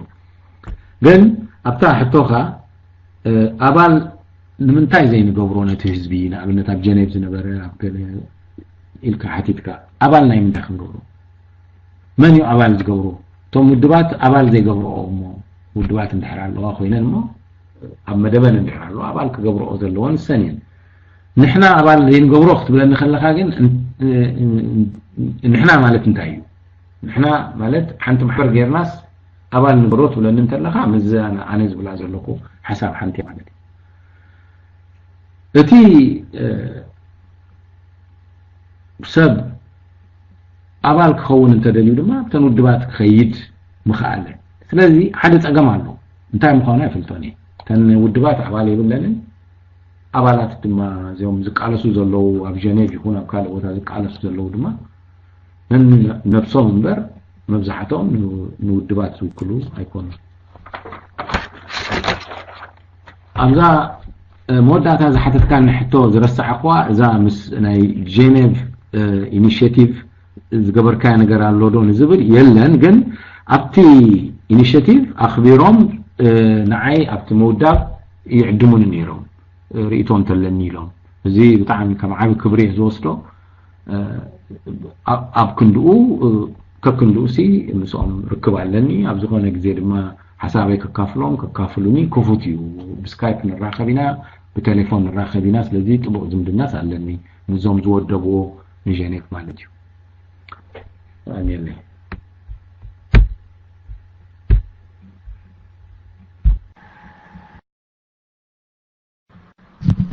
ኦኬ يقنيلنا خبرم ونسون دي موتي أبركتو كوز بهالكون سكوي تقندي تبي مخري بجلز حقس كيوم نسيوتي أبركتو زبهال بغندو اوكي نساتمون تي ريسورسز اللي كونن استفلالي هيومن ريسورس ده اليوم كم عانت مخري مطلبهم ناتهم وحلنت يزري صبوي اوكي بيتس دانيال كبرهم هايلي اسكي ملكت كبر لي سلستهم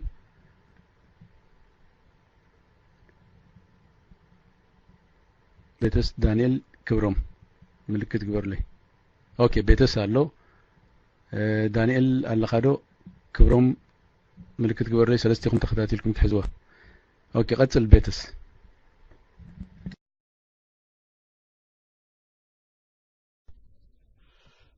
سلام سلام سلام سمع الله دو سمع الله دو سمرس كبرني سمع الله دو قرم كبرم دافلا بتتوبو دلها استمرو تعامل مسجيني انا حتى دلني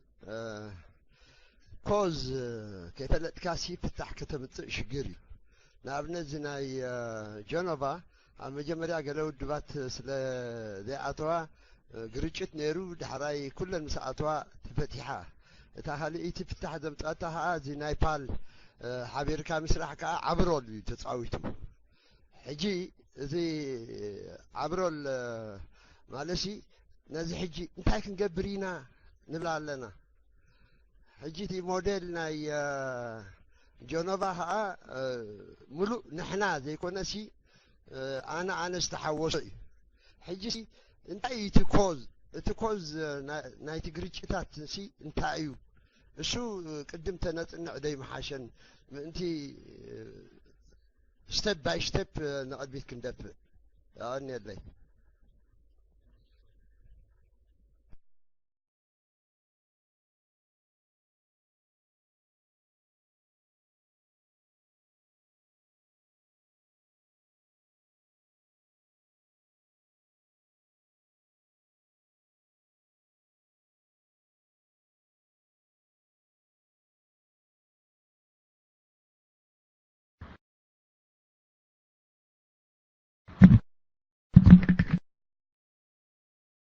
اوكي دانيال كبروم الوات وين نحنا زبتنا مالتنا كلنا اذا جنيفاون سكسسفول كلنا انا حبر مخانا اوكي كبروم دانيال من الوات بقيقة تردي اي اخي كون كبروم الله خدو يلن اوكي ولد سلاسي كوردومي دانيال كوردي كبرومن يلن ولد سلاسي اللي خدو اوكي كبروم اللي خد كبروم دحري ولد سلاسي دحرنا بقاشنا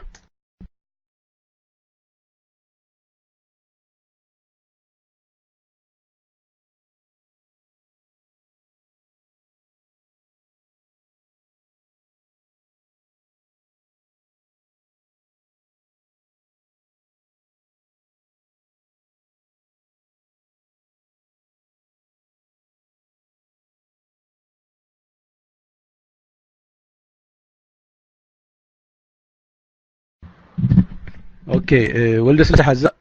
دحريو اسنا ولد سلاسي اسنا تخداتلكم حزوا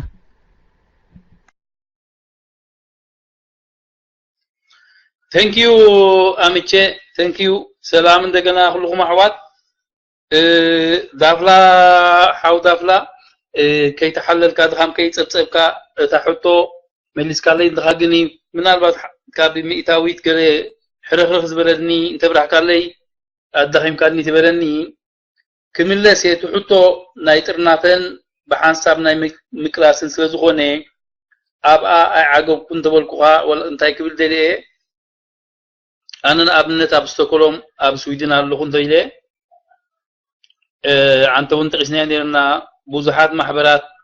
ውድባት ኣለዋ ግለሰባት ኣለዉ ብሓንሳብ ዘይሰርሑ ሕጂ ኣብነት ሃይበካ ነይረ እዞም ሰባት እዚኦም ከዓ بحساب كحبرون كسرحون بزو حيرن زين دايم تاي كستايو ديالوج سلازيله لبايتا اخيباغيتا هين مين سلازي زوتر سلازي لو يو انتبلكوا كاب حق زر حقيلن تي حباوي كومن زغون خستايلن مالته ايه حجي اب اون كتكب كلخا انت يفتر وي جلي خانا بحدخ تمصخا وي تترنفكا بحد مريحنت ابنتاو زغون سقوم تتكي تخيل سزغونكا حدا ما اكلاو زغوني ايا زاليون او فكر كاخ وصل تخيل هاي لكاغن بوزح بوزيتيف اونتاويه كا ايرا خيان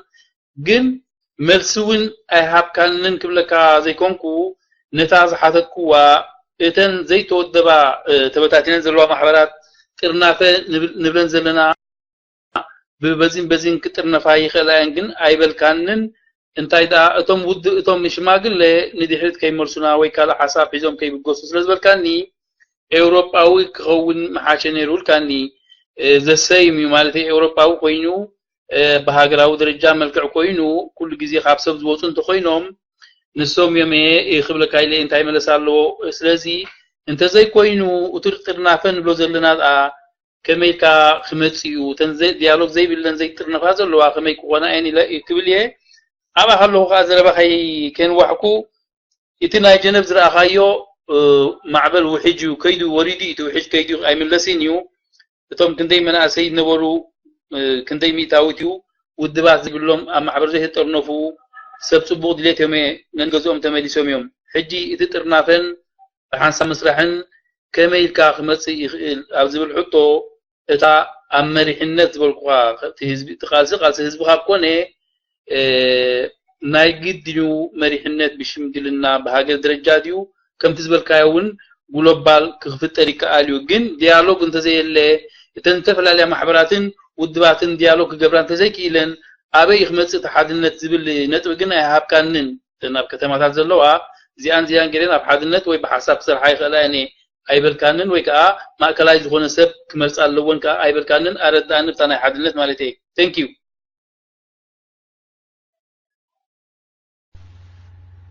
كي راح أخلخاسي بنتصورة حتوتات حجون بزح أيبرها لين جن انتهي لتن أبشودن أبنت زلوا كما أبنت تقيسكا محبرات زلوا ننحت حدن ديالوجس كبراس لزي كالا كترنا فاي كالا لأوروبا درجة يترنف كتب الكلخا كومون ديو كخون تبلح أنت حتو زحت كتاني مسيلوني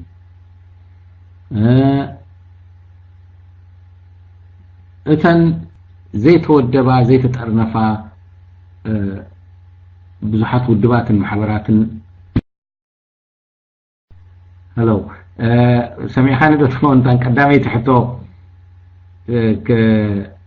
እተን ሕቶኻ ከነፅር ሕቶኻ ሓተካ ብሓባር ኣይሰርሑን ኣለዉ ንኣብነት ኣብ ሽወደን ዘለዋ ማሕበራት ኣይሰርሓን ኣለዋ እሞ ኣብ ኤውሮጳ ደረጃ እዚአን ዘይተጠርነፋ ከምኡ ዓይነት ኣብ ኤውሮጳ ዘይተጠርነፋ ብሓባር ኣብ ኤውሮጳ ደረጃ ክትብል ከለኻሲ ከመይ ክጠርነፋ እየን እንታይ መለሳ ኣለዎ ዝበልካኒ መሲሉኒ ቀዳማይ ሕቶ ካልኣይ ድማ ከምኡ ኣብ ነፍሲ ወከፍ ሃገር ብሽማግለ ዝተወከለ ዘይስራሕ እንተኮይኑ ብሽማግለ ዝተወከለ ኣብዚ ተሓስቦ ዘለካ ውድብ ከመይ እዩ ክሰርሕ ኩሉ ሓደ እንድዩ እቲ ፀገምሲ ኣበይ እዩ ዘሎ ዝብል ሕቶ ዘቕረብካ ኣለይ መሲሉኒ ሳልሰይቲ እዞም ጀኔቫ ከይዶም መፂኦም ዝነበሩ መንእስያት ኩሎም ከይዶም ኣለዉ መጠርነፊኦም ናይ ተገይሩሎ ይመስለኒ እታ መውዳእታ ዘላ ብዙሕ ሓስኳን እስከድገመለይ ማለት እዩ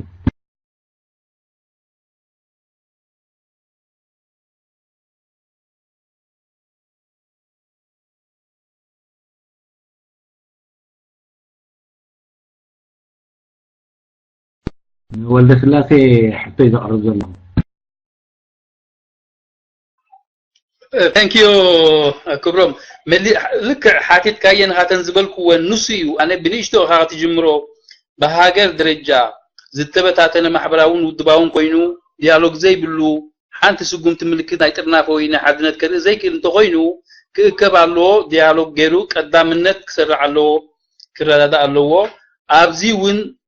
نص ازخونه قصالنت من تخركبتي ديالوجون تمقربنا بحدنتن ካብ ህዝቢ ማእከላይ ዝኾነ ባዕሎም መሪጾም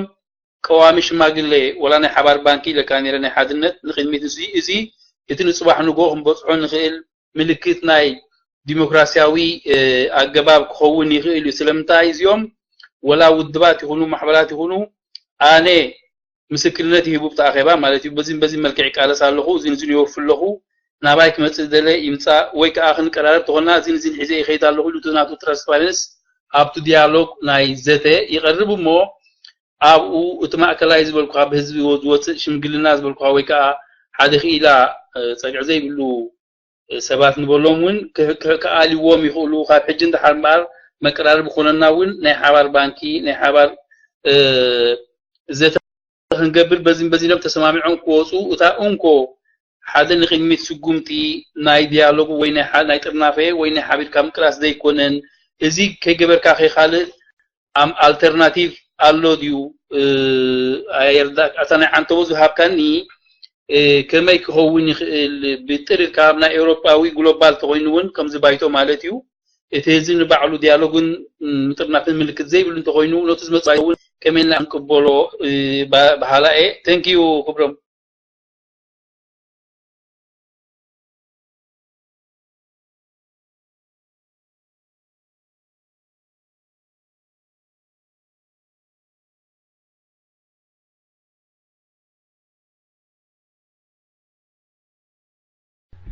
مكير السحقو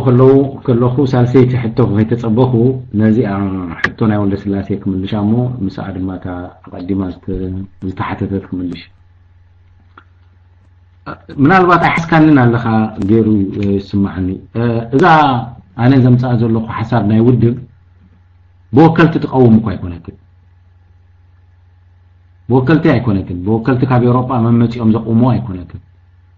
ሓደ ውድብ ኣክሽን ዘለዎ ቆይሙሎ ተባሂሉ ክንገር እዩ እቲ ኣክሽን እዚ ዓይነት ክኸውን እዩ ከምዚ ዓይነት ንሰርሕ ሰባት ብሓባር ክኸውን ሓደ ማሕበር ወይ ውድብ ኣቆይምና ኣለና ዝብል ሓበሬታ ምስተዘርግሐ ዝደለየ ሰብ ኣነ እምበኣር ኣባል ክኸውን እየ እንዳበለ ኣብዛ ውድብ ከኣትዩ ብውልቂ ዝመፅእ እምበር ወከልቲ ናይተን ሓድታት ኣይኮነን እዚ ዝገበርናሉ ምክንያት እንታይ እዩ እቲ ውልቀ ሰብ ኣብታ ማሕበር እንተተጠርኒፉ እሞ እታ ማሕበር ወይ እታ ውድብ ዝበለቶ ጉዳይ ክሰርሕ ቁሩብ እንድሕር ኮይኑ ኣድማዕነት ኣለዎ ብፍላይ ብዙሕ ክነጥሪ ንኽእል ኢና ኣብ ዝብል እዩ ትእምነት እምበር ብውክልና ካብ ታሕቲ መፅኡ ከም ባይቶ ዓይነት ኣብ ኤውሮጳ ደረጃ ዝቀውም ኣይኮነን ብውልቂ እዩ ስለዚ እዚ ከሰርሕ ድዩ ኣያሰርሕን ምስ ካልኦት ዝሰርሕ ከመይ እዩ ሕጂ ኣብዚ ክገልፅ ኣይክእልን እየ ምክንያቱም ኣብ ምውድዳር ናይቲ ነገር ኣይኮንኩን ዘለኹ ኣነሲ ብክእለትን ብተመኮን ብካልእን ዝበልኩምኒ እዚኣ እያ እታ ክተሰርሕ ኢለ ዝኣምነላ ክተሰርሕ ምዃና ድማ 100% እየ ዝኣምነላ ሓደ ልምድታት ክጥሕስ እዩ ምክንያቱ እዚ ዘተ ምግባር ዝበሃል ነገር ከም ሓደ ልምዲ ኩልና ንደልዮ ኣለና ዘተ ጽቡቕ እዩ ምክንያቱ ካብ ዘተ ኢኻ ትብገስ ዝኾነ ነገር ግን ዘተ ምንቲ ዘተ ክኸውን የብሉን እንታይ እዩ ክግበር ዝድለ ዘሎ ድማ መጽ ኣሎ ሕጂ ዝጽግም ዘሎ ነገር ክሳብ ሎሚ ዝረኣኹ ኣነ እተን ማሕበራት ይኹናተን ውድባት ብሓባር ምዝታይ ኣይኮነን ፀጊሞን ወላ ሓንቲ ፀገም የለን ይዝታይ ኣለዋ ናይ ብሓቂ ዝምስገና እየን ግን ብሓባር ዝገብርኦ ነገር ካብ ነናተን ፕሮግራም ይፍለ እዩ እዚ ንግበር ክብላ ከለዋ ሓደ ውድብ ናተይ መደብ ኣብ ክሳብ ኣብኡ ኣይበፅሕን ክብል ይኽእል እዩ ስለዚ እቲ ሓድነት ዝበሃል ኣብ ዘተ ጥራይ ጠጠው ብል ኣብ ኣክሽን ግን ኣይኣቱን ህዝቢ ድማ ዝደሊ ዘሎ ኣብዚ ፓልቶኩን ኣነ ዝዘቦ ዘለኹ ኣብ ኩሉ ቦታ ኣታ ዘረባ ቋሪፅና ገለ ኣክሽን ዘይንኣቱ እዩ ዝብል ዘሎ ተኣክሽን ምግባር ድማ ሓደ ውድብ ተሰኪሞ ክገብሮ ክፍትን እዩ ብዙሕ ሰብ እንተኣትይዎ እቲ ውድብ ሓደ ህዝቢ ዝገብሮ ነገር ምግባር እንተጀሚሩ ሓደ ስጉምቲ ንቅድሚት ንኸይድ እተን ዘለዋ ውድባት ናይ ብሓቂ ዝምስገና እየን ኣነ እዚ ንምቕሻሽ ኢለ ኣይኮንኩን ካብአን ተመክሮ ኢና ኣብዚ በፂሕና ዘለና ስለዚ ሳተን ድማ ነዚ ርአን ናተን ፕሮግራማት ማዕሪዩ ደን ክኸዳ ካልእ ክፈጥራ ይተባብዓ ኾና ወይ ከዓ ዘይተተባብዓ እንተኮይነን ድማ ምኽረን ክልግሳ ክእላ ወይ ከዓ ከምዚ ሒዘናዮ ዘለዋ ፅቡቅ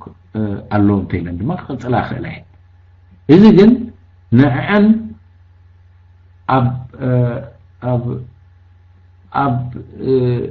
ኣብ ጌጋ ዝመርሕ ወይ ኣብ ፅቡቅ ዝመርሕ ኣይኮነን እዚ ምስተን ውድባት ዘይተኣሳሰር እዩ እዚ ሓድሽ ምንቅስቃስ እዩ እስኪ ይሰልጥ ዶ ኸውን ኢልና ንገብሮ ዘለና እዩ ማለት እዩ ሕጂ እዛ ዳያሎግ ትብላ ዘለካ ቃል ዘተ ማለት እዩ ዳያሎግ እንታይ እዩ ምዝታይሲ እንታይ ሙፀጊሙና ንዛተ እንዲና ዘለና መጨረሻ ድማ ተሰማሚዕና ኢና ንፈላለየ ኣይንባእስን ኢና ብዙሕ ግዜ እንታይ ያ መጨረሻ ተብለና ዘላ ኣብታ ኣክሽን እያ ኣብታ ግብሪ እያ እሳ ይረኸብናየን እዩ ዝብል ዘለኹ ኣነ እምበር ኣነ በዚ ዝሪኦ ዘለኹ ዘሎ ምዕባለ ኩሉ ሰብ ይዛተ ኣሎ ፅቡቅ ድማ ከይድ ኣሎ ኣነ እውን ሳተፍ እያ ብዙሕ ቦታ ግን ኣክሽን እንታይ ንግበር ክበሃል ከሎ ጠጠው ብል ኣሎ ከምኡ ዲና ክንገታተር ሳና ተሕቶ ስለዚ ብንእሽቶ ይጀምር ዝበልካዮ ኣይኮንኩም ዝቃወም ዘለኹ ብንእሽቶ ይጀሚርካ ንላዕሊ ትኸዶ ግን ክሳብ ሎሚ ኣይዕውተናን ኣሎ ግዜ ይወስድ ኣሎ ፋሕ ይብል ኣሎ ይጓተት ኣሎ እንደይ እሳ ናተይ ስለዚ ኣብ ኣወዳድባና እዚ ብታሕቲ ጀሚርካ ትኺድ ትብሎ ኣወዳድባ ፅቡቅ ይመልክዑ ግና ኣድማዒ ኣይኮነን እዩ ዝብል ኣነ ሕጂ ብታሕቲ ዝመፀ ከምኡ ተኣኻኺብካ ምኻድ እቃወሞ ድማ ኣይኮንኩን ዘለኹ ከም ሜላ ኣገባብ ግን በኣ ኣይንሕልፍን ኢና እምበር እቲ ኣባል ምስተኣከበ ኮ ዝብለካ ዘለኹ ኣባል እንተበዚሑ 500 ሰብ 600 ሰብ እንተሒዝካ ኮ ከምዚ ዝበልኩኻ ክዛተ እዩ ሓደ ካብ ሽወደን እዩ ሓደ ካብ ገለ እዩ ግን ውልቀ ሰብ እዩ ማሕበር ወኪሉ ኣይኮነን ዝመፅእ ኣብቲ ዘረባ ድማ ክትዛተ ኢኻ ክትነቃቐፍ ኢኻ ካልእ ነገር እውን ክትገብር ኢኻ እሞ እዚ እዩ ናተይ ሪቶ እታ ናይ ጀኔቫ ዝበልካ وين قاموا متيوم نيرون بزوحات من إساءات أبقزهم كيدهم نعوم لمترناف نعوم لمكتال انتاي تغيرو انتاي كاني زونا وداد باح طيب فمن جنيفا زودو أسماتهم حيزوم انت خوينهم نبي حجون كونتاكت قبروم قل ناي بمن حراي استقبر سلازخونه بزوحات سبات وحابار نتاني جنيفا كنعوت استقبر نقر سلازخونه يمكن تسوي لنا توداد باح يفلطوني نكال جزي كما يسرحيو رجسنيا يكون زي حدث قدمي حتى قريتنا جنوبا كنت نحدو عن بلانتي كابي ماتيو تكوز كاب منتايو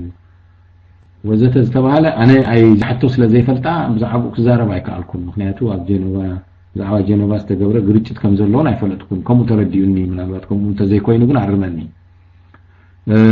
كوز ناي منتايو كصنع زلو نايتي زبأسهم حتى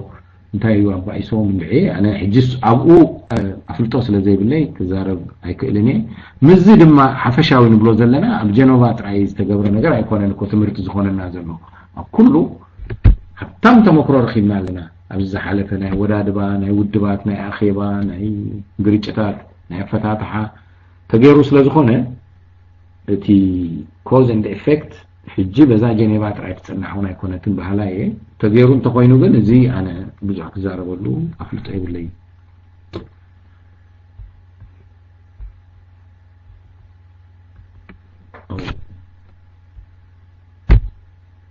ማይክ ንገዛ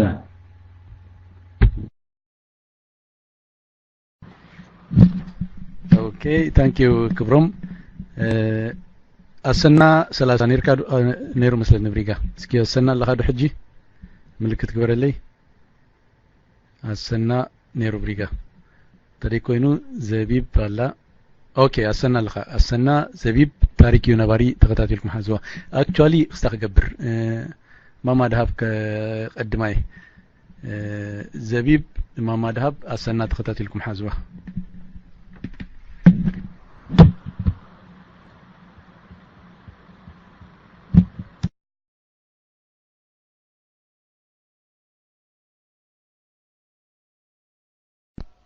سمع الهدى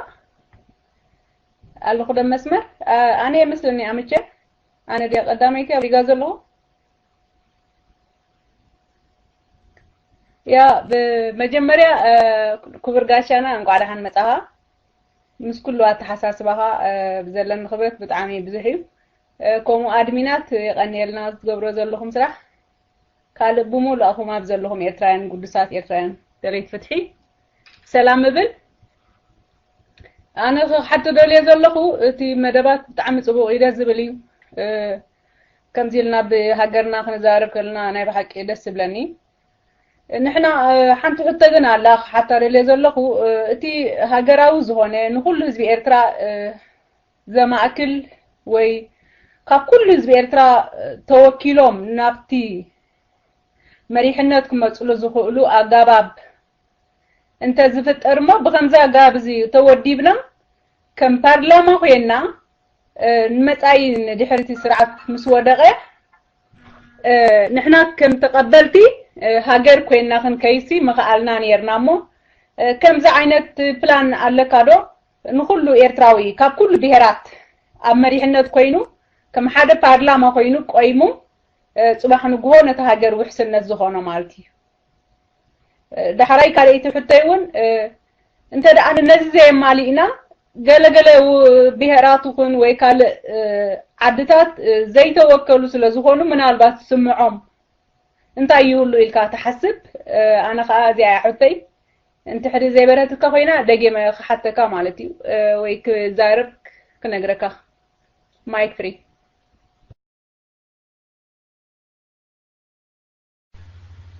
بجاخي دقم اللي مخنياتو أبتن قداموت يقرارت نيرو ناكي كمبيوتر قال خوينا نيرا مو أبتا مود أتا يسميحكمو كدقم اللي انت تخيلت بلو نيرو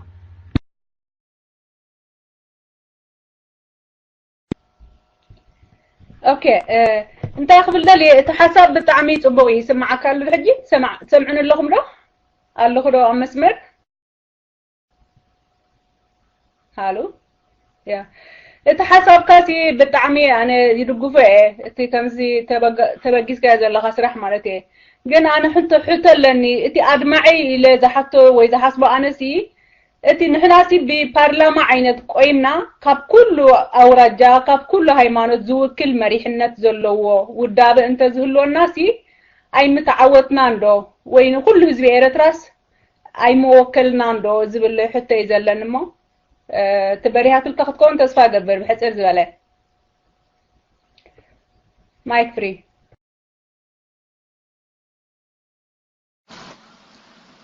ኦኬ ሒዘ ያለኹ ስማዕ ኣለኹ ሓደ ግበረለይ እስኪ ስማዕ ዘለኹ ሓደ ኦኬ ቴንክ ዩ ኣቶ ክብሮም እንኳዕ ደሓን መጻኻ ብጣዕሚ ሬድዮ ተክብሮ ኩሉ ግዜ ሰሙና ንከታተሎ ናይ በሓቂ ሞራልን ስንቅን ዝኾነና ማለት እዩ ናተይ ርእይቶ ክልተን ተሓንቲ ከምዚ ከመኻ ዝኣምሰሉ ብዙሓት ኤርትራውያን ዘለው ኣብ ሓደ ውድብ ኣትዮም እንተ ዝሰርሑ እቲ ህዝቢ እውን ነቲ ሓደ ውድብ ማዓሰሎ ነይሩ እቲ ናይ ምብዛሕ ውድባት ደሓን ምኾነ ነይሩ ሕጂ ግን ፋሕ ዝበለ ውድባት ወላ ኩሉ ሰብ ክዓስሎ ዘይክእል መሰሊ ቦታ ድኹም ሲኢንኩም ወላ ክስሕበኩም ዝኽእል ውድብ ስለዘየለ ድዩ ተዓዚብኩም ትርእይዎ ዘለኹም ብዙሓት ምሁራት ኤርትራውያን በብውልቀ ኮይኖም ዝቃለሱ ወላ ጋዜጠኛታት እንታይ እቲ ኣብ ሓደ ውድብ ካብዞም ኩለን ውድብ እዚኣ ዝሓሸት ኢልካ ኣቲኻ ዘይምስራሕ ብንጹር ኣብዛ ውድብ እዚኣ ሰርሕ ኣለኹ እዛ ውድብ እዚኣ ብላዕቲ ትስምዓኒ ኢልካ ዘይምዝራብ ማለት እዩ ካልኣይ ስርዓት ግደፍ ብጎነፅ ደኸይት ወይስ ብማዕበል ህዝቢ እዩ እቲ ዝሓሸ ንኤርትራውያን ሶሉሽን ዘምጽእ ብጎነፅ ጌርና ግና ክንስዕሮ ንኽእልስ ወላ ብማዕበል ህዝቢ እዩ ክዓውተና ዝኽእል ነዚ ከዓ ብንጹር ከም ፖለቲካ ኣብ ሓዲ ወዲቕና ብሙሉና እንተንቃለስ ብጎነፅ እንተኮይኑ ኩላህና ብጎነፅ ክንኣምን بمعبل حزب انت خوينا كل هنا خا نعود رايك نسرح انتي مثل كاريتكم زي ودحنكا تنكي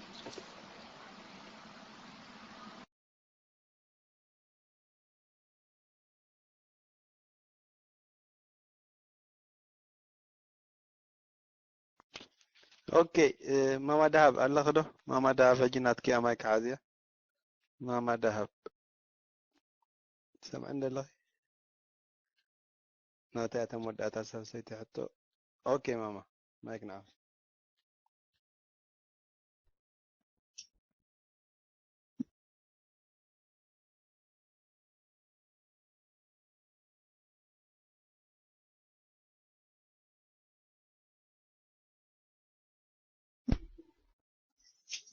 سلامات سبح لنا دليت فتحي الله خدو مساخم أوكي مساخم الله غاشانا انقعد حن مصاها جن انا اتمغلص اخا اي سمعكون ابز حتوتات يركبه حجه انا كحت دليد الله ازي تبنا زلخا استمهرسي كما خذ امسلو تراخبكم سي بزعبا زي نمحر بزعبا زي نفلط أن حزبنا إلكم زتخمو الله انت زي اللي يخاني سلمنتاي إتم فلاتاتن مهوراتن قدم بحساب تأكيبكم نزف سيلكم كل جزء صومن ملو بوء خنمحارن كنزاربن زي تقبرو مخنياتو حج كالي دزارب يبلنان بزعبا حادنتن كمي جيرنا مراحي كمنا تري اب اوروبا ايو تسرحنا سلازي هوخ نجر سلازي خوني ازيس بخمي عينتيهم تسرحلو اندحري باخا وغن تراي زقبر اللي خوينو زي كم زي أقدم الزبوركو حسب بهوتوت جزية تأخذكم بب معلتهم متيهم كتفصلنا علىكم نعنا حزبوين قرب يدلو نزي أرحسي إني إنبر ني حدنت نهزبي محبر كتب دلو بب بوتوين كم تفلتو ተጀሚሩ ሎና ህዝቢ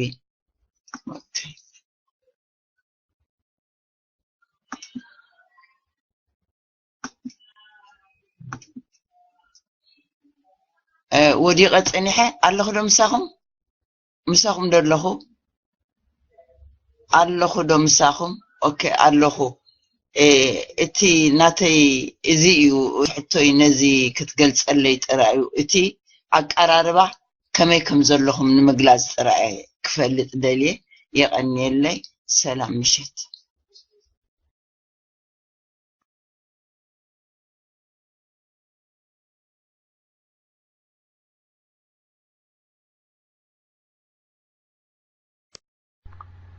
حراي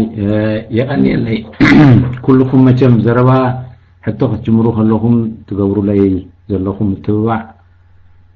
ስለዚህ በልኮ እምበር ኣዝዩ ዘሕጉሰኒ እዩ ገሊኡ ወዝሕ እዩ ትናዕዳ ግን ሞራል ስለዝህበኒ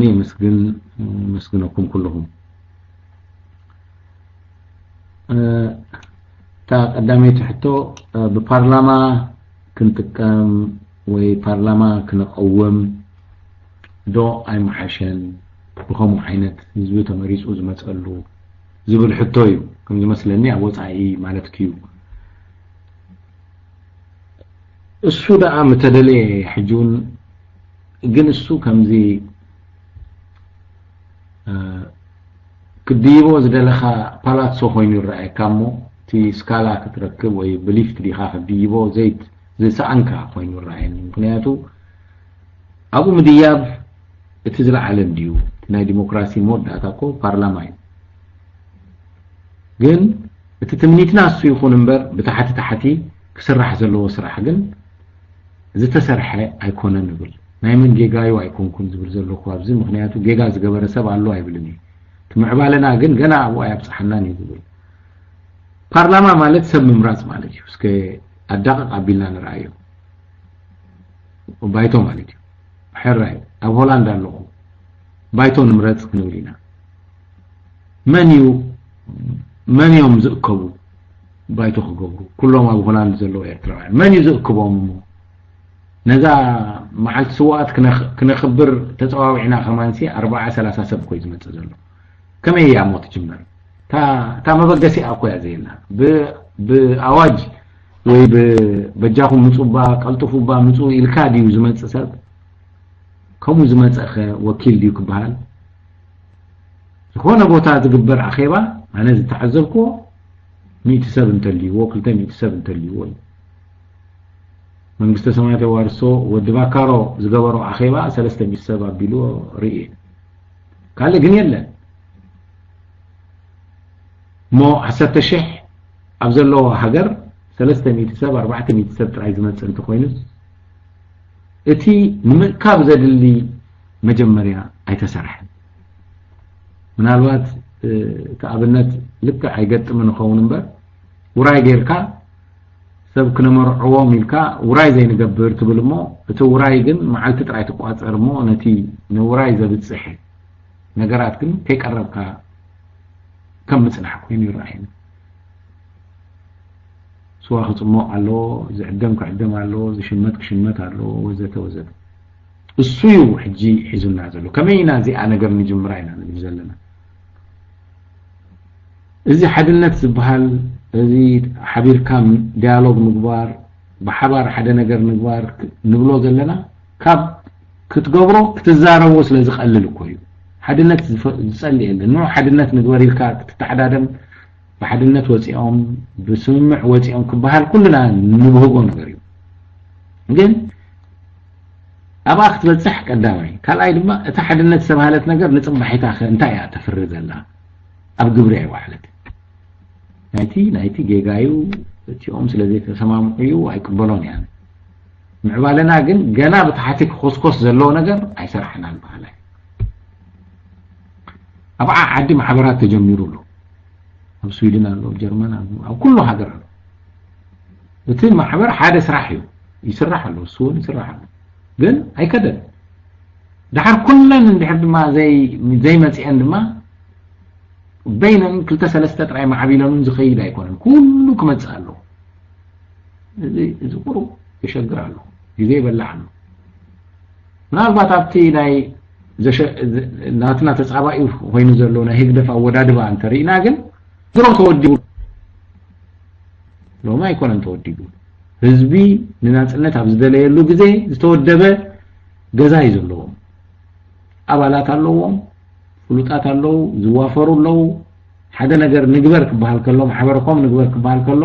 ዝዋፈሩ ሰባት ኣለዉ ገንዘብ ኣለዎ ቦታ ኣዳራሽ ኣለዎ ተመክሮ ዘለዎም ሰባት ኣለዎ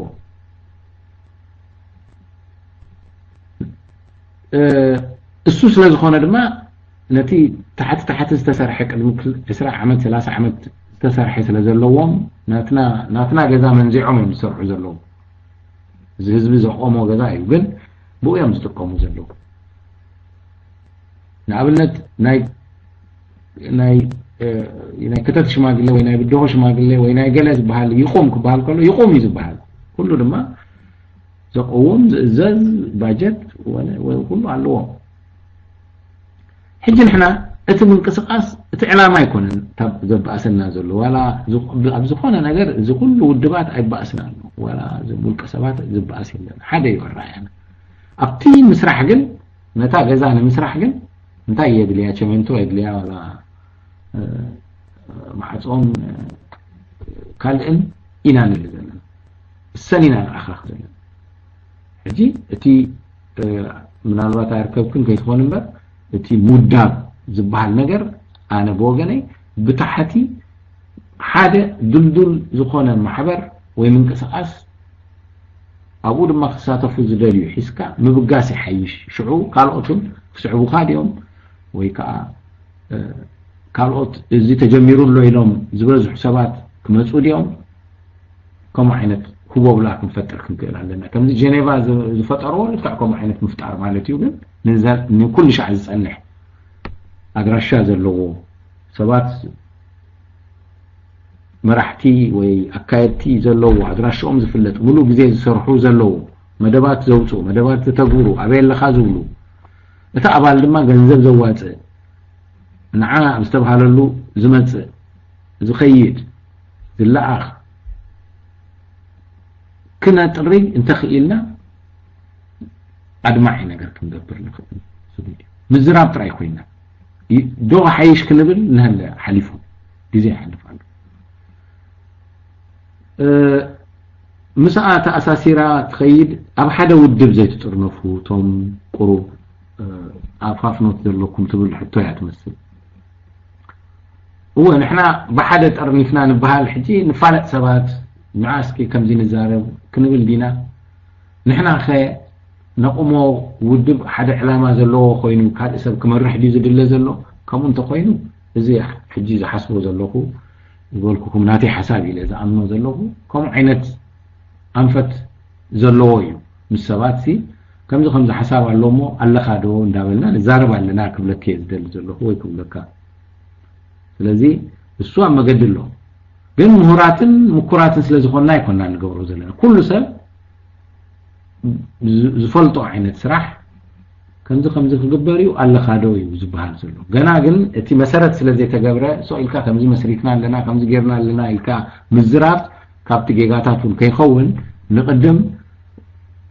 እስኪ ዝስራሕ ንሰርሕ እቲ መሰረት ንንፅፍ ድሓር ድማ ኣብ ክውን ጥራይ ምዝራብ ንጅምር ማለት እዩ ዝገብር ነዲኡ ዘይነገር ዲ ዝበሃል ስለዚ ኣብ ግብሪ ምሳኣተና ድማ ክንዛረበሉ ስለዚ መረፅና ኢና ግን ዝማኸሩ ሰባት ኣለው ከምኡ እንዳገበርና ንኸይድ ኣለና ኩሎም ዋላ ዞም ኣብ ውድባት ኣለውን ነዚ ሓሳብ ዋላ እንተዘይኮይኑ ብሓፈሽኡ ኣብቲ ሓሳብቲ ንዘራርብ ኣለና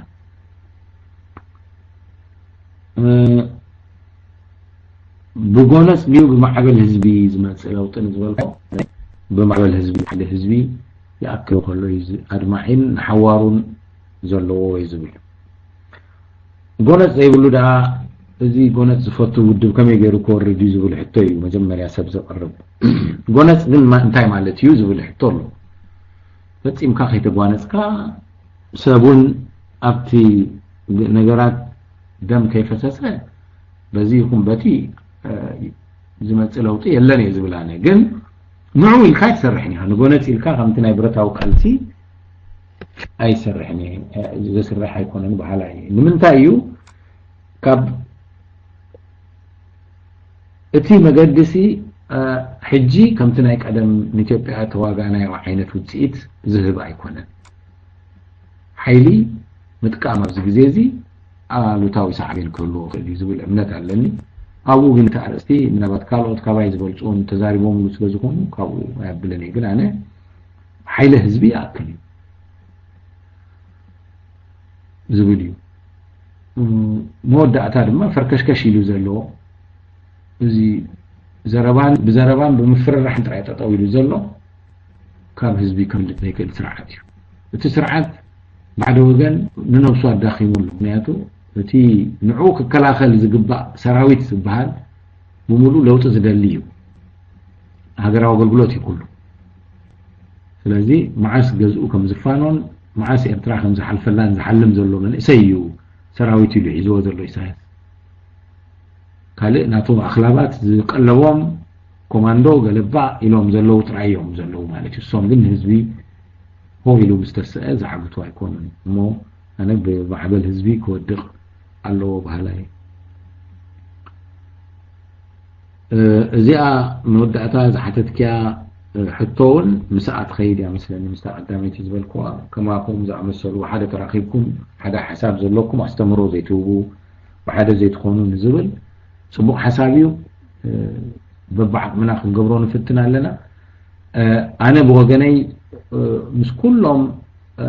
نعيب قدم نفلتهم مزيح جي بزي جميرة زلقون في الله بزنا راديو برنامج زفالتوني زبالو كلهم بأكلن بتليفون الراخب نزي قلت لكم زلقكم حساب قلت لهم صبوق هواكو فتيرنا لنا بوغني صبوق الخير لنا يزبل تراي أبوز انتاي نقبر عبزبل كن كم زاناتكم نحنا ونسرح لنا كبا وصاي حدش ነገር ዘለና ኣይኮንናን ኩልና ከይንጋገ ሓደ ነገር ንግበር ንብል ኣለና ምሳኹም ኮይና ድማ ሰላኹም ሓደ ነገር ክንፈጥር ከም እንተማመን ምናልባት ግብርን ትምኒትን ይፈላለ ምዃኑ እዩ እቲ ዝኩል ሕቶ ዝመጽእ ዘሎ እቲ ቀሊል ኣብ ሓንጎልና ቀልጢፉ ዝመጸና እቲ ክትዛረቦ ቀሊል እዩ ጽቡቕ ከሎ ቀሊል እዩ እታ ግብር ትበሃል ግን ሓንቲ ከላ እስ ኣብ ኣጥጦም ንግድ ነገተና ስለዚህ ናይ ሓድነት ናይ ዘተ ናይ ዳያሎግ ናይ ወከልቲ ሰዲድካ ምዝራብ ምዝታይ ወዘተ ኩሉ ክትዛረቦ ቀሊል እዩ ኣብ ግብር ከተውዕሎ ግን ያዕግተና ስለዚህ ካልእ ሜላ ወይ ንዕኡ ዝማሒሽ ወይ ካልእ ሜላ ክንደልፍ ንክእል ኣለና ኣብ ኣያታ ናይ ሎሚ ምሸት ናይ ሓደ ምንቅስቃስ ወይ ሓደ ውድብ ፈጢርካ ህዝቢ ሙሉ ከም ዝካየዶ ምግባር ከም ዝናይ ጄኖቫ ንፈጥር ኣለና ዝብል ርኢቶ ዝሰጥሉ ዘለኹም ሕቶኹም ንሸውኩም ተስፋ ገበር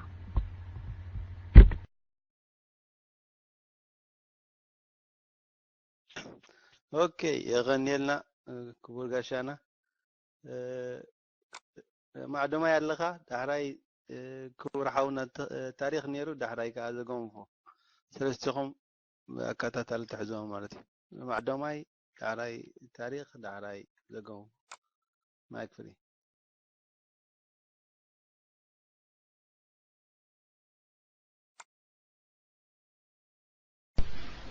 اوكي يسمع الله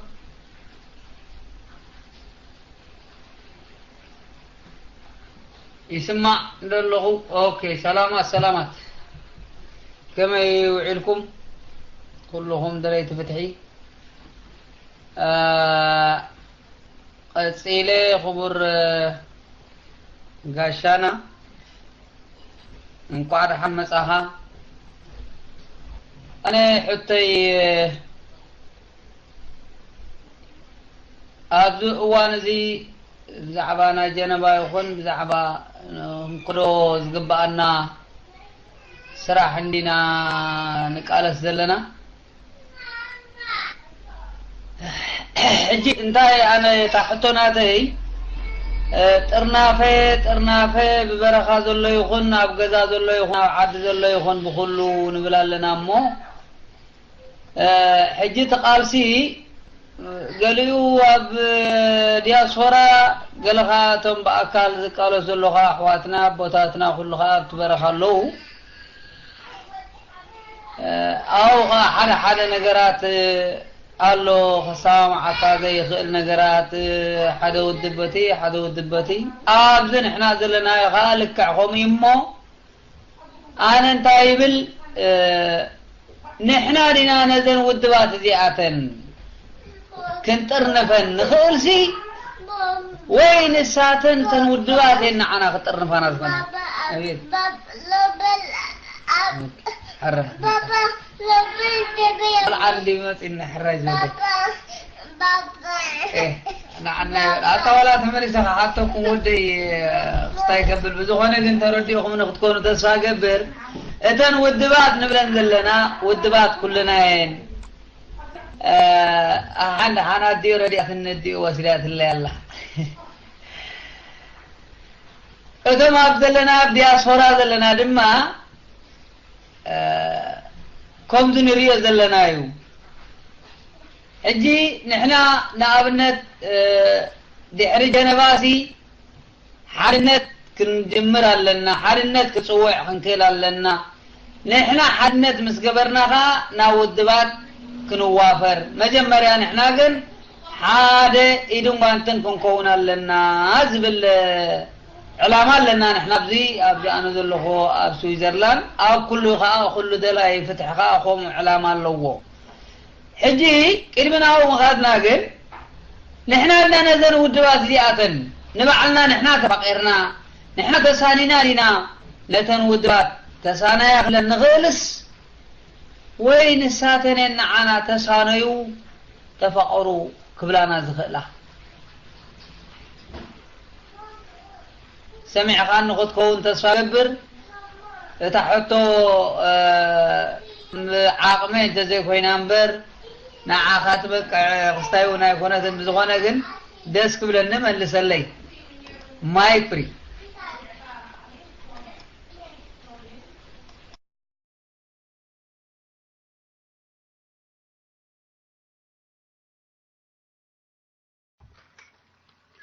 الو اسكان ملك تقول لي امين مستر 2587 سمر بلدمو اوكي سمر ثانك يو سوري እንደገና ተመልሶኩም سوري هو حاو كبرون غافلا well anyway انا ኳስ حتى قرب ايتون يا زلاتني انت قطع زملسካ ያ خطنا يقدم ابز اوان زسي اتزلني تمكرو ናይ ካል مويا كون يخيل مس بوليتيكال ساينس تححز يبلون على إرتاون بوليتيشيانز سي علوق بهالاي كإليني زوريتو يبكانيكا أبزي أدر لهم حساب بنتا خبرهم دافلا أبزو وانزي نزينا إرتراهم وزلو ناي موتن خياتن زلو خلتات نحنا إرتراويان زدلينا بوليتيكال ساينس PhD زعاني ወይ بpolitical science ተራቀቀ ዘይኮነ ሕልና ዘለዎ ንኤርትራውያን ኩሎም ክሕብር ዝኽእል ሓልየት ህዝብን ሃገርን ዘለዎ መሪሕ ዝድለ ዘሎ ስለዚ ኣብዚ እዋን እዚ እንታይ ክብለካ ደለ of course እንታይ ዘመልክተለይ ካብ መልስኻ ክሳብ ክንደይ ዝኣክል ትሕትናን ልቦናን ከም ዘለካ ጥራይ ዘርዳእኒ ምክንያቱ ኣነ ብቑ ኣይኮንኩን ዝብል መረዳእታ ወሲዳ ካብ መልስኻ ምክንያቱ ሞያ ክህልወኒ ይኽእል ተመክሮ ክህልወኒ ይኽእል ግን ኣብ ናይ ፖለቲካል ሳይንስ እንታይ ሽሙስ ብቕዓት የብለይን ዝበልካ ኮይኑ ተሰሚዕኒ እዚ ከዓ እንታይ ዘረዳእኒ ናይ ብሓቂ ክሳብ ክንደይ ሃምብልነስ ወይ ትሕትና ልቦናን ከም ዘለካ ይዘርዳእኒ ስለዚ ከምዚ ዝተቆስክዎ ኣብዚ እዋን እዚ ግን ክብርሓው ክብሮም ዘድልየና ልቦናን ሓልየት ህዝብን ዘለዎ ዳኣ እምበር ሓደ ዝተራቀቀ ናይ ፖለቲካል ሳይንስ ኣፍልጦ ወይ PhD ዘለዎ ይኮነ ዘድልየና ዘሎ ስለዚ ኣነ ፀይት ዝሓበርኩ እንታይ እዩ ኣብዚ እዋን እዚ ዘድልየና ዘሎ እንታይ እዩ ናይ ህርፋን ስልጣን ዘይብሉ ፈላለይ ዘይኮነ ንኤርትራዊ ክሕብር ዝኽእል ብህዝቢ ተሰማዕነት ዘለዎ ሓልየት ህዝብን ሃገርን ሕልናን ልቦናን ዘለዎ ሰብ እዩ ዘድልየና ዘሎ ስለዚህ እነዚኣ አይ ሆፕ ቁርብ ያዘላት ከላ ማለት አራያ ተቀይራላ ምክንያቱም ዝዋን እዚ ፖለቲካል ሳይንስ ፒኤችዲ የብለይን ልካ وحسب مستر قرب حتى اوكي ادمين سوري ما تيرا تحتي قنا لايك وين اسلت سمعتنا خيط وفهم تحت حتى سلازي anyway نساء قرب تتبللا باسخاون اتحكان تزيت الاموني عاد معي سب الى سلاز متكا مالتي مخاطو مرحل كخون زخونه سب بهزب تسمعنت على الندو اتي زلم علامه بهزب خدقه يخل ديو زبل نازي يس زل مرسل تتاجروا نرؤسو نومينيت تقبر على وزب الامنه على ما تحطي كل anyway تحطي انت ابز وان زي بناتي رديت اذن زلبرا ودبا كعوتن زي كعله بزح مخنياتات الله لتسمرت سميرا خبط مو زي مخاله نحاده وديقو مشمش زولو سرعات كتكا زي مخاله حد نطفات الله بناتي رديت حدا مسنتاعيو اتقند زبلو فتحاويان تقالس تتنسيلهم هدف اما خلن كاينم زرغون سلازلو ازي مين تشالنج اتخال عايز بلو خاني اوف كورس كندي تقمي هاجرن بحنات حزبن زقدمو تقمي سلطانن تقمي ودبن قدنا تقمي هاجر زقدمو مرحت ودوا سلازلو الى زامن سلازي تحت انت نازي تشالنج زي كابز انا زلو زلو انت مساي دزن تحصل زلو نتفاتي تسمعني خاني انت عينت بروبوزال سوليوشن كتبنا مقالك بفلاي حاجه ነገር تجمر كله كنت زبلكايو كنين تور نوران 90 ወይ 90 ዘይኮነ አሞንጎ አቴም ሕብረት ንከይ ተበ ተحسبሉ ሰባት አለው ሉኻት አለው ዘኸ ድንሲ እቲ ሜን ቻሌንጅ ኮይና ዘሎ እቲ እንቅፋት ንቃልሲ ዝኸውን ዘሎ ከመይ ጌርና ነለልዮ ዝብል ስለዚህ ነዚያት እንታይ ዓይነት ፕሮፖዛል ወይ ሶሉሽን ማሃካና ኮይኑ ስማዓካ ምክንያቱም ስለ ዘለኻ ንስኸውን ሓደ ኢኒሺቲቭ ወሲድካ ክትቆም ተሓስብ ኣለኻ ተማራተ ነፍሲሎም ፋዕን ከይብሉኻ ግን እንታይ ዝቀረብካዮ ፕላን ኣለካ ለካ ዘይ ያመለ ክብርሓው አይ ቲንክ እዛ መጨረሻ ሕቶያ ግን ናይ ባሕቂ ኣባኻ ዘለኒ ኣድነቆትን ኣኽብረን ልዑል እዩ ሶ ክትቁፅሎን አይ ሆፕ ህዝቢ ኤርትራ ሓደ መዓልቲ ሓደ ቦታ ከይካ ተስፋ ገብር ተንኪ ያመለ ማይክሮፎን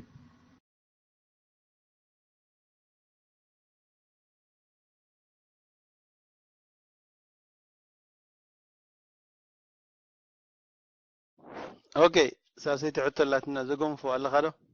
زقنفو الله خدو صعفل كالو كماي كاب حزنا نغركم انببونا بجاهم زقنفو الله خدو يلن كورده اسمع على اللغه انا خيزلم كولو اسمع على اللغه اسمع على اللغه يا اوكي بدو حوي ما يقنعها بدو ما يقنعها حتى العريون ابقاش انا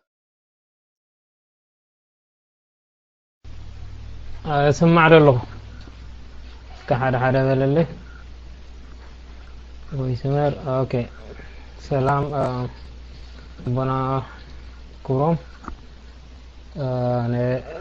ثورة إرترا نقعود كابتن طبيعهم صبو سرح سرح زنوري لزامن حارس خاخا أنا أتو أبقداسي بوينت سرح سلزنوركا ماليتي سوا فينانشال أبتناي جنزباوي سيكتور مالتي انت اخي بالدلي انا وفيات كله علو صرح يرتراوي عم حزبهم زقدسو علو علنا في لايك بعد هذا مسؤول مالتي انا اذا كله فشلتنا خوينو سمعني سان موداب سان زي تودب زي كونه بسنكي فينانشال ويكاني بجنزباوي organizations زي مقبار وي او صغيتك بيت ገንዘብ ولا زخون او ድባት ይኹን ولا كلهم توم ዝሰርሑ ዘለው ገንዘብ አገዳሲ ገንዘብ እንተ ማእከለ አካይዳ ህዝቢ ወይ ካደ ላይ ፈትሒ ኮንትሪቢዩት ክገብረሉ ዝኽእል ሰንትራል ንስኻብ ናይ ገንዘብ ትሰርሕ ስለ ዝነበርካ ብኸመይ መገዲ ነዚ ናይ ደለይቲ ፍትሒ ክኻዕብትዎ ዝኽእሉ ወይ ሓደ ብዙሕ ገንዘብ ክዋፅኣሉ ዝኽእል ወይ ወርሓዊ ኮንትሪቢዩት ክግበረሉ ዝኽእል ብመንገዲ ትራንስፓረንሲን ብግቡእኻ ዝጥቀመሉ ማለት እዩ ምክንያቱ እቶም ከይዶም ላዕሊ ታሕቲ ኢሎም ምስ ህግደፍ ክጣማጠሙ ከለዉ ስርሖም ገዲፎም ደቆም ገዲፎም ንሶሙና ዲነዋር ኸዱ ማለት እንድርኮም ኾይ እንድሕር ስርሖም ገዲፎም ኸዱ ኾይኖም ተኣታውናኦም እቲ ወዝ ግቦም ገንዘብ ወይ ንስድሮም ከአሊሉ ዝኽሉ ገንዘብ የእትዎ የለውን ማለት እዮም ስለዚ ኣብ ክንዲ ስርሖም ዝሰርሑ ገንዘቦም ወይ ንመዓልታዊ መነባበሪኦም ዘድልዮም ገንዘብ ክምኡሩሩ እዮም ግዜ ዘሕልፉ ዘለዉ ስለዚ እንታይ ዝብ ዘለኹ ንስኻ ብመንገድኻ እዚ ናይ ፊናንሻል መንገዲ ንኩሉ ኣማእኪሉ ብትራንስፓረንሲን ኣካውንታቢሊቲ ክኸደሉ ዝኽእል ኣካውንት ክኽፈሲ ኣነ ኣባኻ ዓይቢ ተስፋ ኣለኒ ምክንያቱ ስራሕካሉ ስለ ዝኾነ ብኸመይ መንገዲ ንሱ ክምስረት ይኽእል ንሱ እንተተመስሪቱ ኸኣኒ እቶም ደለይቲ ፍትሒ ኸኣ ንዝኾነ ዘድልዮም ወፃኢታት ንቐለቦም ወላ እውን ፉል ታይም ወርከርስ ኮይኖም አንጻር ተስርዓ ደው ኢሎም ክጣማጠሙሉ ዝኽእሉ እሞ ኸኣ ብትራንስፓረንሲን ብግቡእ መንገዲ እንትገንዘብ ክትቆምሉ እንታይ ክግበር ይከኣል እዚ ዓባዚ ምክንያቱ ገንዘብ ሓይሊ ገንዘብ እንድሕር ኣሎ ኮይኑ እሳስ ካብ ሂጃብ ይነበረ ወላ ዘን ውድባት ንብለን ዘለና ኣባላተን ገለገለ ንብሎ ዘለና 20-30 ቅርሺ ንወርሕ እንዳውፅኡ ዝዛረብዎ ማለት ህራ ኤምአር እንታይ ኣኽብል ደለ ሕጂሲ ፊናንሻል ወገን ሰኪር ክኾነሉ ዝኽእል እንታይ ክትገብረልና ትኽእል ቴንክ ዩ ሶ ማች ኣባኻ ዓይቢ እምነት ኣለኒ ከመይ ከም ዝስራሕ ከዓ ስለ ትፈልጥ ማለት እዩ እዚ ዓባዚያት ምልሰለይ ተስፋ ገብር ቴንክ ዩ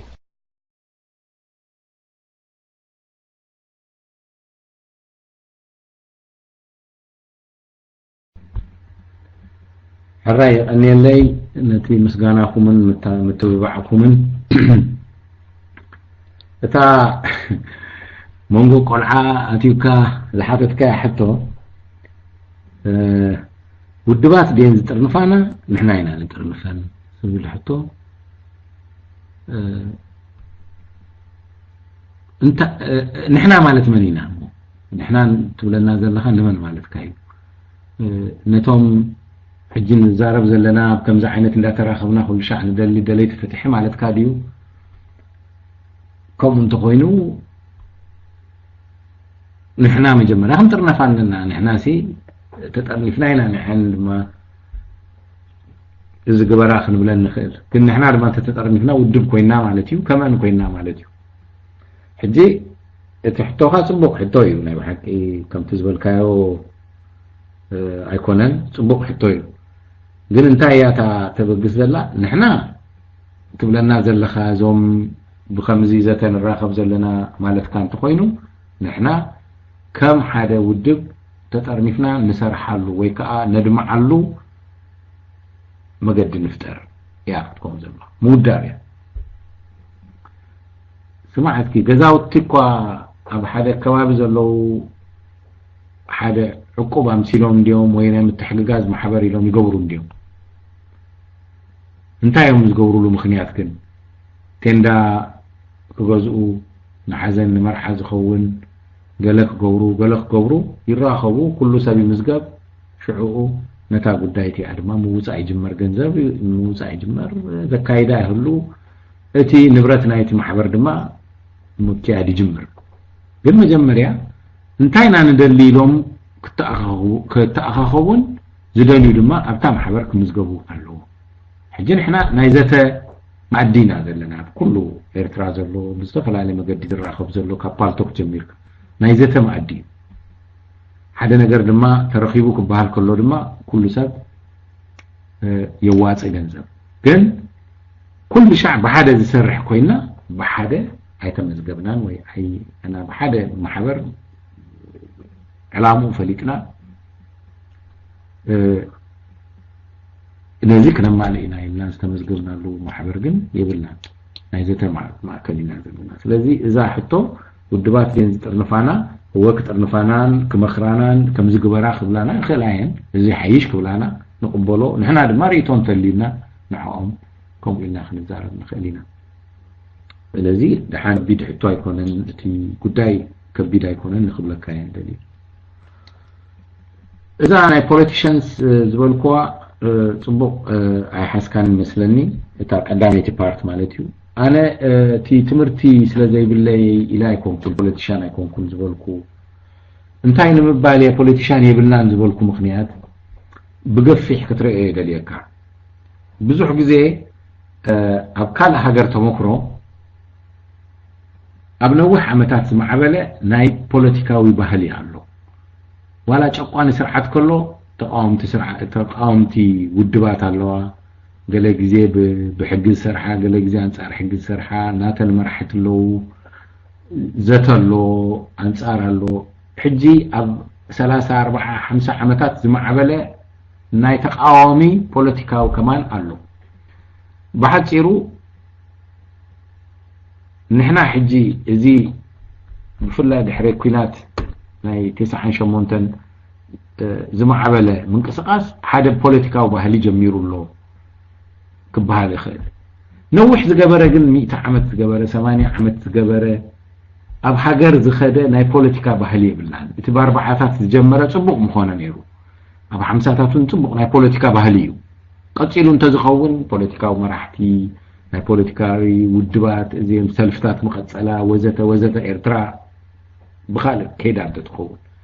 ናትና ባህሊ ናይ ፖለቲካዊ ባህሊ ዋላ ካብ ኢትዮጵያውን ናትና ዝሓፀረ ግዜ ይወሲዱ ናይ ኢትዮጵያ ንኣብነት ካብ በዓል ሃይለ ስላሴ ሙዳቕ ጀሚሩ እዚ ንዓና ዝጓነፈና ዓይነት ቅልውላው ናይ ፖለቲካን መገድኻ ናይ ምርካብን ሹዕዮም ጀሚሮም ኢትዮጵያ 74 ማለት እዩ ቅድሚኡ ግን ናይ ተምሃሮ ምንቅስቃስ ነይሩ ቲዮሪ ጥራይ ነይሩ ድሓር ግን ደርግ መፂኡ ምስ ሓዘ ተቃዋምቲ ውድባት መፂአን ነንሕድሕደን ይበኣሳ ሓንሳብ ዕረቃ ቃልሲ ካይዳ እዚ ባህሊ እዚ ዳርጋ ን40 ዓመት ን30 ዓመት ቀፂሉ በዓል እዚ ወያኔውን ሹዕዮም ተፈጢሮም እዚ መፂኡ እንደገና ድማ ድሕሪ ናጽነት ድማ ወያኔ ስልጣን ምስ ሓዘ ድማ እንደገና ናይ ፖለቲካ ማሕበራት ናይ ሸንጎ ወሎ ፓርላማ ናይ ምምራጽ ናይ ገለ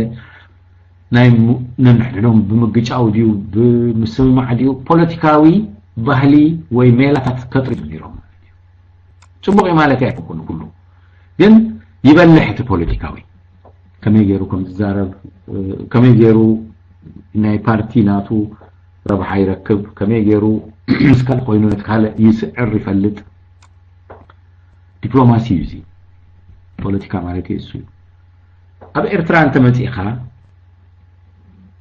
ካብ ስሳታት ዝጀመረ ክሳብ ናጽነት ዝኸደ ናይ ብረታዊ ቃልሲ ጥራይ ኣብኡ ሕጂ ዝተሞከረ ሰብ ዝበሃል ከም ፖለቲከኛ ኮይኑ ምስ ካልኦት ናይ ምዝራብ ናይ ምዝታይ ናይ ፖለቲካ ቆጣስ ናይ ሰልፍ ፖለቲከኛ ገብሮ ዝግባእ ክመሃሮ ዝግባእ ነገር ኣያጥየን ምባል ትምህርቲ ኣይኮንኩን ክዛረብ ደሊ ሕጂ ምኩራት ይኹም ፖለቲካስ ክንበሃል ከለና ኣነ ነፍሰይ ጥራይ ዘይኮንኩ ብዙሓት ምክንያቱ ገዳይም ኣብ ውሽጢ ሜዳ ስለ ዝነበርና ገለ ገዳይም ኢና ስለ ንበሃል እቲ ሰብ ኣብ ፖለቲካውን ዝተመኮርና መስሎ ግን መብዛሕቱ ተኸተልቲ ናይቲ ሰልፊ ኢና ነርና ወይ ናይቲ ውድብ ኢና ነርና ትእዛዝ ሰርሕ ብዙሕ ግዜ ኣብ ምትንታን ኣብ ምብዳህ ነቲ ስርዓት ኣይከደን ኣብ ህዝባዊ ምንባር ጥራይ ኣይኮነ ዋላ ተጋላሕነቱ ኣብ ካልእ ውድብ ምክንያቱ ብወታደራዊ ትእዛዝ ዝኸይድ ውድብ እዩ ኣጓኒፉና ንኤርትራውያን እቲ ህዝቡ እንተወሲድካ ሰዓቢ ናይቲ ህዝባዊ ምንባር ወይ ናይ ገለ ይንበር ናይ ፖለቲካ ምትንታንን ዝኾነ ይኹን ምስ ፖለቲካ ዝተኣሳሰር ነገር እንተሞክሮ የብሉ ሓንቲ ኮሜንትሪ ነይራ ኣብዚ ዕድል ስለ ዘይረኸቡ እምበር ፖለቲከኛታት ኣለውና ዝብል እዩ ፖለቲከኛታት ግን ኣይኮኑን ገና ይዛረቡ እዮም ዘለዉ ማለት እዩ ፖለቲከኛ ክትኮኑ እኮ ኣብቲ መንግስቲ እውን በአንጻርነት ድዩ ብገለ ክትሳተፍ ኣለካ ዕድል ተኸሊኦም እዮም ሓቂ እዩ ግን ፖለቲከኛ ክኾኑ ኣይበሰሉን ሳተሙ ከማን እዮም ሕጂ ናይ ኩልና ናይ ኤርትራውያን ሕጂ ዘለና ተመክሮ ክንወስድ ከለና ካብዚ ናይ ተቃውሞ ደንበ ዝምዕብል ዘሎ ፖለቲካ እዩ ተመክሮና ጽቡቕ እዩ እሱ ድማ ብሓድሽ ጀሚርናዮ ሕጂ ብቁልጡፍ ንኸይድ ኣለና ንሙከር ኣለና ንምባል ዘምጻእኽዎ እዩ እምበር ትምህርቲ ስለ ዘይብለይ ኣነ ኣብ ኢኮኖሚክስ ስለ ተማሃርኩ ገለ ኣይኮንኩን ንምባል ኣይኮንኩን ኣምፅአዮ እሞ ምናልባት ጽቡቕ ስለ ዘይገለጽክዋ እዩ ሕጂ እዚ ብሓባር እስኻትኩምን ዘለኹሞ ንሙከር ኣለና ኩልና ንሰርሕ ببي سمون زي كونس بب معلتس يمعبل الله تي فلتاتنا أكايدنا نابنت نايم تصوار وسدو صبوق نايم زتاي نويح نايم حساب لأن إحنا نايم كبار حدنت مدلاي كومبرومايزون مدوار لأن إحنا كان هذا إذا كله حجز مسألة المسألة يزيد مايو نإرترا من قستن تتخيلنا كسما معنا البحالي لنا نوصل وش تزالوا حزبون بما تعنوا كمعينة نقر كقبر يخلق قولي لا عمنا فلذي زي حدي قال مسعى إذا حتت كاني بزح زي السماع زلوا بوليتيكينياتات أبزي ويكا ودبات زي فشلا زلوا هيكون قال مستجمروا أمونغو منتيو أنصارنا زلوا سرعة ساس زي الأخوم يكون قال يزرق لهم يوم تبلي لذي حبرتنا زرقوا ويحدنتنا زرقوا أمونغونا يأتو سلازلوا نزي سنتاي بروبوزال عندك تقول قالي خدت عنك تا بروبوزال دو بزعبا مدب كا زي مزراب افكم زي عينت مدب مالتي ስለዚህ አይገልጽልካኒ ሕጂ እንታይ ፕሮፖዛል ከም ዘሎ እዚኦም ከይዘርጉልና بهدوء بستور مسرح أمرز مالتي أتي حزب زبلت قالوا جزيت راي حزب اللي تقلت مخادي صبو مخنياتو تقبري عند بالكا بس إحنا قر مدبات كاسو إلكا تزاربوا اللي انتفونكا ناي قدي نايتي نفرحوا زلنا على أيكم كونينا ناي مزراق عقم لما سلزر لو سلزي مدبنا سرعتان سرحونا بتيسب زفلت الله الجواب كمينا نجورو لما كنجبرينا اتصال سيتي حطو بايزوي ابتا حطوها نفس خايتنا اسكال زول كايو سو بزو حساي يكون حبيس سلام يكون مخياتو كم تذكر لكم متأممان كمان عم نفس خاط تسألنا له جزئين هذا مخياتو كل نجار حدش يزال زعما حجرينا انت زعما لوطي نولدوتات كم تزخ لوط انتي نجبر لومي لنا نزارب زلنا ينا حكي ولدوتات دحر 15 عام كله تقايرو كصنح نصبق وين حما لذي نفرحوا زلنا انتايو نتنكا مالت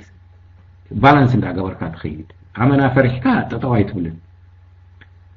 عمنا دما خوني كدما زي مخاديو بر كلا يكون لذي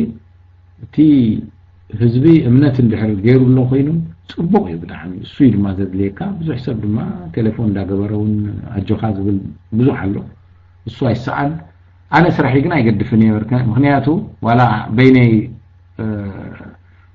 حسبو خون نمبر اذا كل سب حسابنا حزب حساب مخان سلا زفلك غزي سلا زلني تحنا سلا زلني دما بصراحه لكم نهدف دما فلطومي سدف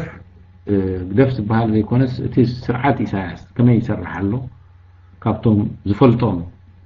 عدل زرخو سباتي بناي حزبي ገንዘብን بناي حزبي غزيني ما تماهيره ስለዚህ كتقملو ين حزبي دما ምክንያቱ አነስ عرفت متيوا وصاي مسكده تطويلو بو خلو عميمو ميتو كبحال አይደለም ሓደ ነገር ክስራሕ ለው ዝብል ሰብ ስለዝኾንኩ ዓቅመይ ክሳብ ዘፍቀደ أدمعي نجر كجبر مسكال بحاجة خوينة لا تماخركم كم زي معدا زي مسألة تماخروا دلكم تبلوز لكم لا تماخركم سرح إيو مدبي كم دم جبر له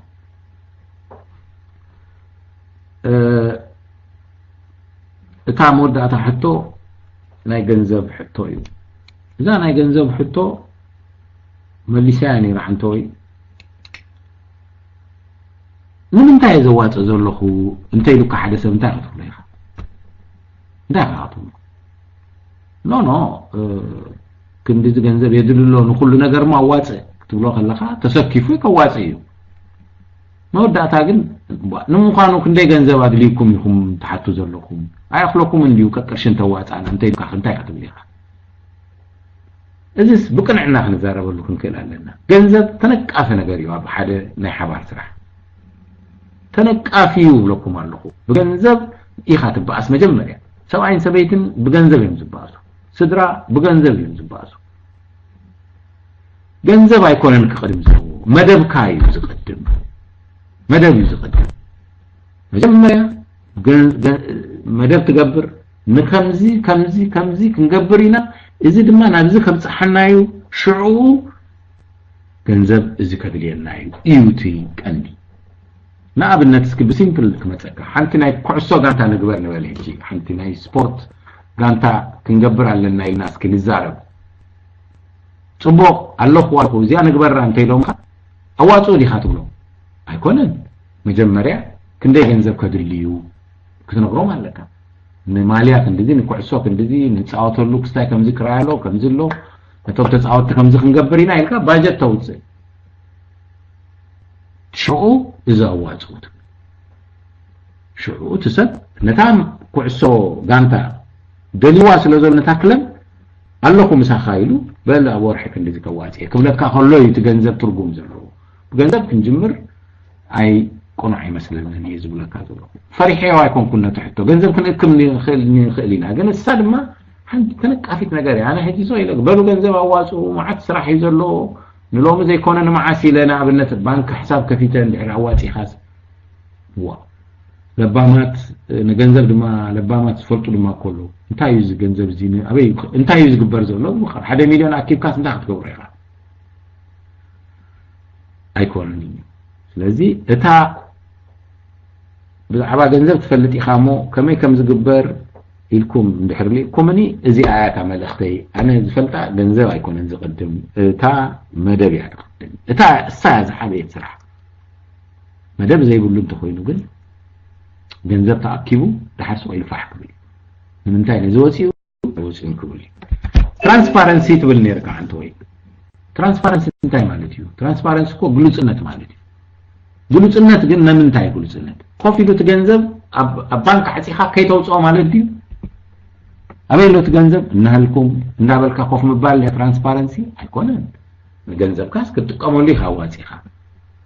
ትራንስፓረንሲ ማለት ወይ ካ ግሉጽነት ማለት እዚ ኢልኩምና ነርኩም ክንዲዚ ገንዘብ ክነውፅእ ኢልኩም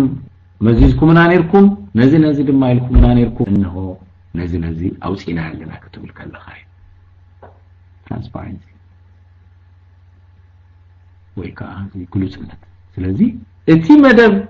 እቲ ዝመዘዘካ ኣካል ወይ እቲ ኣባል ንከምዚ በጃኻ ባብፅሐና እንድሕር ኢሉካ ሽዑ ሱሪኹም ደሊኹም እዚ ገይረለኹም ሞ ተፅልቆ ወዲኹም ከምዚ ገይረለኹ ትብሎም ካብቲ ገንዘብ ሕጂ ክንድኡ ኣልዕል ክብሉካ እዮም ወይ ከዓ ብስልጣንካ ተልዕሎ ኦኬ ድሓር ክትዕተት ከለኻ እዚ ኣውፂና ኣለና ንልኩም ኦዲት ክበርዎ ትብል ኣነ ኣብዚ ብዙሕ ኣብ ኤርትራ ከለና ዝገጠመኒ ነገር ዋላ ሽርካታት ኣብዚ ናይ ቢዝነስ ዝበኣሱ ገለ ኩሉ ዘጋጥም እንታይ እዩ ክጅምሩ ከለው መደብ ናይ ገንዘብ ኣይውፅኡን እዩ ዋላ ናይ ንግዲ ጀሚሮም دحين بناتك ماكينة دحين نجزيو جزان يجمر أنا خبكاي مقالة ولو دحر كنت عملت بعضه أنستي بتسبي عطوا مخنياتو السون نتشر شركاناتو زيادة عواز على تجني عواز إن كم زيرو بالي حوا نتجنزل مزة تقييمه ولا ماكينة مثلاتهم ماكينة دانك أبر نقال اللي تكمل عم حسن سرح كوينو يلو تحدث درابيت متحدث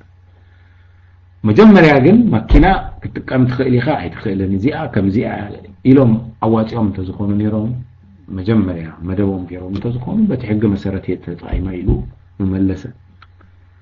أبزي بناتنا عينة مو أزيو تنقافيه ስለዚህ ገንዘብ ቀድሞ መውጻ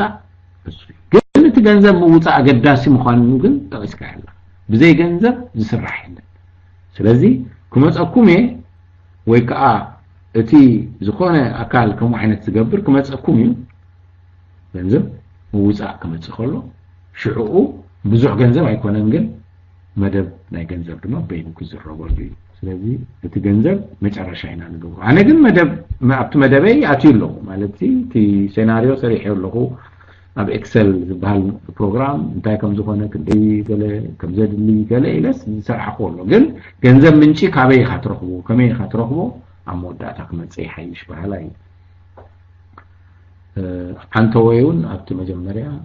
وايزمان تقيسوا سلازي نبرة تا ገንዘብ ውፃእ ሓደ ግዜ እውን ከምኡ ብዙሕ ተማኺር ናስ ስለዝነበርና ምስኡ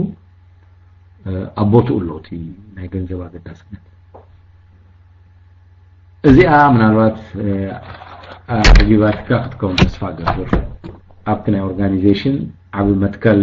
ወይ ፕሪንሲፕል ስለዝኾነ ኣግፋ ሓቢለ በሊፅ እዮም ማይክ ንገዛ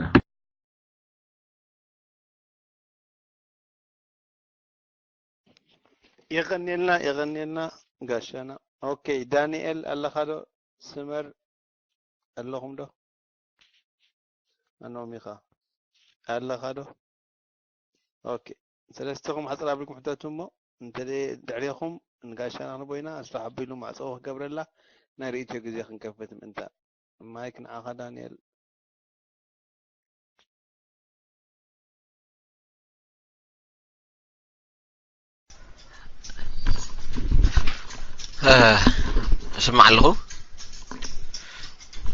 سمع له اوكي نقول لكم السلام نقاشنا السلام قبل تمسكان ابوتو يزلو حتى انت يو دحت جنبا بزبل كنت عندنا نكزلنا اسحاق عندي كنذكر لزلنا تولو دحت جنبا سنت يبنالف مليس كايتون كاش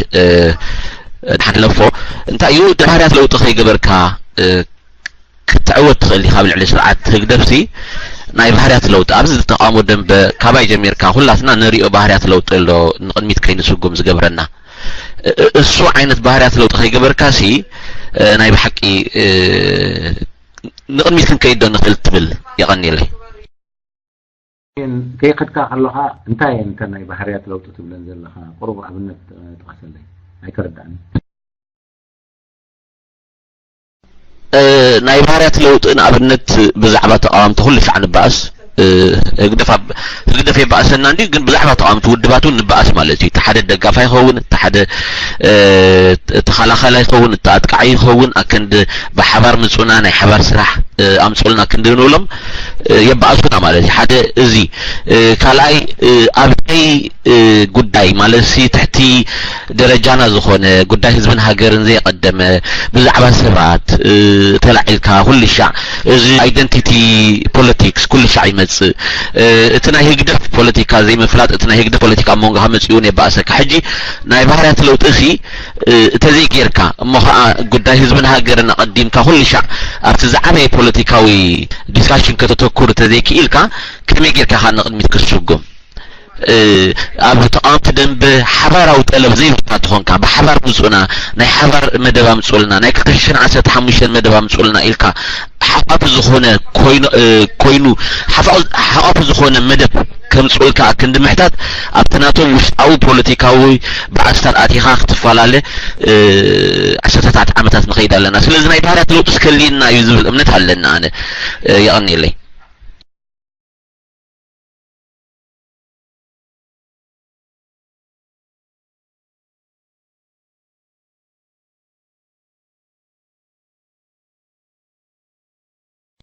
اوكي يغني لنا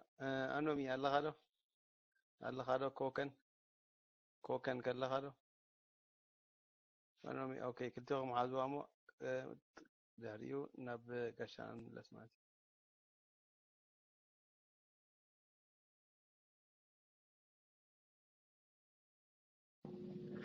السلام كما يويلكم حواتنا حاتم يسمع الله خلو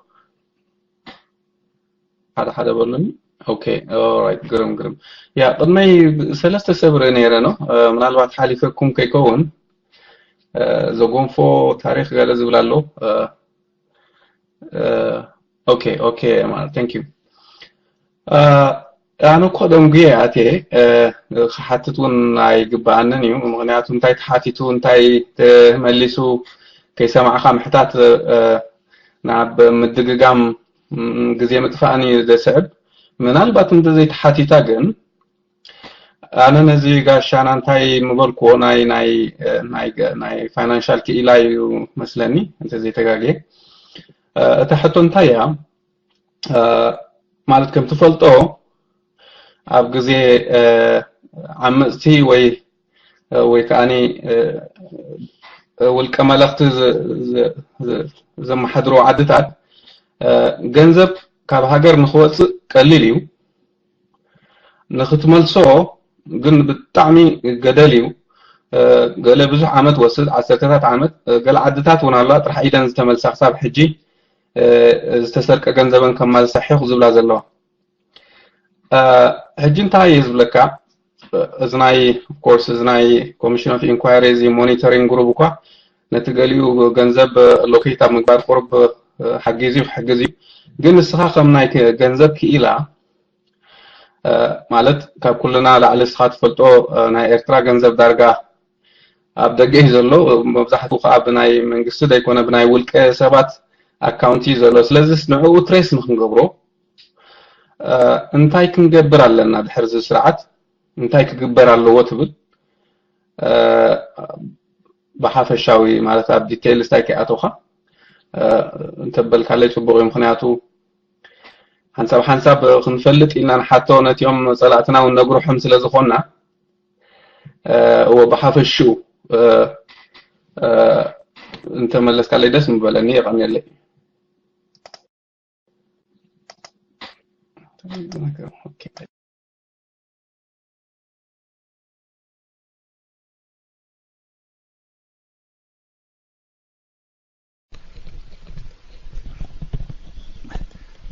admin كحزادوتا مايك أنا زخون سمير إيه اللهون أوكي بقدامنت أنا أبتي جلس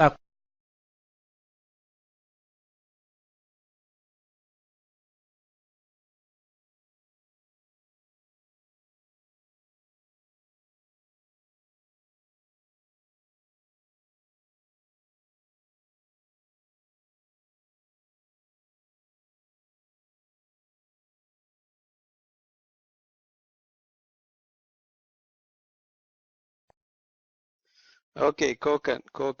كوكن تسمع لها افتقلت امس بالك تطويلك اي تطويله سمعني انت الله حجي اسكي سمر كوكن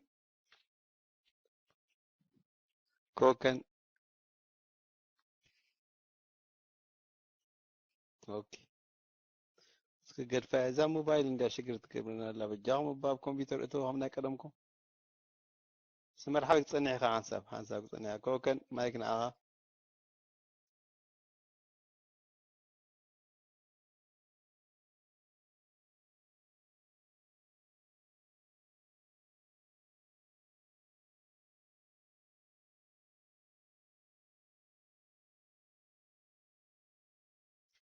مو كبر كاشانا الله غادو اتو دافلا الله غادو مايك نعها مو ملسن مايك نعها كبر كاشانا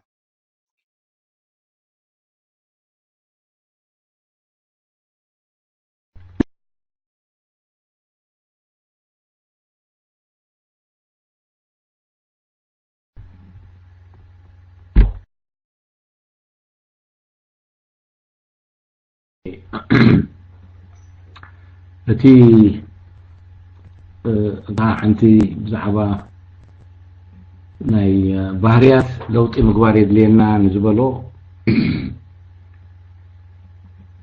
ኢን ፕሪንሲፕል ወይ ከዓ ብመትከል እሱ እዩ ዋላ ሓንቲ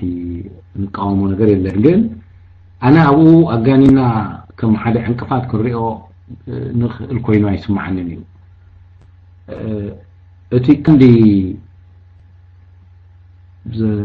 ጎዲሉ ዘሎ ነፍሲ ወከፍ ውድብ ኣብ ሓደ ንጹር ዕላማ ወይ ሸቶ ከመይ ገይሩ ይኸይድ እንታይ ይገብር ኣሎ ዝብል ነገር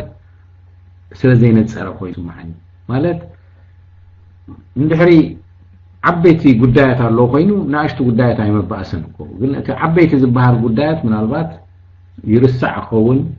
ስለምንታይ ብጊዜ ሰሌዳ ዝተሓፅራ ኣይኮነን ንኣብነት 26 ዝሓለፈ ወርሒ ማለት እዩ ሰነ 26 ኣብ ጀኔቫ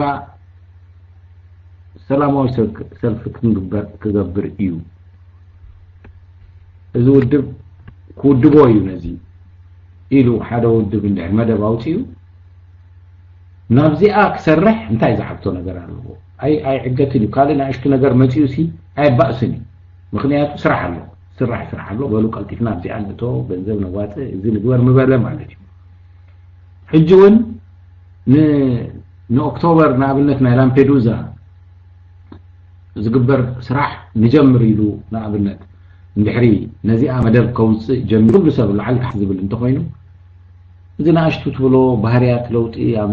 የድልዮ ትብሎ ነገራት ኣብ ሰባት ምባኣስ ኣብ አይደንቲቲ ምባኣስ ኣብ ገለፅ ኣይመፅን እዩ ምክንያቱ ኣብ ዓቢ ነገር ተፀሚድካ ኣለኻ ኣነሲ እቲ ብዙሕ ግዜ ዘባኣስ ነገር እንድሕሪ ዓቢ ኣርእስቲ ስኢንካ ይመስለኒ ወይ ብዛዕባኡ ዘይድሃብካ ኮይኑ ይስማዓኒ ስታይ ክትገብር ክትክእል ኣለካ ዘረባሲ ኣብ ብግዜ ዝተሓፀረ ነገራት ብግዜ ዝተደረተ ኣጀንዳ ዘለዎ ዓይነት ክኸውን ክኽእል ኣሎ ኣብ ሓፈሻዊ እንተተዛሪብና ብዛዕባ ባንዴራ እንተተዛሪብና ሕጂ ባንዴራ ኤርትራ ኢልካ እንተተዛሪብካ ዓመት ከዛርበካ እዩ ብዛዕባ እንድዒ ካልእ ነገር ከምኡ ምክንያቱ እሱ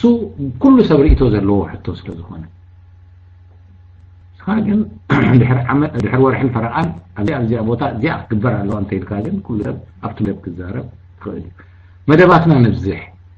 ውፅኢት ዘለዎ መደባት ንግበር ሽዑ ብሓባር ክትሰርሕ ትኽእል ኣብነት ውድባት መዓልቲ ክስታይ ብሓደ ክነኽብሮ እዚ ነገር ኣሎ እዚ ነገር ኣሎ ካዶ ጥራይ ትብሎ እቲ ውድብ የለኹን እንተይልካ የለን ንቀያማ የድልዮን እዩ ኣነ ኣብ መደበይ የላን ክብለካ እዩ ፅቡቅ ኣባላቱ ይወስኑ ከምኡ ምባሉ እቲ ካልእ ድማ ኣለኹ ኣነ በዚኣ ምሳኻ ኣለኹ ወይ በዚኣ የለኹን እንተይሉካ ብኣ መደብ ተውፅኡ ትደዋወሉ ትገብሩ ከምዚ ናይ ጀኖቫ ዝገበርናዮ መን ኣብኡ ነይሩ ከማን ክንፈልጥ ኣይንኽእል ኢና ኩሉ ሰብ እዩ ዝሳተፎ ነይሩ ትሕጎስ ዝውድብ ድዩ ትውድብ ከማን ክትብል ግዜ ይብልካን ግዜ የለን ሓሙስ ኢና ንራኸብ ነርና ግዜ ከማን ኣይነበረን ነቲ ጉዳይ ክትውድብ ስለዚ ነፍስና ቢዚ እንተጌርና እዚ ናይ ባህርያት ለውጢ ናይ ገለ ዝበሃል ኣነ ግዳማዊ ኮይኑ ይረአየኒ ብዙሕ ክንጭነቀሉ የብልናን ዝዓበየ ጌርና ኣለና ኣነ ሳላ ዘን ውድባት ዝብሎ ብዙሕ ግዜ ንምንታይ እዩ ተን ውድባት ምዕብላ ስለ ዘለዋ ሰን ዘምፅኦ ነገር ድማ ብዙሕ ስለ ዝኾነ ኣብዚ ጉዳይ እዚ ብዙሕ ዘሰክፍ ዘሎ ኮይኑ ኣይስማዓንን እንተድዩ ድማ ማለት ከምቲ ዝበልካዮ ለውጢ ዘድልዮ ነገር እንተድዩ ይግበር ኣለዎ እዛ መወዳእታ ዝተሓተት ሕቶ ናይ ገንዘብ እያ እዛ ናይ ብፍላይ ኣብ ስዊዘርላንድ ብዝተጓነፈ ዝመፀ ነገር ወል መንግስቲ ሰራቅ እንተኮይኑ እንታይ ኢኻ ክትገብሮ ይሰርቕ እዩ ምስኡ እዩ ዘሎ ተን ናይ መን ኢኻ ትብሎ ናይ ወርቂ ኩባንያታት ንመንግስቲ እየን ዝኸፍላ ኢሳያስ ጅቡኡ ኣይህቦን እየን ሕጊ ስለ ዘለዎ ናብ ዓደን መንግስቲ ግን ባዕሉ ኣውፂኡ ኣብ ጅቡኡ ዘእቱ እንተኮይኑ እዞም ኩሎም ኣብቲ ትካላት ዘለዋ ባንኪ ኤርትራ ኢልካ ገለ ኢልካ ኩሎም ተሓባቢሮም ነዚ ነገር እዚ ዝሓብኦ እንተኮይኖም ክትዓግቶ ከቢድ ምክንያቱ ባንክ እሱ ብዝደለዮ ክቐምጥ ዝኽልክሎ የለ ኣብ ካልእ ዓለም ብጀካ ኣብ ኤርትራ ግምጥልሽ እዩ እቲ ነገር መንግስቲ ሰረቕቲ ክከታተል ድሓር ነቶም ሰረቕቲ ይከሶም ኣብቲ ባንክ ናይ እዚኦም ገንዘብ ከይተቐበሉ ብሎ ንስዊዘርላንድ ንገለ ኣባና ግምጥልሽ እዩ ተሓቶኻ ግን ከምቲ ዝበካዮ እዞም መለኽቲ ዝበሃሉ ዲክቴተርስ ዝበሃሉ ኣብ ስልጣን ክሳብ ዘለው ይግብቱ እሞ ድሓር ምስከዱ ገንዘቦም ብምፅዓይ ይፅግም እዩ ዝበሃል እዩ ካብ ንጉስ ሃይለ ስላሴ ካብ ናይ ኢትዮጵያ ጀሚርካ ገንዘብ ዝሓብኦ በብቁሩብ ዝሓብኦ ድሓር መለሱልና ተባሃለ ነይሩ ሕጂ ንሕና ሎሚ ንገብሮ ነገር ምንም ምስጢር ኣይኮነን ተሰምዑና ሎሚ ንገብሮ ነገር እንታይ እዩ ፀቕጢ ነተን ባንክታት بشم زنزلوانا ودبات يكون بشم ناي حقاوي طبقاتات غيرك مصحفنا ገንዘብ ናይ ህዝቢ ስለ ዝኾነ ከይተቀበሉ እንዳበልካ ትጽሕፍ ተሰክፎም ኣይፈለጥናን ከይብሉ ማለት እዩ ስለዚ ስራቆም ምዃኑ ድማ ተፈሊጡ ስለ ዘሎ በዚ ናይ ሞኒተሪንግ ግሩፕ ይኹን ብካልእ ብዙሕ መርቱዕ ኣየድልዮን ግን ናትና ኣክቲቪቲ ኩሉ ሻዕ ኣብ መዝገብ ከም ዝጸንሕ ምግባር ክኸውን ይኽእል እዩ ድሓር ካብ ንብል ካብ ሎሚ ንዓብቶም ሽዑ እሱ ኣብ ዘቐምጠሉ ዓዲ እንዳሰኣነ ክኸይድ እዩ ኣብ መተራእሱ ክገብር ጥራይ ክጅምር እዩ ኣብ ባንክ ምሕባእ ሕጂ እንዳተረፈ ኸይድ ኣሎ ምክንያቱ ናይ ኤርትራ ማለት ዘይኮንኩ ኣብ ዓለም ምንትዚ ናይ ቴሮሪዝም ናይ ገለ ክከላኸሉ ናይ ገንዘብ ኣመጻጽኣ ኣዝዮም ቆጻጸሩ ስለ ዝኾኑ በዓል ኢሳያስ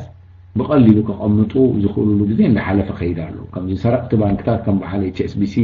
ዝኣመሰላ እንተኮይነን ዝገብራ ግን ክተሓልተን ኣይትኽእልን ኢኻ ግን እሰን እውን ይክሰሳ ኣለዋ በዓል HSBC ስለምንታይ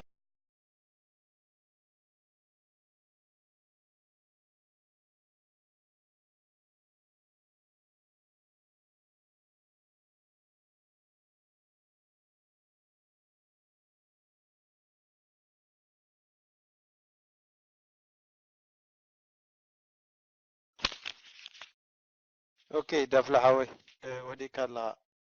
يخصص له سبلمنتاي كلا هذا طول كلا سكي ابيلو ريركبهم سمع عند الله كبر قاشانا كبر محاوي سمع عند الله تسمع عند الله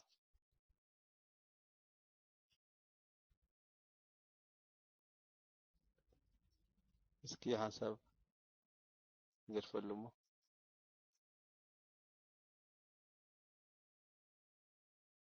هو سمعك له سمعك نيري حراي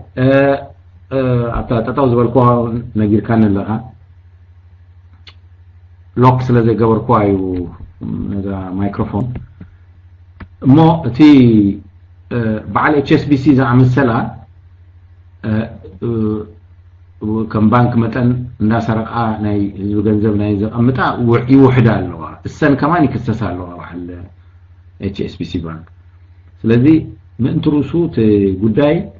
ንህዝቢ ዘገልግል እንዳኾነ ይኸይድ ኣሎ እዚ ጉዳይ ናይ እዞም መራሕቲ ሰሰሪቆም ገንዘብ ዘቐምጡ ዝነበረ እንዳተረፈ መጽእ ኣሎ መኽሰሲኦም ምክንያት ድማ እዚ ኣብ ንቴሮሪዝም ንገለ ኩሉ ኣመጻጽኣ ናይ ገንዘብ ኩሉ ባንክ ቁጥጥር ይግበረሉ ስለ ዘሎ ማለት እዩ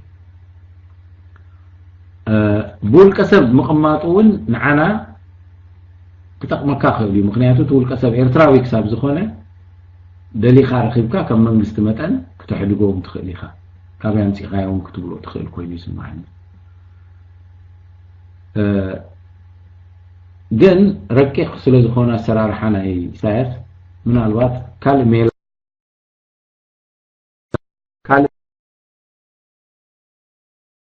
ميلاو ግን 00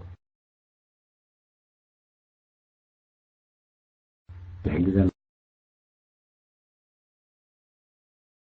مسيرهم هيحتقون الناي ግን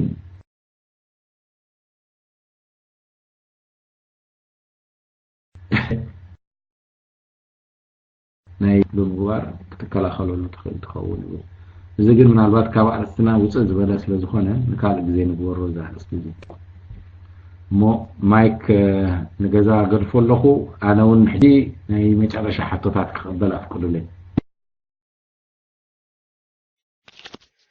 اوكي كبر قاشانا كبر محاوي انت انقبرنا مسيلكم مو حجي دحري ودي اسمران دانيالين حصل لكم تحتمو اوكي يلن نابر ايتوناتنا ودي اسمرا ان دانيال الصبح لكم دي ويا بزي حاسبه ودي اسمرا ان دانيال حتى اوكي دانيال اوكي حتى تحتمو دحريو ملس مو مس ملسكا الاخر خدمه مززمي مع صوت قبر الله اخور قاشانا دحريو نابريتنا بقزانا لكن كدميا ناي جيرمن حبريتا هنا يوم مسودانا مالتي ودي اسمرا مايك نعاها داريا دانيال مايك فري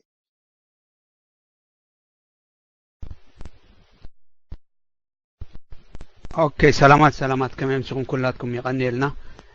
بس توزل لها حونا خبرهم انس بنزان اي قطواو تخيد انا را كبرهم سمعنا دلها منالبات اسغاسله تملساي لي تاش مزامن منالبات حجي ناي قطوا سله تقسكاس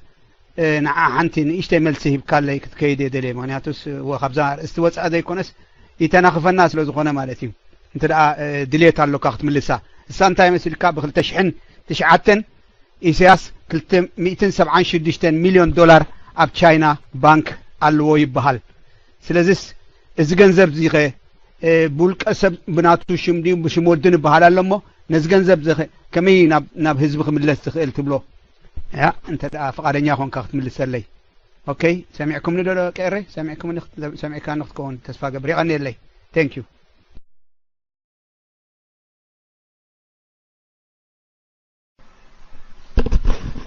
اوكي انا عندما تمليس له كبرم تا ذهب كان ملسي يمسكن اي ثينك قرفي حارستون ስለዝኾነ ሓንቲ ግን ኒራ ዝሓተትኳ ምናልባት መሊስካ ያኸውን ትኸውን ግን ምድጋማ ኣገዳሲ ስለዝኾነት ማለሲ ከም ድሕሪ ጀነባ ንዝብል ሕቶ ንምርምር እንዲና ዘለና መሊስካ ያተኾንካ እውን ሕልፍ በሎ ግን ቀንዲ ክንተክረሉ ዘለና ከም ደለይቲ ፍትሕሲ كنتوكرول زلنا نقدميت كدفعنا زخيل نت نايت منفس نايت جنباون يحلو يلكا تأمن انتايو كندي تا أقداسي تبلا مالتي زملت كامسيل نجن كدق ما دلي يغني لي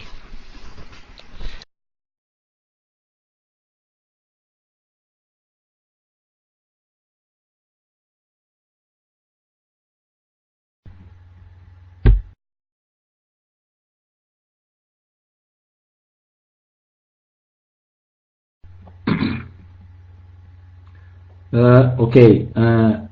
اذا انا تشاينا زحتت كاني انا حبريتها يبلينكم عند حبريتها معناتها تعرفلطني انتو تخسخا زرخبكايو سورس مالبات تقول لهم تبغي كل 276 كابلكا دما لك حدا فيجر على مالتيو سامع سيو زغنزب نيرو بكل تشحين قالاني كان نيركا سو تجنزب بزحو كفلطو حبريتاي بالليل كجبرو بالخيليو حدا كابتي نايب على تشاينا بوليسي نتايو ابا افريقيا زلون بوليسي مزخونه منغستي زحتتو نعم انا خامس راحيو نت منغستي زي مقوام ناتوم بوليسي ابتا هاجر زكال ادفانتج رخب ازي ناي ديموكراسي حتو ناي سرق حتو ناي قال حتو ግን አይተገደሱ ሊየም ዝባሃሉ ቻይና ብኡ ከማን ኣብ አፍሪካ ይክሰሱዮም በዚኦም አውሮፓውያንን በአሜሪካን ክሰሱዮም ስለዚህ አይድምጽወንን እዩ ኣብ ቻይና ገንዘብ ከቀምጡ ምክንያቱ ካፕተን ገንዘብ ከቀበላ ዝኽእላ ሃገራት ናይ ኤርትራ ሕቶ ከሓተታ ትቀበል ትኽእል ቻይና ትራይ ክትከውን ትኽእል ያ ቀጣር ምናልባት ሊቢያ ቀደም ከምኡ ክኸውን ይኽእል እዩ ግን ሓንቲ ኣብ ቁጠባዊ ኣብ ዝናይ ባንክ ተፈሰራርሓ ክትፈልጥዎ ዘለኩም ዝኾነ ዶላር እንተኮይኑ ንኣብነት ብዶላር ዝግበር ዝኾነ ምንቅስቃስ ኣብ ዓለም ሓደ ቅርሺ ይኹን ሚልዮናት ይኹን ኣሜሪካ ሴንትራል ባንክ ወይ ማእከላይ ባንክ ናይ ኣሜሪካ ከይፈለጣ ኣይግበርን እዩ ስለዚ ኣብ መንጎ ኤርትራን ቻይናን ገለ ነገር እንተተመሓላሊፉ መጀመርያ እቲ ገንዘብ ብቻይና ብኒውዮርክ ይዝሓለፍ እዚ ቻይና ስለዚ ደለየቶ ስለዘፍቀደት ወይ ኤርትራ ስለዘፍቀደት ዘይኮነ እቲ ዶላር ዋንነቱ ናይ ኣሜሪካ ስለዝኾነ ኣብ ኣሜሪካ ከይተመዝገበ እቲ ገንዘብ ኣይሓልፍን ስለዚ ምዝገባ ናቱ ግሉጽነት ክህልዎ ይኽእል እዩ ኣብቲ ባንክ ናይ ቻይና ተመዝጊቡ ክኸውን ይኽእል እዩ እቲ ገንዘብ ግን ብኣሜሪካን እዩ ዝውነን ዝኾነ ገንዘብ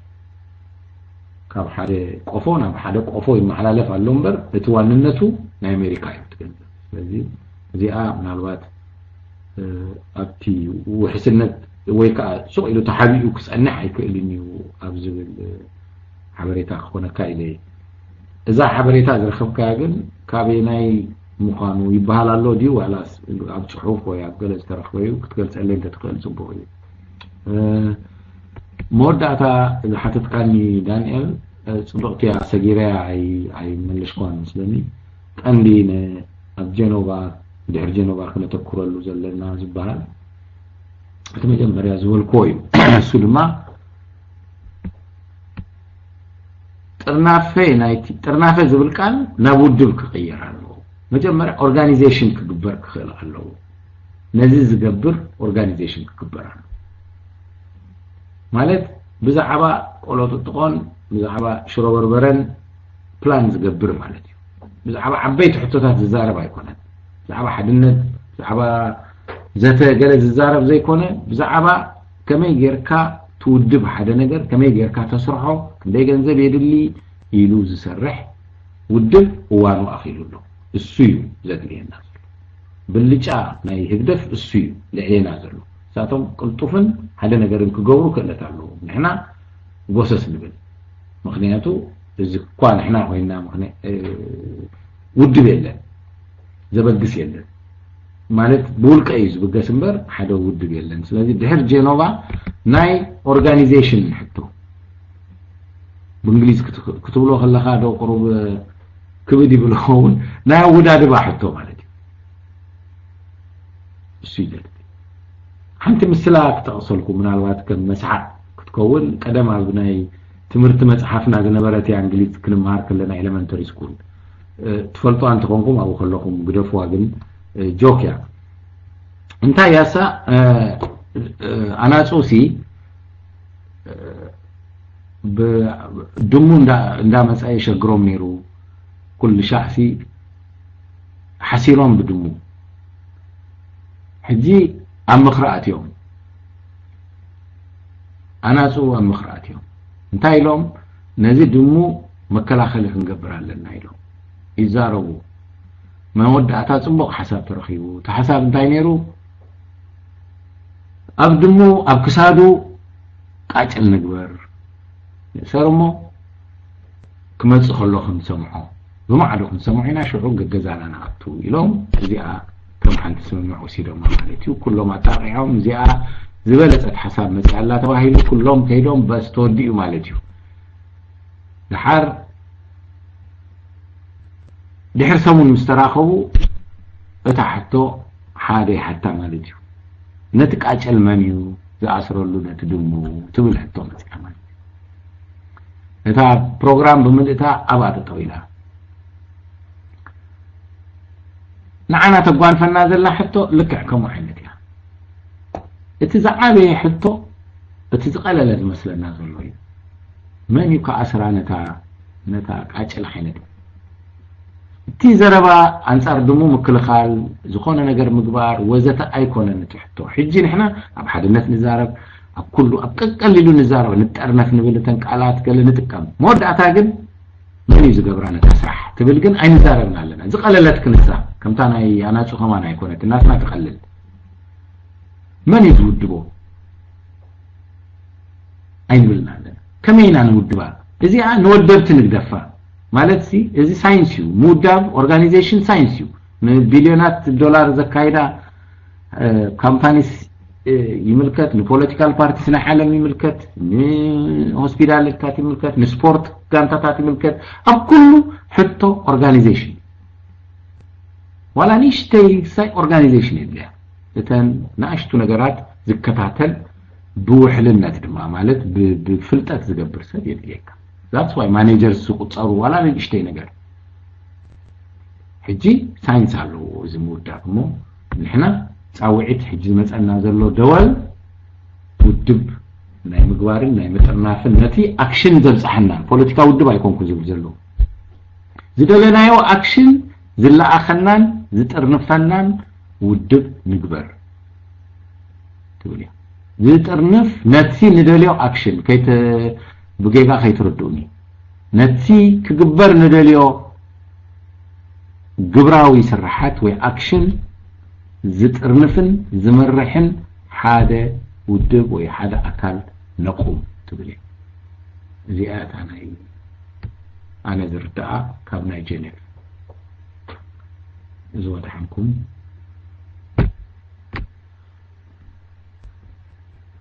ምናልባት መደምደምታ ዝበልካኒ ሕጂ ክገብራ እንድሕር ኮይነ መደምደምታ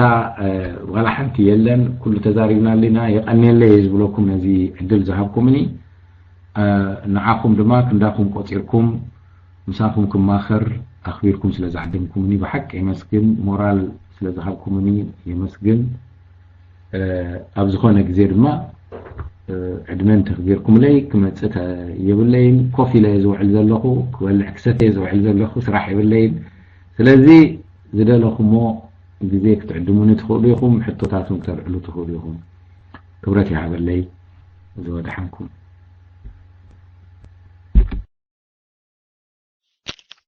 اوكي دحان كتصممنا يا اخا كبرم حوي انت مسيرك حدا حاونا له حنت حط لاتني بليز كي كده غول لينامو نعم حتى دحري انا حسوينا دحري انا ريتو غزي كنت بينا مالتي مفتح ديا مايك نعامو حتى تحط في الكاد حراي نعزو مايك نعامو Yeah, okay, thank you, MR. Come with my new life. Kubram Dafla. Okay, Kubram, but Mona as a Mekat, it was never cut in the Tani, Namal Setat, and the Karabal Kahato. And I who up the Gazazi Hun up the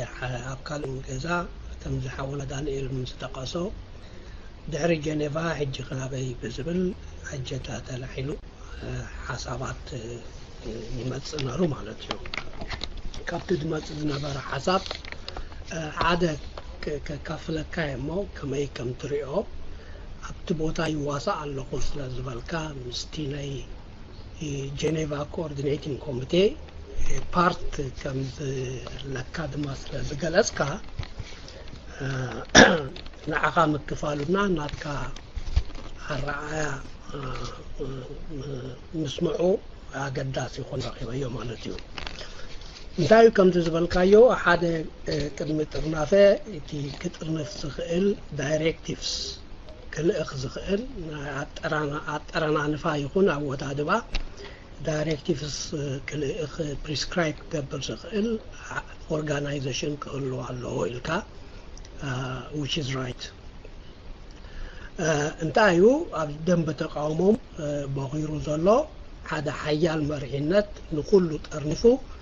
اتزلو سكفتاتات دحر إساياس نهاجر وحسنت نهزب وحسنت نعي سلام وحسنت كمرح زخيل هذا حيال مرحنت يبغيرو زلو إذا حيال مرحنت دما إذا جنبا قنيتات تصفى ذهب سلازخونه إذا هاجر نادي كوعسو زقلو زيجاتات يبلان كنبلا ينقلنا ينقلنا علوه إذا أتوم دما أبتفل على الدبات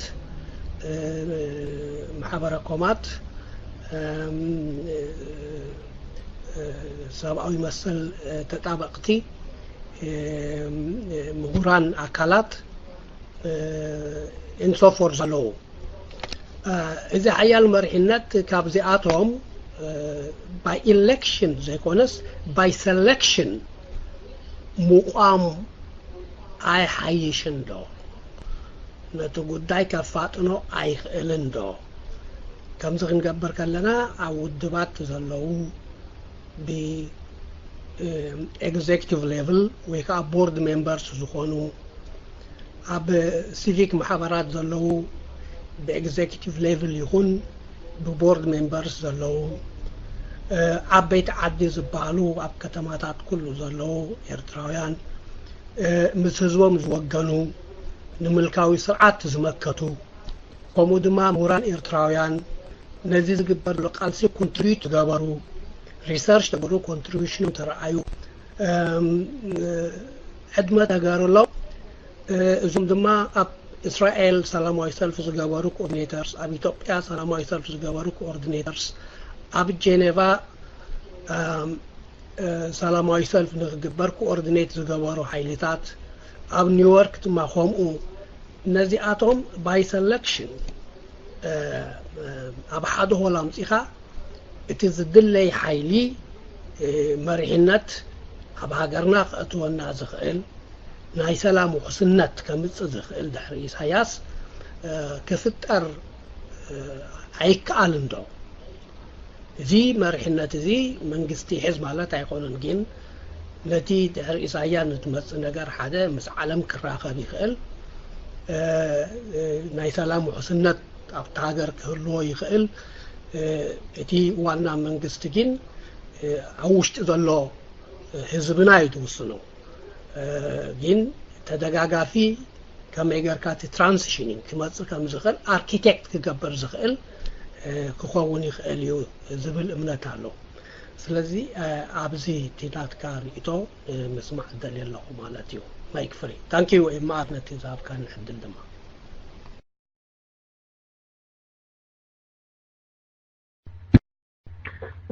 ነታ ናይ ቻይናውን ክምልሳ ወዲ ስመራ ጽሒፉ ነይሩሞ እሱን እንተመለሻ ጽቡቕ ነይሩሞ ዳሕር አጠቃሊለ ክዛረብ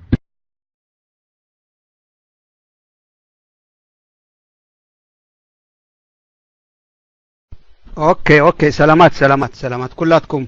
دحان دمسيكم دحان داعلكم انا انتي مسيلكا خبرهم تافلا اتجنزب بايدي دهسسكو وما تاشمي كونكو خب صحفان بيبي نزي اخذتو كستد ادليخا اب كلتشحن تشعتن سمع دلخو كلتشحن تشعتن ناي السناز وصئ صحف مالتيو بعسران شو عتن 4 كلتشحن تشعتن سمعنا دلخم دقيره سمعنا دلها إسياس أفريقيا اب تشاينا ካብ ዝርከቡ ብስም ወድን ዝንቀሳቀስ ናይ ባንክ ሒሳብ 276 ሚሊዮን ዶላር ከም ዘመሓላለፈ ብሰነድ ተረጋጊጹ ስለዚህ ህዝቢ ኤርትራ ብሕልምን ጥሜትን ድኽነትን ኣብ ዝሕለል እዋን ውልቀ መላኺ ኢሳያስ በቲ እሙን አገልጋሊ ሓጎስ ክሻ ኣቢሉ ካብ ንግድን ኢንዱስትሪን ቻይና ናብ ፋቦን ባንክ ሆንግ ኮንግ 276 ሚሊዮን 468,220 دولار بمتحلاف ناي دورا كم زم اتحالف نتحم السنة مركز زما كاب كرسي بيت صحفة بريسيدنت مشي بمسألة حبرتها اب تشاينا هونغ كونغ استمحالف نبرت نمجزع وين عدان مخفال تحجا جنزب او حساب بنك نمقمات راي مخانو تفليت له سلازي زيادة حبرتها زلهني كبرات جزا من البات نسخة نقاط هو ناي نبر كان هيفلنا ابز عدي نزيئة حبرة كادلي اوكي يغني لي مصني الكسب سلازي كاب السناي حبرتها ناتي تاشم ولك تاشم سلازي كونه اب شبقي زوصوي سلازي انتي تتامامن ندو خفلط اينه زي كم ناي ميديا مع كني وصي زولكا اوكي يغني لي سمعي كان نخوت كون تسفا قبر ثانك يو هو يغني لي سمعيه زبو نو انا كنت منشي انتي نيرون باليمبر استغاث فتركايو كبل لا يكون كنت منشي انا حيوان كسر زقدسني صبغت يا اكو كساي كرياي انا وانا حيوان تمرتي زخونني يغني لي اذا مودعتا زحتتكا حتى اذا بتدغاغامي زمصا كوين حنتي اجباب ناي محبر مغباري خاغليتكا مودعتا زحتتكا ني زحبا بسلكشن على ليدرشيب موصا غلزبل سو بزح دغاغيبنا تزاريبنا لو سلازخونا انتاي مو كبلكاي دو حيشن يخاتولن زلخا كومو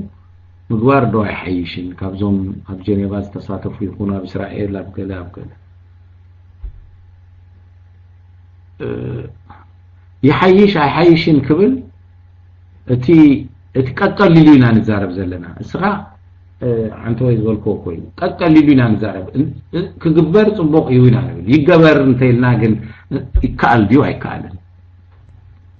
انا كغبر صبوق يزبل ግን ይካል ዲዩ አድማዓት كساب لومي كم عينت منفس አይነበረን ማለት ዲዩ ዳ كساب لومي زي ገበርና እንታይ ኮይና ኢና እንጂ እዛ ናይ አዋጺ ኻሰብ ممسا اتا تزاربا تقلل ነገር ኮይና تسمعني سبا مرقح كنا اطينا كستو داي حيش كستو خبالي نو وحال كستو نو كستو يم زدفو زلو خبالي نو سودا كمز ገበረ እንዲሁ خبالي بعال كستو زي لو خبا اندي مچم اتنوح مقدينا نوسد زلنا اجي اتا ودب مغبار تبحال ግን ስልጣን ዘሎ ሓደ ውድብ እንተጌርካ እሱ ነቲ ጉዳይ ከሳልጥ ይኽእል እዩ ውድብ ግን ብውክልና ክትገብሮ ከለኻ ቁሩብ ከጸግም እዩ በአባልነት እንተኮይኑ ግን አባልነት እንተኮይኑ አድማነት ኩሉ ኸሊ ባህላዬ ብዙሕ ገሊጤ ስለዝኾንኩ ሕጂ ምናልባት ኣይተኸታተልካንን ከይትኸውን መወዳእታ ኣርቲብካ እንተኮይንካ እዚኣ ታመልሰይ ተኸታተልካንን እንተኮይንካ ግን ውሕስነት ዝህብ ኣገባብ ስለምንታይ ዘይንደፍር እንታይ ኢና ንፈርሕ ዘለና ምድፋር ናይ ሓደ ነገር እዚ ቁሩብ ኩሉ ሰብ ዝተሓወሶ እንዳገበርና ሓድነትና ዘለዎን ንግበር ገለ ንብሎ ዘለናሲ ነታ ንብሓቂ ንደልያ ነገር ፈሪሕና ዲና ከምኡ ንብል ዘለና ኩልና ካባይ ጀሚርካ ዝብለካ ስለዚ ኩሉ ሰብ ዝሕወሶ ንግበር ንማኸር ንተኣከብ እዚኣሲ ክንደይ ሻዕሞ ከምኡ ዘይበልና ሞ ብናተይ ርእቶ ፅቡቅ ክኸይድ ይኽእል ኣይኽእልን بورقة تقرب كله تقام يقولون إذا زبالك حساب صبغتيا جن كمان مراسي قال خير حزنا زي نسألنا تي أنا فشلا وتي أنا خيدي النار ما زي نحزب الريتوني زي أنا تريد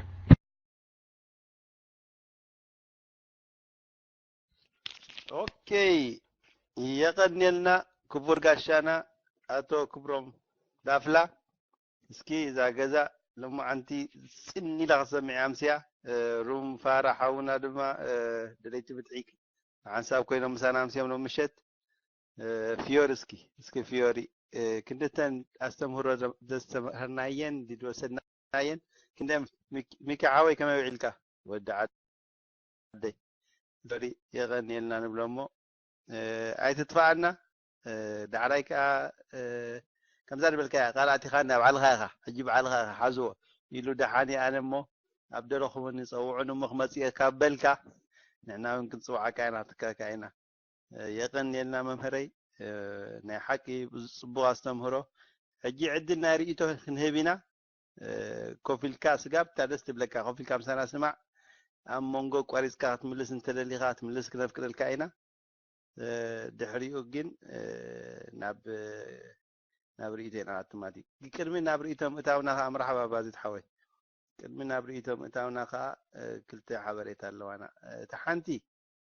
مجمرتا ناي جيرمن demonstration دو على لما أنتي بحاونا سمر information كبني كما يوعيلو كما يروح نقرناي دحريو دما نشتي حبريت اللاتنا أنا دحريو نابريتهم أتوينا يغني لنا روم سمر روم فارا صبهم شت كنا مساريتن كنهب بذا التوبيك أقاش أنا حد ولا مسيا مالتي سمر ما يكن عاخامو دحريو حد يوم نعيق شكر يبلان سمر سلبله نايجر من كمين ديمونستريشن حبريتا دبونا ما يكن عاخم دهري تا مايك نوايت ملسوها مالتي اوكي مايك فري سلام كمان سعون كبرات حوات كلهم سمع الله كده سمع كده يا اوكي بزيادة عقور بدونجية سلازم مسحو قيد ما يكون قديمون سلازم نبرو بعضيت قدم تهبنايا وخمي مسلوكم بعضيت كم مجمع سلازم نبرو نسوس فيه قلصو هذا سوق قبلني اوكي ام ار اوكي بار بازيت اغفي حق قلصلكم انا ابو وغني ناي حتى حبركم لحد نسوس فيه منتن مغلص غبرلكم بزغونه اتي ناي جيسن عود كم زنبره انا بناتي جمت كاب 4 كاب 500 سب كم زنبره مبزحتي 900 منسي كم زنبره فلت قرب دنقوي لا قرب نهاية حدا في ساعات قدم دنقوي بس لازم بسحكم عليتي جن بالطعم بالطعم تصبوك كم زنبره كابت بوتانا بازيت حيزو حنت أوتوبس مدينة نسيات حيزو نابت بوتا نايب حقي كوماندو زغون منسيات مكورات نفعات جاغانو أمريحو أوتوبسو غيرو ንጊሰን ከም ዝኸደ ኣብኡ ከዓ ዓውት ዴሞንስትሬሽን ከም ዝግበር ግን ዝገርመኩም ፀሓይ ብጣዕሚ ብርቱዕ ስጋብ 40 ዲግሪ ሴንቲግሬድ 40 ዲግሪ ሴንቲግሬድ ከም ዝነበረ ናይ ብሓቂ ናይ ሓደ ካብቲ ራትሃውስ ወይ ከዓ ካብቲ ሚኒሲፓሊቲ ዝበሃል ናይቲ ጊሰን ናብቲ ናይ ስደተኛታት ዕቁባ ዘለዎ ቦታ ማለት ሓደ ዓብይ ካምፕ እዩ ኣሜሪካን ቤዝ ዝነበረ ኣብዮም ዘለዉ ቶም መንእሰያት ወይ ከዓ ቶም ዕቁባ ዝሓተቱ ከይሓሰኹ ስጋብ 10 ኪሎ ሜትር ኾን ብእግርና ከይድና ማለት እዩ ናብቲ ቦታ እዚ ኩሉ ፀሓይ ይግደፍ ኣነ ከምዘይ ነበሪ ዝርኢ ዝገርመኩም ኣብቲ ካምፕ እውን ከይድና ንሕና ምስቲ ምሳይ ነበረ ባዳ እዩ ምሳይ ነይሩ ከም ዝበልኩም ቁሩብ ድንጉ ኢለ ስለ ዝመፃና ዋላ ሓደ መንእሰያት ቁሩብ ደቂ 7 8 10 ዓመት ዝኾኑ መንእሰያት የርኢ እምበር ሰብ ከም ዘይነበረ እቲ ኣዳራሾም ገሮሮው እዩ ዝብል ነይሩ ኣብቲ ከተማ ከዓ ዋላ ብዘይካቶም ንሕና መንእሰያቶም ንሕና እንተዘይኮይኑ ሓደ ካልእ ብፍርሒ ድዩ ዋላ ኣይነበሩን ድዮም ንባዕለይ እውን ገሪሙኒ ዋላ ሓደ መንእሰይ ኣብቲ ከተማ ከይረኣና ዋላ ይግደፍ ኣይረኣና ብዘይካቶም ዴሞንስትሬሽን ንገብር ነታ ከተማ ንሕና ጥራይና መሊና ዋላ ሓደ ይግደፍ ኣይረኣኹን ብፍርሒ ድዩ ዋላ ብተንኮል ድዩ ዋላ ሕጂ ብለይቲ ኣፀልሚቶም ከኣቱ ከይረኣዩ ንባዕሉ እውን ገሪሙኒ ይግደፍ ኣብ ሳብ ክንደይ ኣብ ስታይ ኣትዮም ከም ዘሎ ዝገርመኩም ናይ ብሓቂ እታ ናይ ቡርገር ማስተር ግን ጊሰን ናይ ዲሞክራሲያዊት ከተማ እያ ንስደተኛታት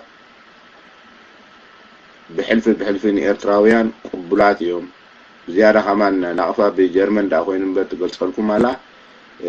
نبحك تاسبيدي نبحك يعني زي demonstration استاجراتو يقدر من تحابيهم كم زوعلو وي أي موتون وي تحابيهم كم زوعلي أسفلت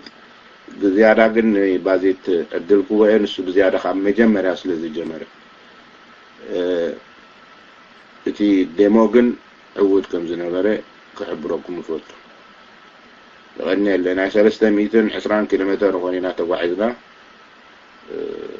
كابوتانا مالتي نابيسا لين ساعه متعاوتنا خمس متانا حبركم فوت يغني كبرات حوا بازيت معها خبرك حد بازيت عربه للنسك بازيت عدل هو بجاهم اوكي جو بازيت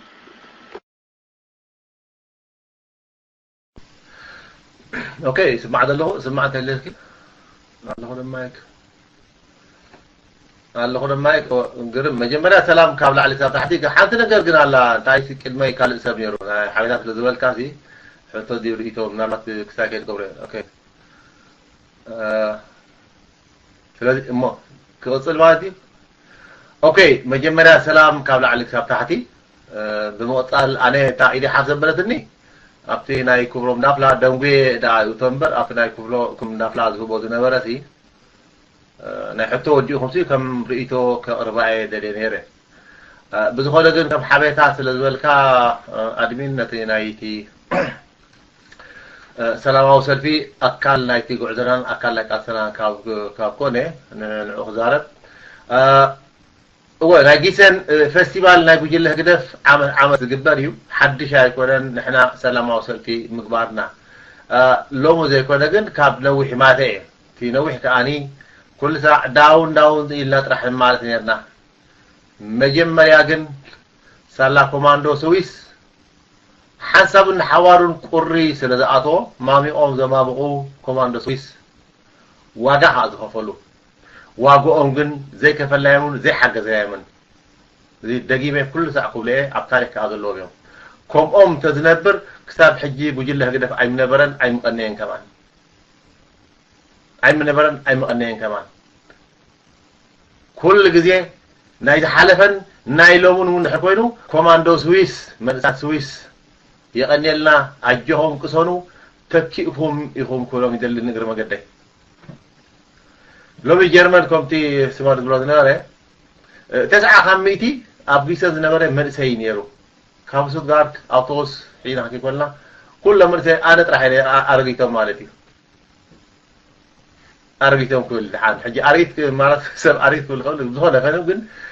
እቲ መተካእታ ናይቲ መንእሰያት ዝነበረ ማለት እዩ 900 መንእሰይ ነይሩ ዋላቲ ኣብኡ ዝተሳተፈውን ቶም ዝነበርና እዚ ኸዓ ዕዉትን ኣድማዕን ከዓ ነይሩ ብርግፅ ፀሓይ መሪር ነይሩ እቲ ፀሓይ ግን ኣይ ዓጀበናን ቅድመና ግን ጊሰንን ናይ ፍራንክፈርትን ሰዓት 10 ተጀሚሮም ክሳብ 12 ፈረቓን ማንባኸ ይበሃል ወይ ከዓኒ ምብርባር ናይ ሰባት 30 ዝኾኑ ኤርትራውያን ስቶፕ ስሌቨሪ ስቶፕ ዲክታተርሺፕ ዝብል ፍራየርስ ተባራሪ ጽሑፍ ዓዲሎም ኣብኡን ዋጋ ገሊኦም እንዳፀረፉ ገለገለ ግን ካብቶም ብፆት ካብ ዝሓበሩና ማለት እዩ ኣነ ኣብኡ ኣይበላን ምክንያቱ ትኺልና ኣብቲ ከም ዝበልኮ ሰዓት 11 ስለ ዝኣተና ገለገለ ግን ኤርትራውያን ናይ ጠላም ጉጅለ ኣብቲ ፌስቲቫል ዝኸዱ ከይተረፈ ሕልና ብምግባር ማይ ደኾነ ብፃልኩም ኢሎም ከማን ማይ ከም ዘውፅሎም ጠቂሶም ማለት እዩ እዚ እንታይ ሕጂ እቲ ኤርትራዊ ምርስራስ ሕልናዊ ወቀሳን ሕልናዊ ማለት ጥዑይ ሕልና ማለት እዩ ጥዑይ ሕልና ኤርትራዊ መንፈስ ከም ዘርአዩ ከዓ ጠቂሶም ማለት እዩ ስለዚ እንታይ እዩ ጉዕዞና ዕውት ነይሩ ሞ ሰዓት 1 ፈረቓን ዘይኮነስ ካብ ሰዓት 10 ክሳብ ፋርስ ፈረቓን እቲ ናይ ጎስጓትን ፀዋዒትን ዓገብ ጌጋ ትገብርለኹም ኣሕዋትሓት ትጋገዩን ትጋጋያን ኣለኹን ዝብሉ መንእሰያትን ገዳይም ተኣለስን ነይሮም እዚ ከዓ ዕውት ስራሓት ሰሪሖምሉ ተዓውትና ኣለኻ ምዝ ግን ሕጂ እውን ደጊመ ክብሎ ዘሊ ምስተር ኮማንዶ ስዊስ ማዕረ ዝኸይድ ሓምላይ ሰልፊ ግሪን ፓርቲ ክብሮም ዳፍላ ሓደ ካብቶም ትፈልጦም ካብኣቶም ማለት እዩ ኩሉ እዩ ኣብ ጀርመን እዚ ጊሰን ታሪኻዊ ናይ ቃልስና ደገፍትን ተሓባበርትን ዝነበሩ ኣብዚ መወዳእታ ናይ ጀርመን ወፃኢ ጉዳይ በዓል የሽካ ፊሸር በዓል ኦሽአይድ ካብ ሰማንያታት ኣትሒዞም ናይ ቃልስና ደገፍትን ተሓባበርትን ዲጉርነ ተሓባበርቲ ዝነበሩ ተሓባበርቲ ጥራሕ ዘይኮነስ ዓብ እጃምን ኣበርክቶን ዝገበሩ ቃልስና ፍትሓውን ዴሞክራሲያውን ዳኣንበር ከምቲ ሃይለ ስላሴ ደርግ ዝብሎ ዕስባት ናይ ፔትሮልን ናይ ቴሮሪዝም ኢልካ ዝወሃብ ዝነበረ ለጠፍን ከም ዘይኮነ ዝገለጹን ዘብርሁን እዮም ኣብ ጀርመን ካብኡ ሓሊፉ ብኤውሮጳ ደረጃ እውን ውቃውዝ ኣብ ዝተሃርበሉ 84 ኡሽአይድ ኩልኩም ራት እቶም ኣብ ጀርመን ኣብ ኤውሮጳ ዘለኹም ትፈልጡ ዋላ ኣብ ደገ ዘለውን ኡሽአይድ ኣባል ግሪን ፓርቲ ናይ ሰልፊ እዚ ኮይና ኣብ ኤርትራ ብምምላስ ኤርትራ ከለኹ ኣብ ሳሕል ምስ ህዝባዊ ግንባር ዝነበሮም ርክባትን ኣድማዒ ዝኾነ ዕዉት ዝኾነ ነገራት ዝነበሮምን እሞ ኣብዚ ውቃኡ ዝምስተሃርመ ዝተማረኸ ንብረት ኣብኡ ምስቲ ናይ ደርቂ ናይ ኢትዮጵያ ኣብ ዝነበረሉ ግዜ ሓገዝ ካብ ኤውሮጳ ሕብረት ዝተዋህበሉ ውቃኡ ዝምስተሃርመ ግን እቲ ረድኤት ንህዝቢ ተባሂሉ ዝተዋህበ ኣብ ወተሃደራዊ መዓላ ከም ዝወዓለ ዘቃልዐት ኣካል ምንባራ ማለት እዩ እሳ ጥራሕ ዘይኮነስ ምስኣ ዝኸዱ ዝነበሩ ንናይ ጀርመን ኤምባሲ እዚ ንህዝቢ ኢትዮጵያ ዝተዋህበ 84 ዝተዋህበ ሓገዝ ኣብ ወተሃደራዊ ማዕላ ደርጊ ኣውዒልዎ ኣብ ጥፍኣትን መቕተልትን ናይ ሰላማውያን ህዝብታት ናብ ኤርትራ ኣንጻር ፍትሓዊ ቃልስታት ከዓ ውዒሉ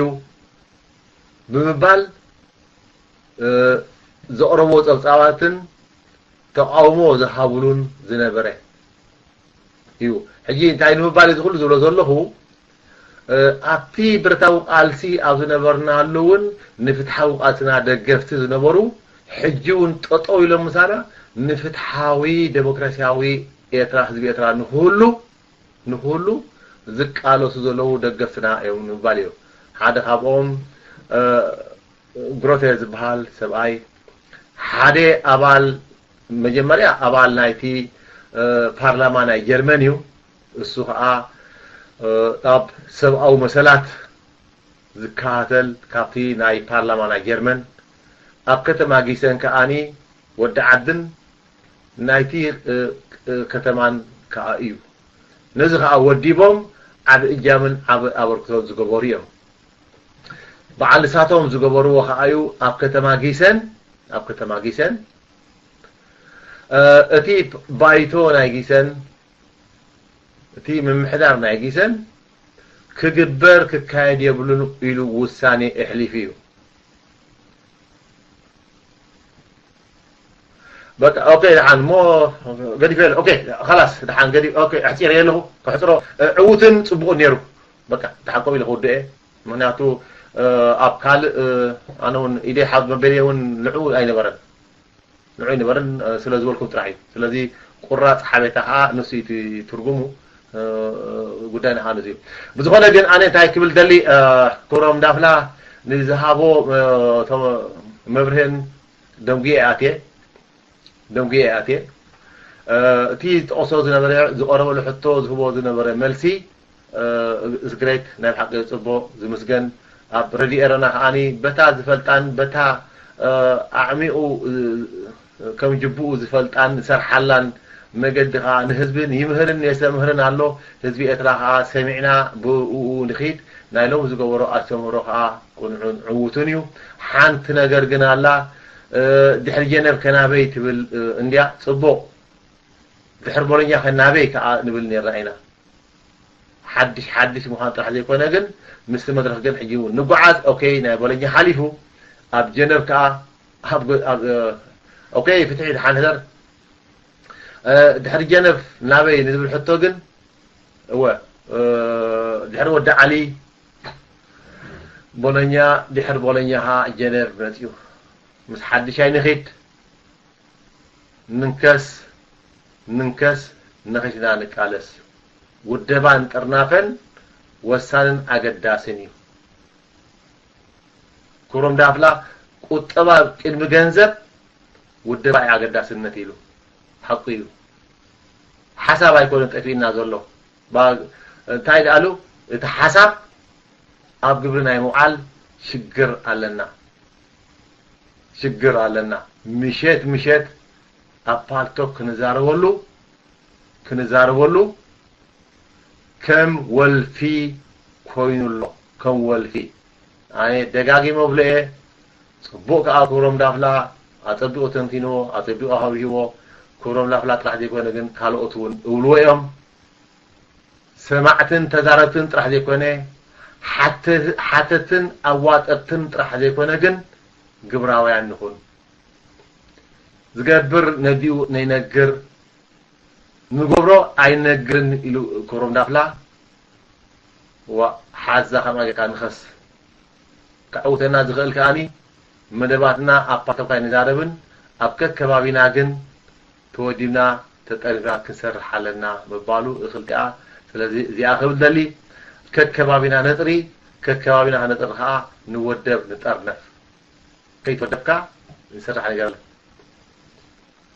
حسابن مدب موسعات دا يكون تقيمنا جبانان اخيمات او يكاسب سلازي منتكات راحي سبت تتودي بوغن كنت قورت خليا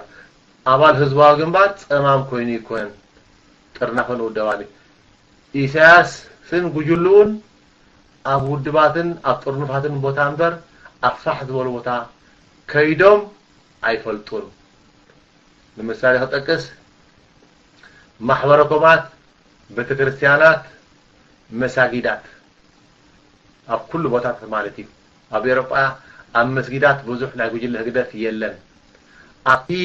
ብዝሒ መሳጊድ ዘለዎ ቦታታት ግን ኣዋፊሩ ይሰርሕ እዩ ጉጅለ ኢሳያስ ስለምንታይ ካብ ዝተወደቡ ተጠርነፉን ጥራሕዩ ዕውት ስራሕ ክሰርሕ ትኽእል ተወዲብና ተጠርኒፍና እኮ ንኢሳያስ ብበትርን ብጥርሙዝን ዘይኮነስ ኣኽጡፍ ጥራሕ ኢልና እኮ ኢሳያስን ተዋፈርቱን ከነርዕዶም ንኽእል ኢና ተቃዋሚ በዝሕ ሎሚ ጠርናፈ ስለ ዘይብሉ ግን ኢሳያስ ብልጫ ሒዙሎ ስለዚ ምውርታይ ንግደፍ ገለ ሰባት ሰምዕ ነይረ መራሕቲ መሪሕነት ሓላፍነት ተዋሂብዎም ንርእሶም ነቲ ሓላፍነት ብክብርን ብተፀዋርነትን ከይሓዙ ንተጠርኒፎም ትልኽ ንዝብሉ ምስቶም ተጠርኒፎም ዕንኪል ዝብሉ እንዳኸዱ ነዚ ከም ሕቶ ከቕርቡ እዩ ኖት ጉድ ፅቡቅ ኣይኮነን ፀገምና ሓንሱ እዩ ቅድሚ ንክብሮም ዳፍላ ምሕታት ኩልና ነፍስና መስትያት ንቃያ ኣይንሕተት ኣይኮንኩ ዘለኹ ምሕታት ጌጋ እዩ ኣይኮንኩ ዘለኹ ነቲ ዝህቦ ኣስተምህሮ ኣብ ረዲኤርና ጥራሕ ከማን እኽእል እዩ ኣብዚ ከዓ መፅኡ ሕጂ ውፀውዕኒ ኢሎ ፅቡቅ ትንሓቶ ግን ንሕና ከንገብሮ ዲና ንበል ኣነስ ገይረ ብቐንዕናን ብግልፅነት ግን እዚኣ ክብል ዘለ እሞ ስለዚ ኣጆኹም ኣጆና ብዛዕባ ሰላማዊ ሰልፊ ናይ ጊሰን ድሓን ፅባሕ ኣፀቢቕና ክንገልፆ ኣነ በቲ ዘለኒ ማለት እዩ ካባይ ንላዕልን ቅድመይ ዝጀመሩን ከዓ ስለ ዘለዎ ብፆት ፅባሕ ድሓን ከም መደብ ጌርኩም ተሒዝኩሞ ሰላማዊ ሰልፊ ናይ ጊሰን ከመይ ነበረ እንታይ ይመስል ብመደብ ትሕዙ እሞ ኣነ ከም ኣነ ኣለኹ ቅድመይን ዕሙቕ ዘለ ዝሓዙ ኣለዉ ኣነ ከዓ በቲ ዝረአኽዎን ተዓዘብኩ ከዓ ክገልፅ እየ ስለዚ እዚኣ ክብል ደሊ የቐኒየለይ ማይክ ፍሪ ኦኬ በስ ድሓወይ ጽቡቕ ስራሕ ኣድፊዕኩም ክገልጹልና ኢኹም ጽባሕ ቅሩብተይ ከዓ ናብታ ቶፒክና ክንምለስ ክንሕዛ እሞ ታሪስ ከይትወድቀና ቅድሚያ ግን እዚኣ ተቕሩብተይ ሓበሬታ ክንበላ ዘለና ኣለና ሓውና ጃስቲስ ሪኢኹም ኢኹም ጽባሕ ትማሊ ሎማዓንቲ ኣብ ረገ ኣብ ራድዮ ብሪጋ ክቡር ሓው ኣብ ራድዮ ኤረና ኢንተርቪው ገበሮ ትማሊ ከዓ ቃልኣት ኢና ልኩም ነርና ብቐት ትማሊ ንሕና ቅድሚ ሕጂ ድሓን በዓልና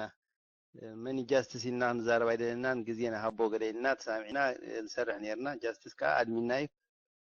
ተመስገን ናይ ቲቪ ኤሪትሪያ ቲቪኤር ናይ ኒውዝ እንግሊሽ ነበረ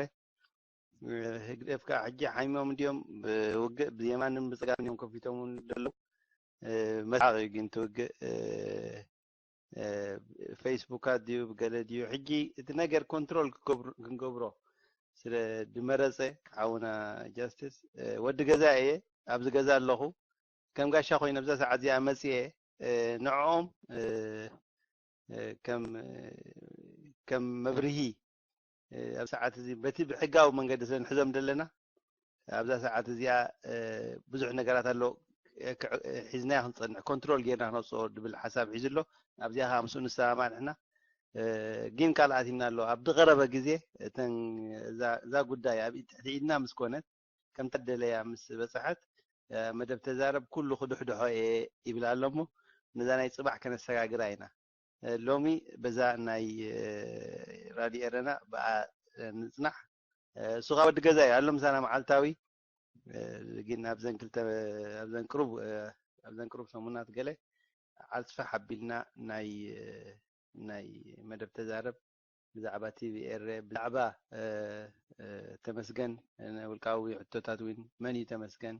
ንምንታይ ኣብዚ ድማ ካብዚ ራድዮ ኤረና ሰምዓኩሞ ኣስፋ ሓቢሉ ሕቶን መልስን ካባኹም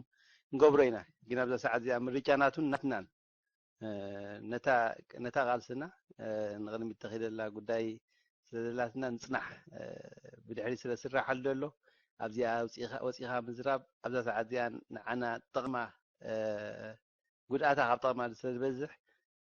ንፀበይልና ኣለና እሞ እምበረይ ህግደፍ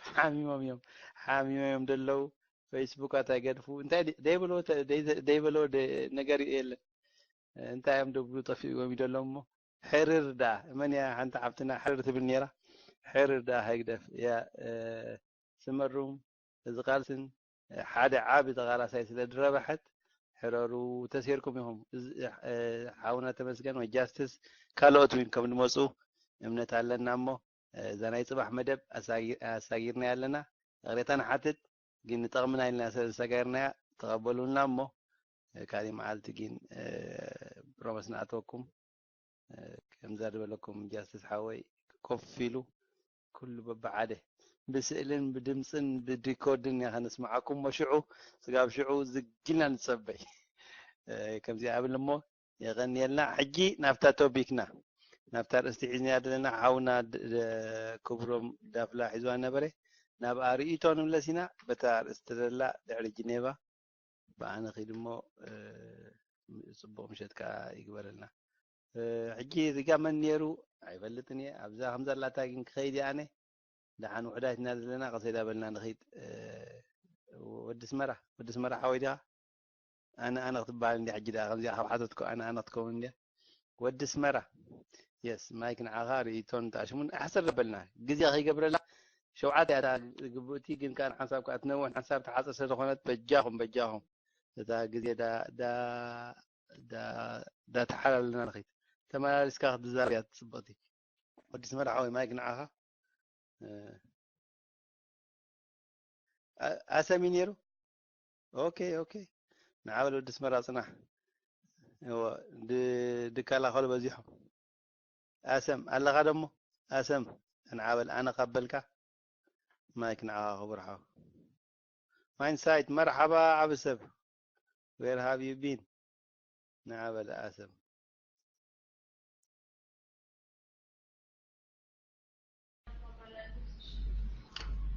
سلام إمار أتقبرم نافلا سلام الله دخل خون كيدو الله كيدي مثلا هو حرة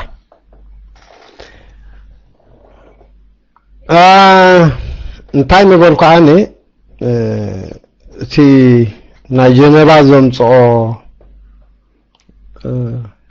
ወይ ተኸሲቱ ዘሎ ኩነታት ናትና ግምት ብምእታው ድሕሪ ጀነቫ ዝብል ዓብይ ኣርእስቲ ዝመጽእ ዘሎ አይ ቲንክ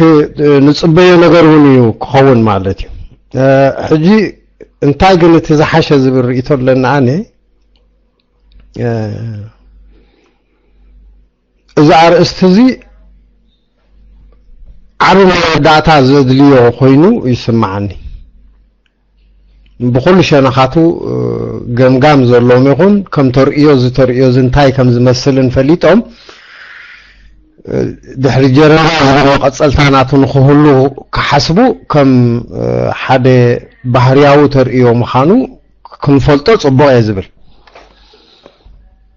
أبالتوكات مسيخا نتي أبالتوكات زركب حبرتسب نجنيبا بخمي مسينايو بخمي كان عقبه دحريو خنتا خنجبر علنا زبلو ارستي اصالو كاتعو صبغو السقايتنا بحق مالتي قند نغراتو ግን እንታይ እዩ እንድሕር ተባሂሉ مستعبالتوካ ዘይመጽእ ሕብረተሰብ ነቲ ናይ ጀኔቫ ዓቢ ትሕዝቶ ንኽህልዎ ዝገበረ እውን ኣባይታ ኣሎ والمخرج اللي توم مياو بقعات يكون تموكرو زلهم إريتراويا I think عد عدل نظره نحبرتسبهم معرة السنة تردي إما زلو كردو عدل كن كفتلو البايتا انتظهر له زحشنير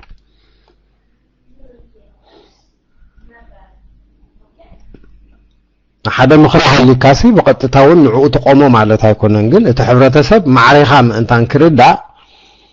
እቲ ተሓሳስባ እንታይ ምዃኑን أبالتو كزرابو زي كولو أرأستات من سلزهلو وين أبايتا دو مرخاباي محشن زبل أمنات هالاتني ني دكتور دافلات راي باني أتو دافلات راي زي كونت ولا نتوم عبز جزاز لهم أبالات يكونوا مراحتنا يتي بالتوك كريت مسلكم مغنياتو ترى ناي بالتوك نحد نجر نعم فتصمتو إنه مصح دفي الزجبرة أبز نايت ماله خريئن كله نبعلو بالتوكات ونتغير له مغنياتو كالحنت جزاز بقص كل جزات ساتيفا نعو عبايتا ختكبركم زلو ناي مقبار عقمن بالتوكات أرئينا اللوا إذن نبعلو حدا أو انتان معبالنيو صبق ناي من محللاف كألتن ناي موهاد عقمنون هاتريلو تبالتوكات ملتي حجي أب كم زقواني خامس هذا اللخا يدبل اللقوني أتو خبرهم دافلا بسفحو بزرزرو نخلو اتسون لو عبد الله لوت نمصع نخلو زساتفه ناب عدتات انت تزورمو بالتوكات كا لزي نحر كزورو خونكم كزورو مخانكم فليتو سلك قبلكم كم زلوا اتي نحنا نحجزكم زغبعنا حجزنا كم زلوا خغبر اني صقم زلوا يمسلني نبلنا زي بالتوكات I think مستوم بالتوكات كترادالو زخيل يزبل وين نخلتهم يا مالته تاريتو نظام جزاء تلاكاني اتو خبرم دافلايو تخالع عبد حستي مالته حساب كما حساب بالتوك ترايتو هايبو خيترف ابايتاون ان كان حواني كانت حساب امناصا مهابو كابز كنقل زخيل حساب كا معرف اندي ادمعخون كم زخيل نعي يردعني ازبل امنت علني اهو ترديهم له تكون كلهم تصفى قبر مالته تخالي كمتان ايت مالي ابسمرم حادث فنو مدبات اب كلن بالتوكاتون ينيرن ابزي حسابزنا عيله 26 لومون كما يجرنا اينا بالتوكات امصينو زنبراني حبار سراح نعقبون مفلاط اقداسنت الله ምክንያቱ ናይ ትፓልቶካት ዘለው ንዝመፁ ተሓሳባት ርዒንካ ናብ ተግባር ክኸዱ ከም ዘለዎም ናይ ምግባር ዓቕሚ ኣብ ውሽጢ ትፓልቶካትን ርኡይ ነይሩ ማለት ወል እዚ ዓቕሚ እዩ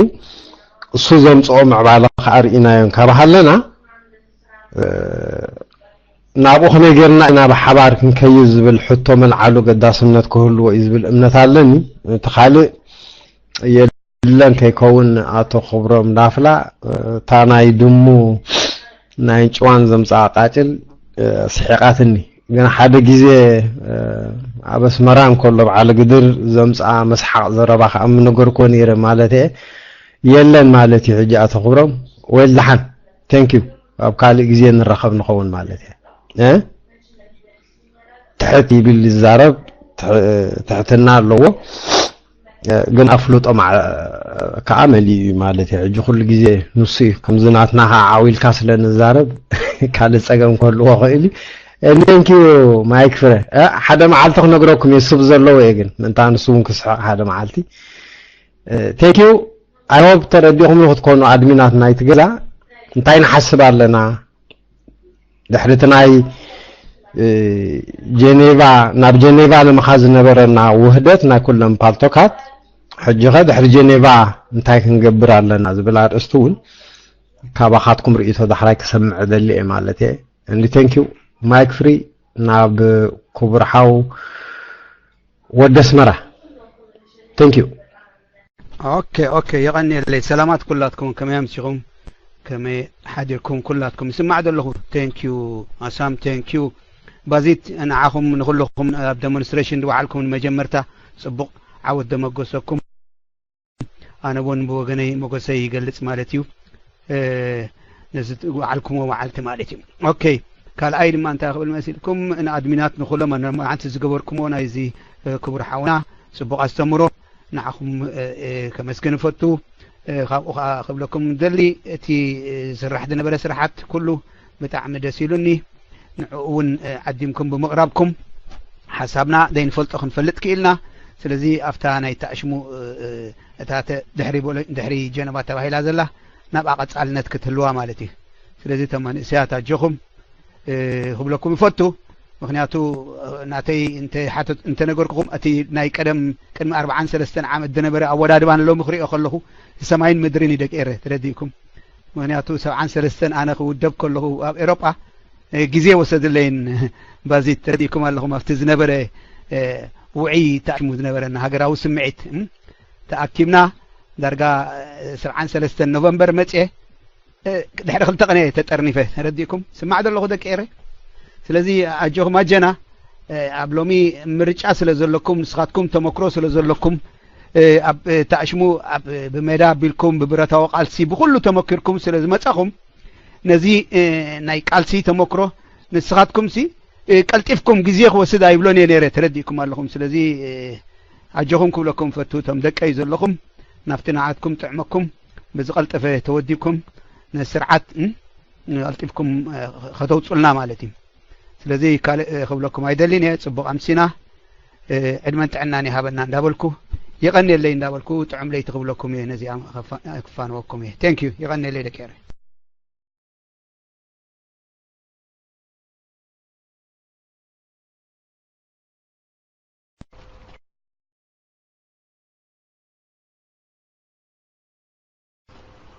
اوكي يسمع الله خدوات يسمع الله خدو ملكت هابوني اسكي ملكت هابوني زم بحيركم تمص زلهم دما قال حال مصاهم ماين سايت هاوي it's really good to see you نوح كوينو خابزين ريكا مالتي كون بابا تتصم قال مصها ناهو ماي زم حجز ريكم زلهم ام ار قرب ادي لمو بتاريخ هن كدا دانيال الله هادو صحيف ريكا الله دانيال هاوي كبكا دو مايك هذا هذا مايك كبكا داني ملكت هابني لا ولا حنتي بالله دانيال تراي امار قرب ادي لله قبل تراي لي ديبه نجز تاخم زلهم اوكي مايك نباغت عندي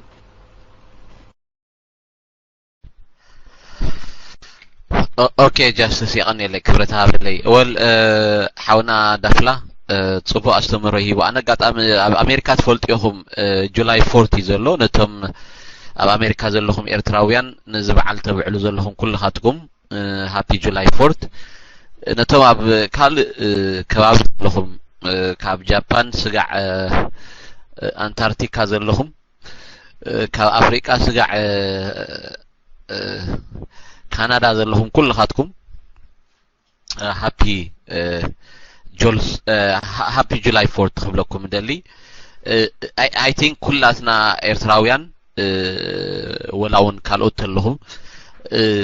ካብ ዓድኻ እንተወፂኻ እሞ ካብ ካልእ ምዕቡል ዓዲ ተኸይድካ ብፍላይ ህዝቢ ኤርትራ ኣብ ከይሓፈረ ስርዓት ህግደፍ ተኣሚኑ ሚልዮን ዝኸውን ህዝቢ ኤርትራ ኣብ ደገ ከም ዘሎ ተኣሚኑ ሓደ ወገን 5,000 ኣብ ወርሒ ይወፁ የለው ነዚ ስኢልካ ናይ ፀላእት ወረ ይብለና ፀኒሑ ግን ሚልዮን ኤርትራውያን ወፂኦም ከም ደለው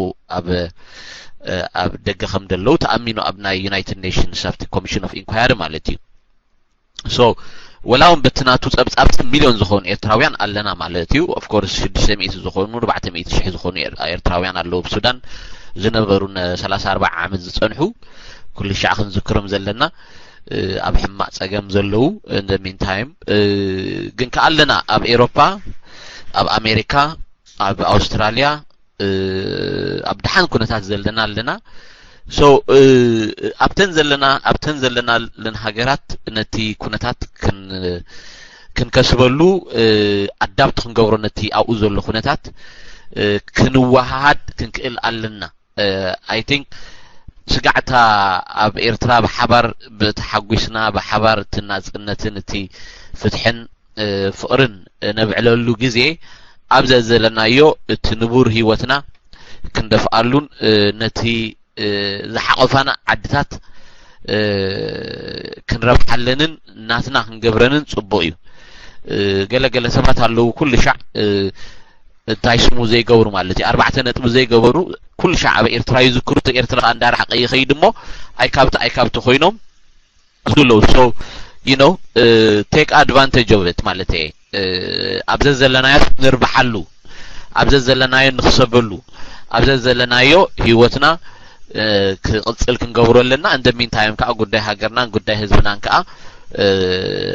ጎን ጎን ክንሪኦ ዘለና ኮይኑ ስምዓኒ so happy July 4 ንኩላትኩም ሓውና ዳፍላ ጽቡቅ ኣስተምሮ ይብና I hope ካልኦት ኣብዚ ጉዳይ እዚ ነውሕ ጸሓፉ ብዙሕ ዝተዛረቡ ለው ብዙሕ ዝጸሓፉ ብዙሕ ዝመኸሩ ዓበይትን ምሁራትን ለባማትን ኣለው ንዕኦም እንዳምጻናውን ክንዮ ጀነቫን ታክንገብር ኣለና ብዝብል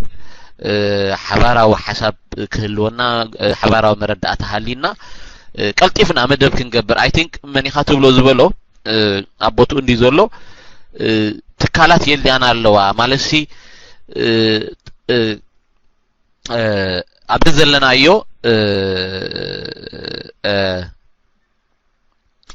ክንውደብ ኣለና እንዲና ንብል ኣብ ዘለናዮ ክንጥርነፍ ኣለና እንዲና ንብል of course ክጥርነፋ ዝኽእላ ትካላት ከኣይልያ ማለት እዩ ዝብል ዘሎ እሱ ክጥርነፋ ዝኽእላ ትካላት ንጹር መገዲ ሒዘን ንጹር መስርሕ ሒዘን ህዝቢ ክመፀን ከሎ ስኩዕ ዘብሎ መኸ መደባት ዘርጊሕን ዘዋስኦ ናት እሱ ኣካል ናይ ሓደ ትካል ምዃኑ እሱ የበርክት ከም ደሎ እሳ ክትበርክት ከም ደላ ኮይኑ ዝስማዓሉ መገዲ ከምኡ ዓይነት ክላይመት ክንፈጥር ከም ደለና ይሓድርና so ከነተኮልና I think ተዓቕሚ ኣሎ እዩ እቲ ክሪኦ ከለኹ ኣሳልቶክ ማዕተብ ዲዝ መፅ ዘሎ ቶክ ንፍተው ንፅላ መንኮርኮር ናይቲ ለውጢ ይኸውን ኣሎ ሓሳባት ጥራይ ይኮነስ ግብራዊ ተብሶታቱን ዝውሰደሉ ኩነታት እንዳተፈጥረ ይኸይድ ኣሎ ኣብ ከባቢና ዘለዋ ትካላት ማሕበራት ውድባት ዳርጋ እትናተን ዩዝፉልነስ ኣቦቱ ስለዚ የለ ዳርጋ ነዚ ፓልቶ ከመተካታ ጌርና ንጥቀመሉ ዘለና ኮይኑ ይስምዓኒ whether we admit it or not that's what's happening so ኮሙ ካብ ድኾነ ከዓ ንሕና ከመይ ጌርና ኢና ኣብዚ ፓልቶክ ኣብዚ በዓለ ውደባ ንሰጋገር I think ኣነ ብእምነተይ እንተገዲስና ስቲል ኣብዚ ፓልቶክ ዘለናውን ካብዚ ክንገብሮ ንላዕሊ ክንገብር ፀንሓን ክግበር ፀንሓን ክንገብር ንኽእል ኢና ኣብ ፓልቶክ ራይሲ ካብ ሓደ ከተማ ዝመፁ ብፍላይ ኤውሮፓ ኣሜሪካ ብዙሓት ኣይኮኑ by the way just so you know 95% of the traffic ናይ ፓልቶክ ካብ ኤውሮፓ እዩ 95% of the traffic ናይ ፓልቶክ ካብ ኤውሮፓ እዩ ናይ ኣሜሪካ ብዙሕ ኣይኮነን ኣሊስ ኣብና ኤርትራውያን ዝብሉ ዘለኹ ሕጂ ኣብ ኤውሮፓ ኣብ ከተማታት ዓበይቲ ከተማ ከም ዕላማ ጌርና ከም መብስ ከም ፓይለት ተወሲድና ለሰይ ስቶክሆልም ንውሰድ ወይ ከዓ ስዊድን ኖርዌይ ንውሰድ ስዊስ ንውሰድ ሰለስቲን ጣልያን ወሲና 4 5 6 ክንከይድ ንኽእልና ግን በሰለስተ ንጀምር ኣብ ክልተ ዓድታት ዘለዎ ኤርትራውያን ጥራይ ኣብ ፓልቶክ ዝመፁ እንተሪኢና ብዙሓት እዮም ገሊኦም ኣባላት ውድባት ድዮም እወ ገሊኦም ኣባላት ማሕበራት ድዮም እወ ገሊኦም ዘይተወደቡን most likely ብዙሓት ዘይተወደቡ ክህሉ so ነዚ ከምዚ ዓይነት ኩነታት ከመይ ጌርና ኢና ናብ ሓደ ጥርናፍ ንቕይሮ ክንሓስብ ዘለና ኮይኑ ይስምዓኒ how do we engage them እቶም ዝመፁ ሲ ተፋሊጦም ተራኺቦም ኣብ ሓደ ከተማ መደብ ገይሮም ናቶም ተመክሮ ወሲድና ኣብቲ ካልእ ከዓ ሪፕሊኬት ክንገብረሉ ንኽእል መገዲ ከም ተመክሮ ኣብቲ ካልእ ከዓ ሞ ኣብ ዝተዓዊትና ኣለና ሞ ወል ኣብቲ ካልእ ከዓ ከምዚ ክንገብር ኢና ኢልና ነቲ ካልእ እውን ክንደፍኣሉ ንኽእል maybe እሱ እውን ሓደ መገዲ ክኸውን ይኽእል እዩ ምክንያቱ ክግበረልና ጥራይ ንፅበት ኮይና ወይ እቶም ክገብሩ ዘለዎም ክገብሩ ንፅበት ኮይና it might take years maybe 10 15 years we don't know so ኣነንታይ ዝብል እቲ ጉዳይ ዝወርድ ዘሎ ሓሳባት ዝወርድ ዘሎ ንዓና ከንተዋሃበ ንሕና ከዓ ክንተገርም ዘለና እቶም ከዓ ኣብዚ ዘለና ምዃንና ኣሚንና let's take ourselves to the task ማለት እዩ ናብቲ ስራሕ ንኽይድ ባህላየ የቐኒለይ ዘረባ ከየብዝሕ ነቶም ካልኦት እውን ዕድል ክህብ so እቲ ምኽሪ ናይ ሓውና ዳፍላ ኣብ ልብና ይግበሮ እቲ ሓሳባት ከዓ ኣብ ልብና ይግበሮ ናብ ግብር ነሰጋግረሉ ግዜ ከዓ ቀልጢፍና ክንገብሮ ተስፋ ኣለኒ ምክንያቱ እቲ ንፋስ ናይ ቦሎኝ ናይ ጀነባ ክንሕልዎ ኣለና ይቐኒለይ أدهوبا لو نعي أدهوبا مايند سايت يزر إذا له جن مايند سايت مثلني أدهوبا يرأيكم إذا له ما يقدر فيه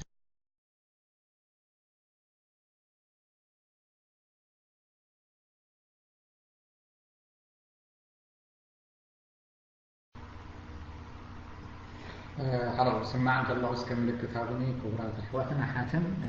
ملكت انت رايكم من سمعت لي اوكي يعني لي اوكي مجمريا انا كلهم انا قلت في قني كلهم بحبر سلام بل كلهم كبرات اخواتنا حاتم ابجينا بقونكم دولنا لوطين دولنا فتحن تدولكم موقع هيجدف دبهروركم كا شحاف هونا جنا لكم تاريخكم لسرحكم أو تاريخكم لسفوركم من كا ننفسهم وسروا بتعمي أجنا تاريخ سرحكم معناته الجي إذن أي جنبا أوروبتي أنت كل بزحكم مهرنا يو كم ولك أسبات كم مهارولينا كم حزب مهارولينا كم ودبات كا كم مهارولي جبا يبل مالتيو انتهينا جنيفا demonstration حارة دليت لوتي لومي دلا على ما يتسمع النت جري كم زلوم أرجع صوم مالتيو نهجدف بغلط تمداي سعيرهم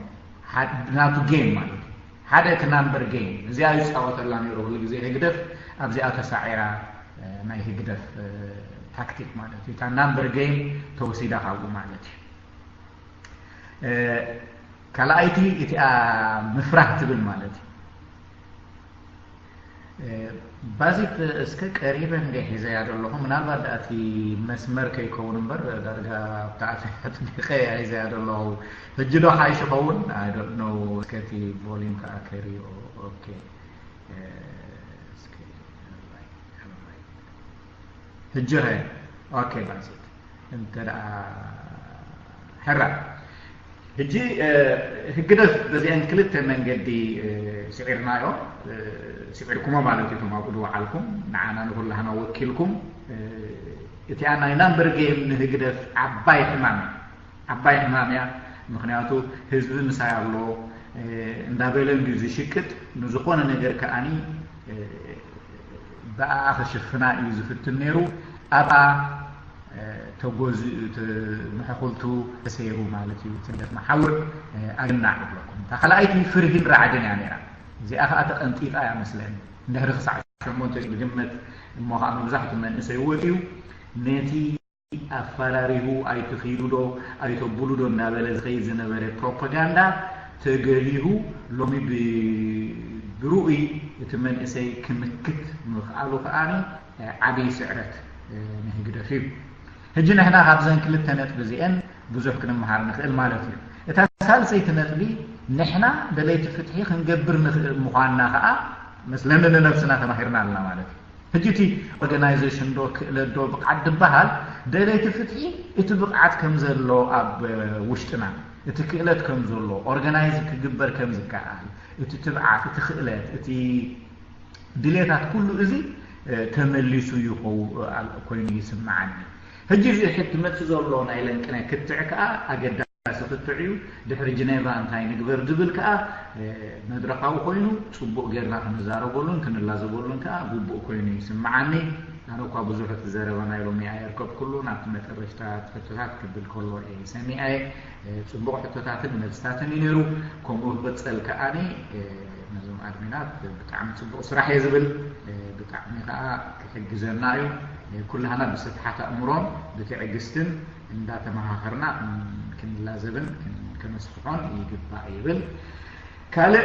بزعبة كبر حول جاستس كزاربة تي هجرف الصحافون إشتى شحجار ودي شحجار يونيرة بجاستس كبر حول جن تأيربرو زي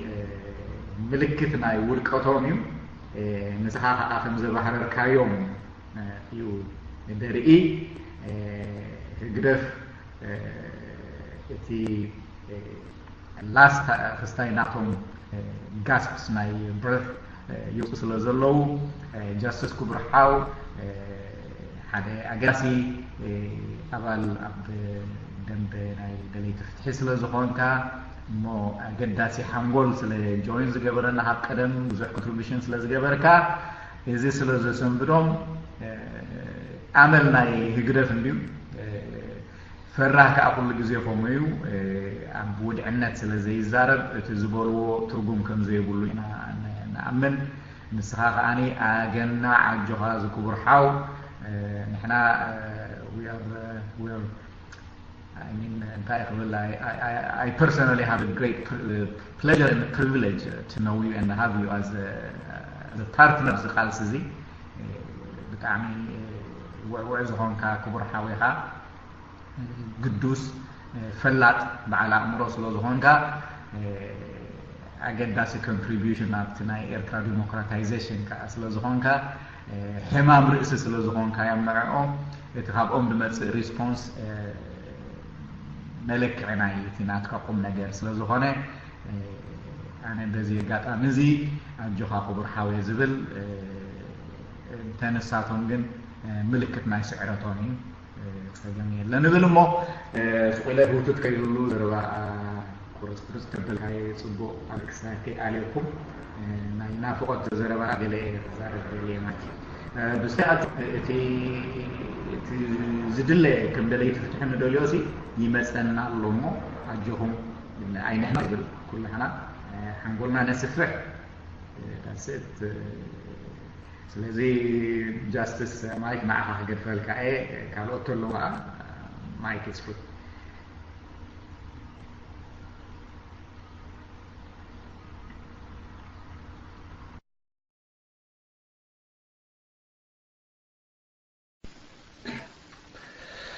على خدا سمع تلفي سمع على خدا سمع على خدا سكي سمع قرب السلام الله قرب سلام كيف أنا كيمير له دحنا قرب أنت قبل دلسي دحن بحيك الزارب هنا في مدبات دحنا قال مدبات خيط أجوهم أجونا كلنا جن قلتنا نجبران كن جبران دلن جزء عينو سدينا واقع كتاب حجي خفل إحنا كتاب حجي ونخفل لنا جزء نوحات زيادة واقع إلى نخفل مو إيده كان يقول كلنا مبرابرن مترنفن تتقرنينا هاني بحاده قعزو تخابيرنا تتعاويرنا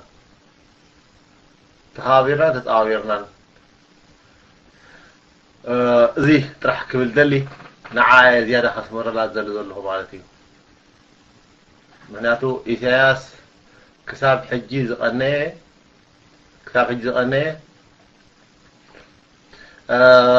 نهز بيتها ندانا قرن نقله بفرحي نقلها بحفره قال لها بزحفر قال لها أخم تفرح عندها وركا التقوى رسلتي ولا نتحفرون حفير كاس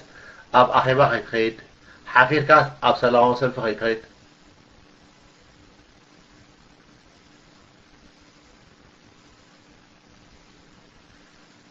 دانيال تولد زعول أنيرس تزاريبه كذي دي حركة تزاريبه دي جنس خا أي وركا رسلني بزعبو صباح كزرب سلسة بالس نعو صورني بزعوانا إلو مشازم سيف زعوا كبرهم دافلا إتزيادا تيجم جام الرئيت زلوا كم حاجة جن صبوا نيرو ترح يقولنا صبوا نيرو عوتي نيرو بزعبو عمق زلة سمح زلة توم زنورو قديمو زجمرن دونغويلا جمرنان دوم جمرون كلها بحارهم كازو هاو رئيت زلوا كم زلوا هنا نسبح تبع لهم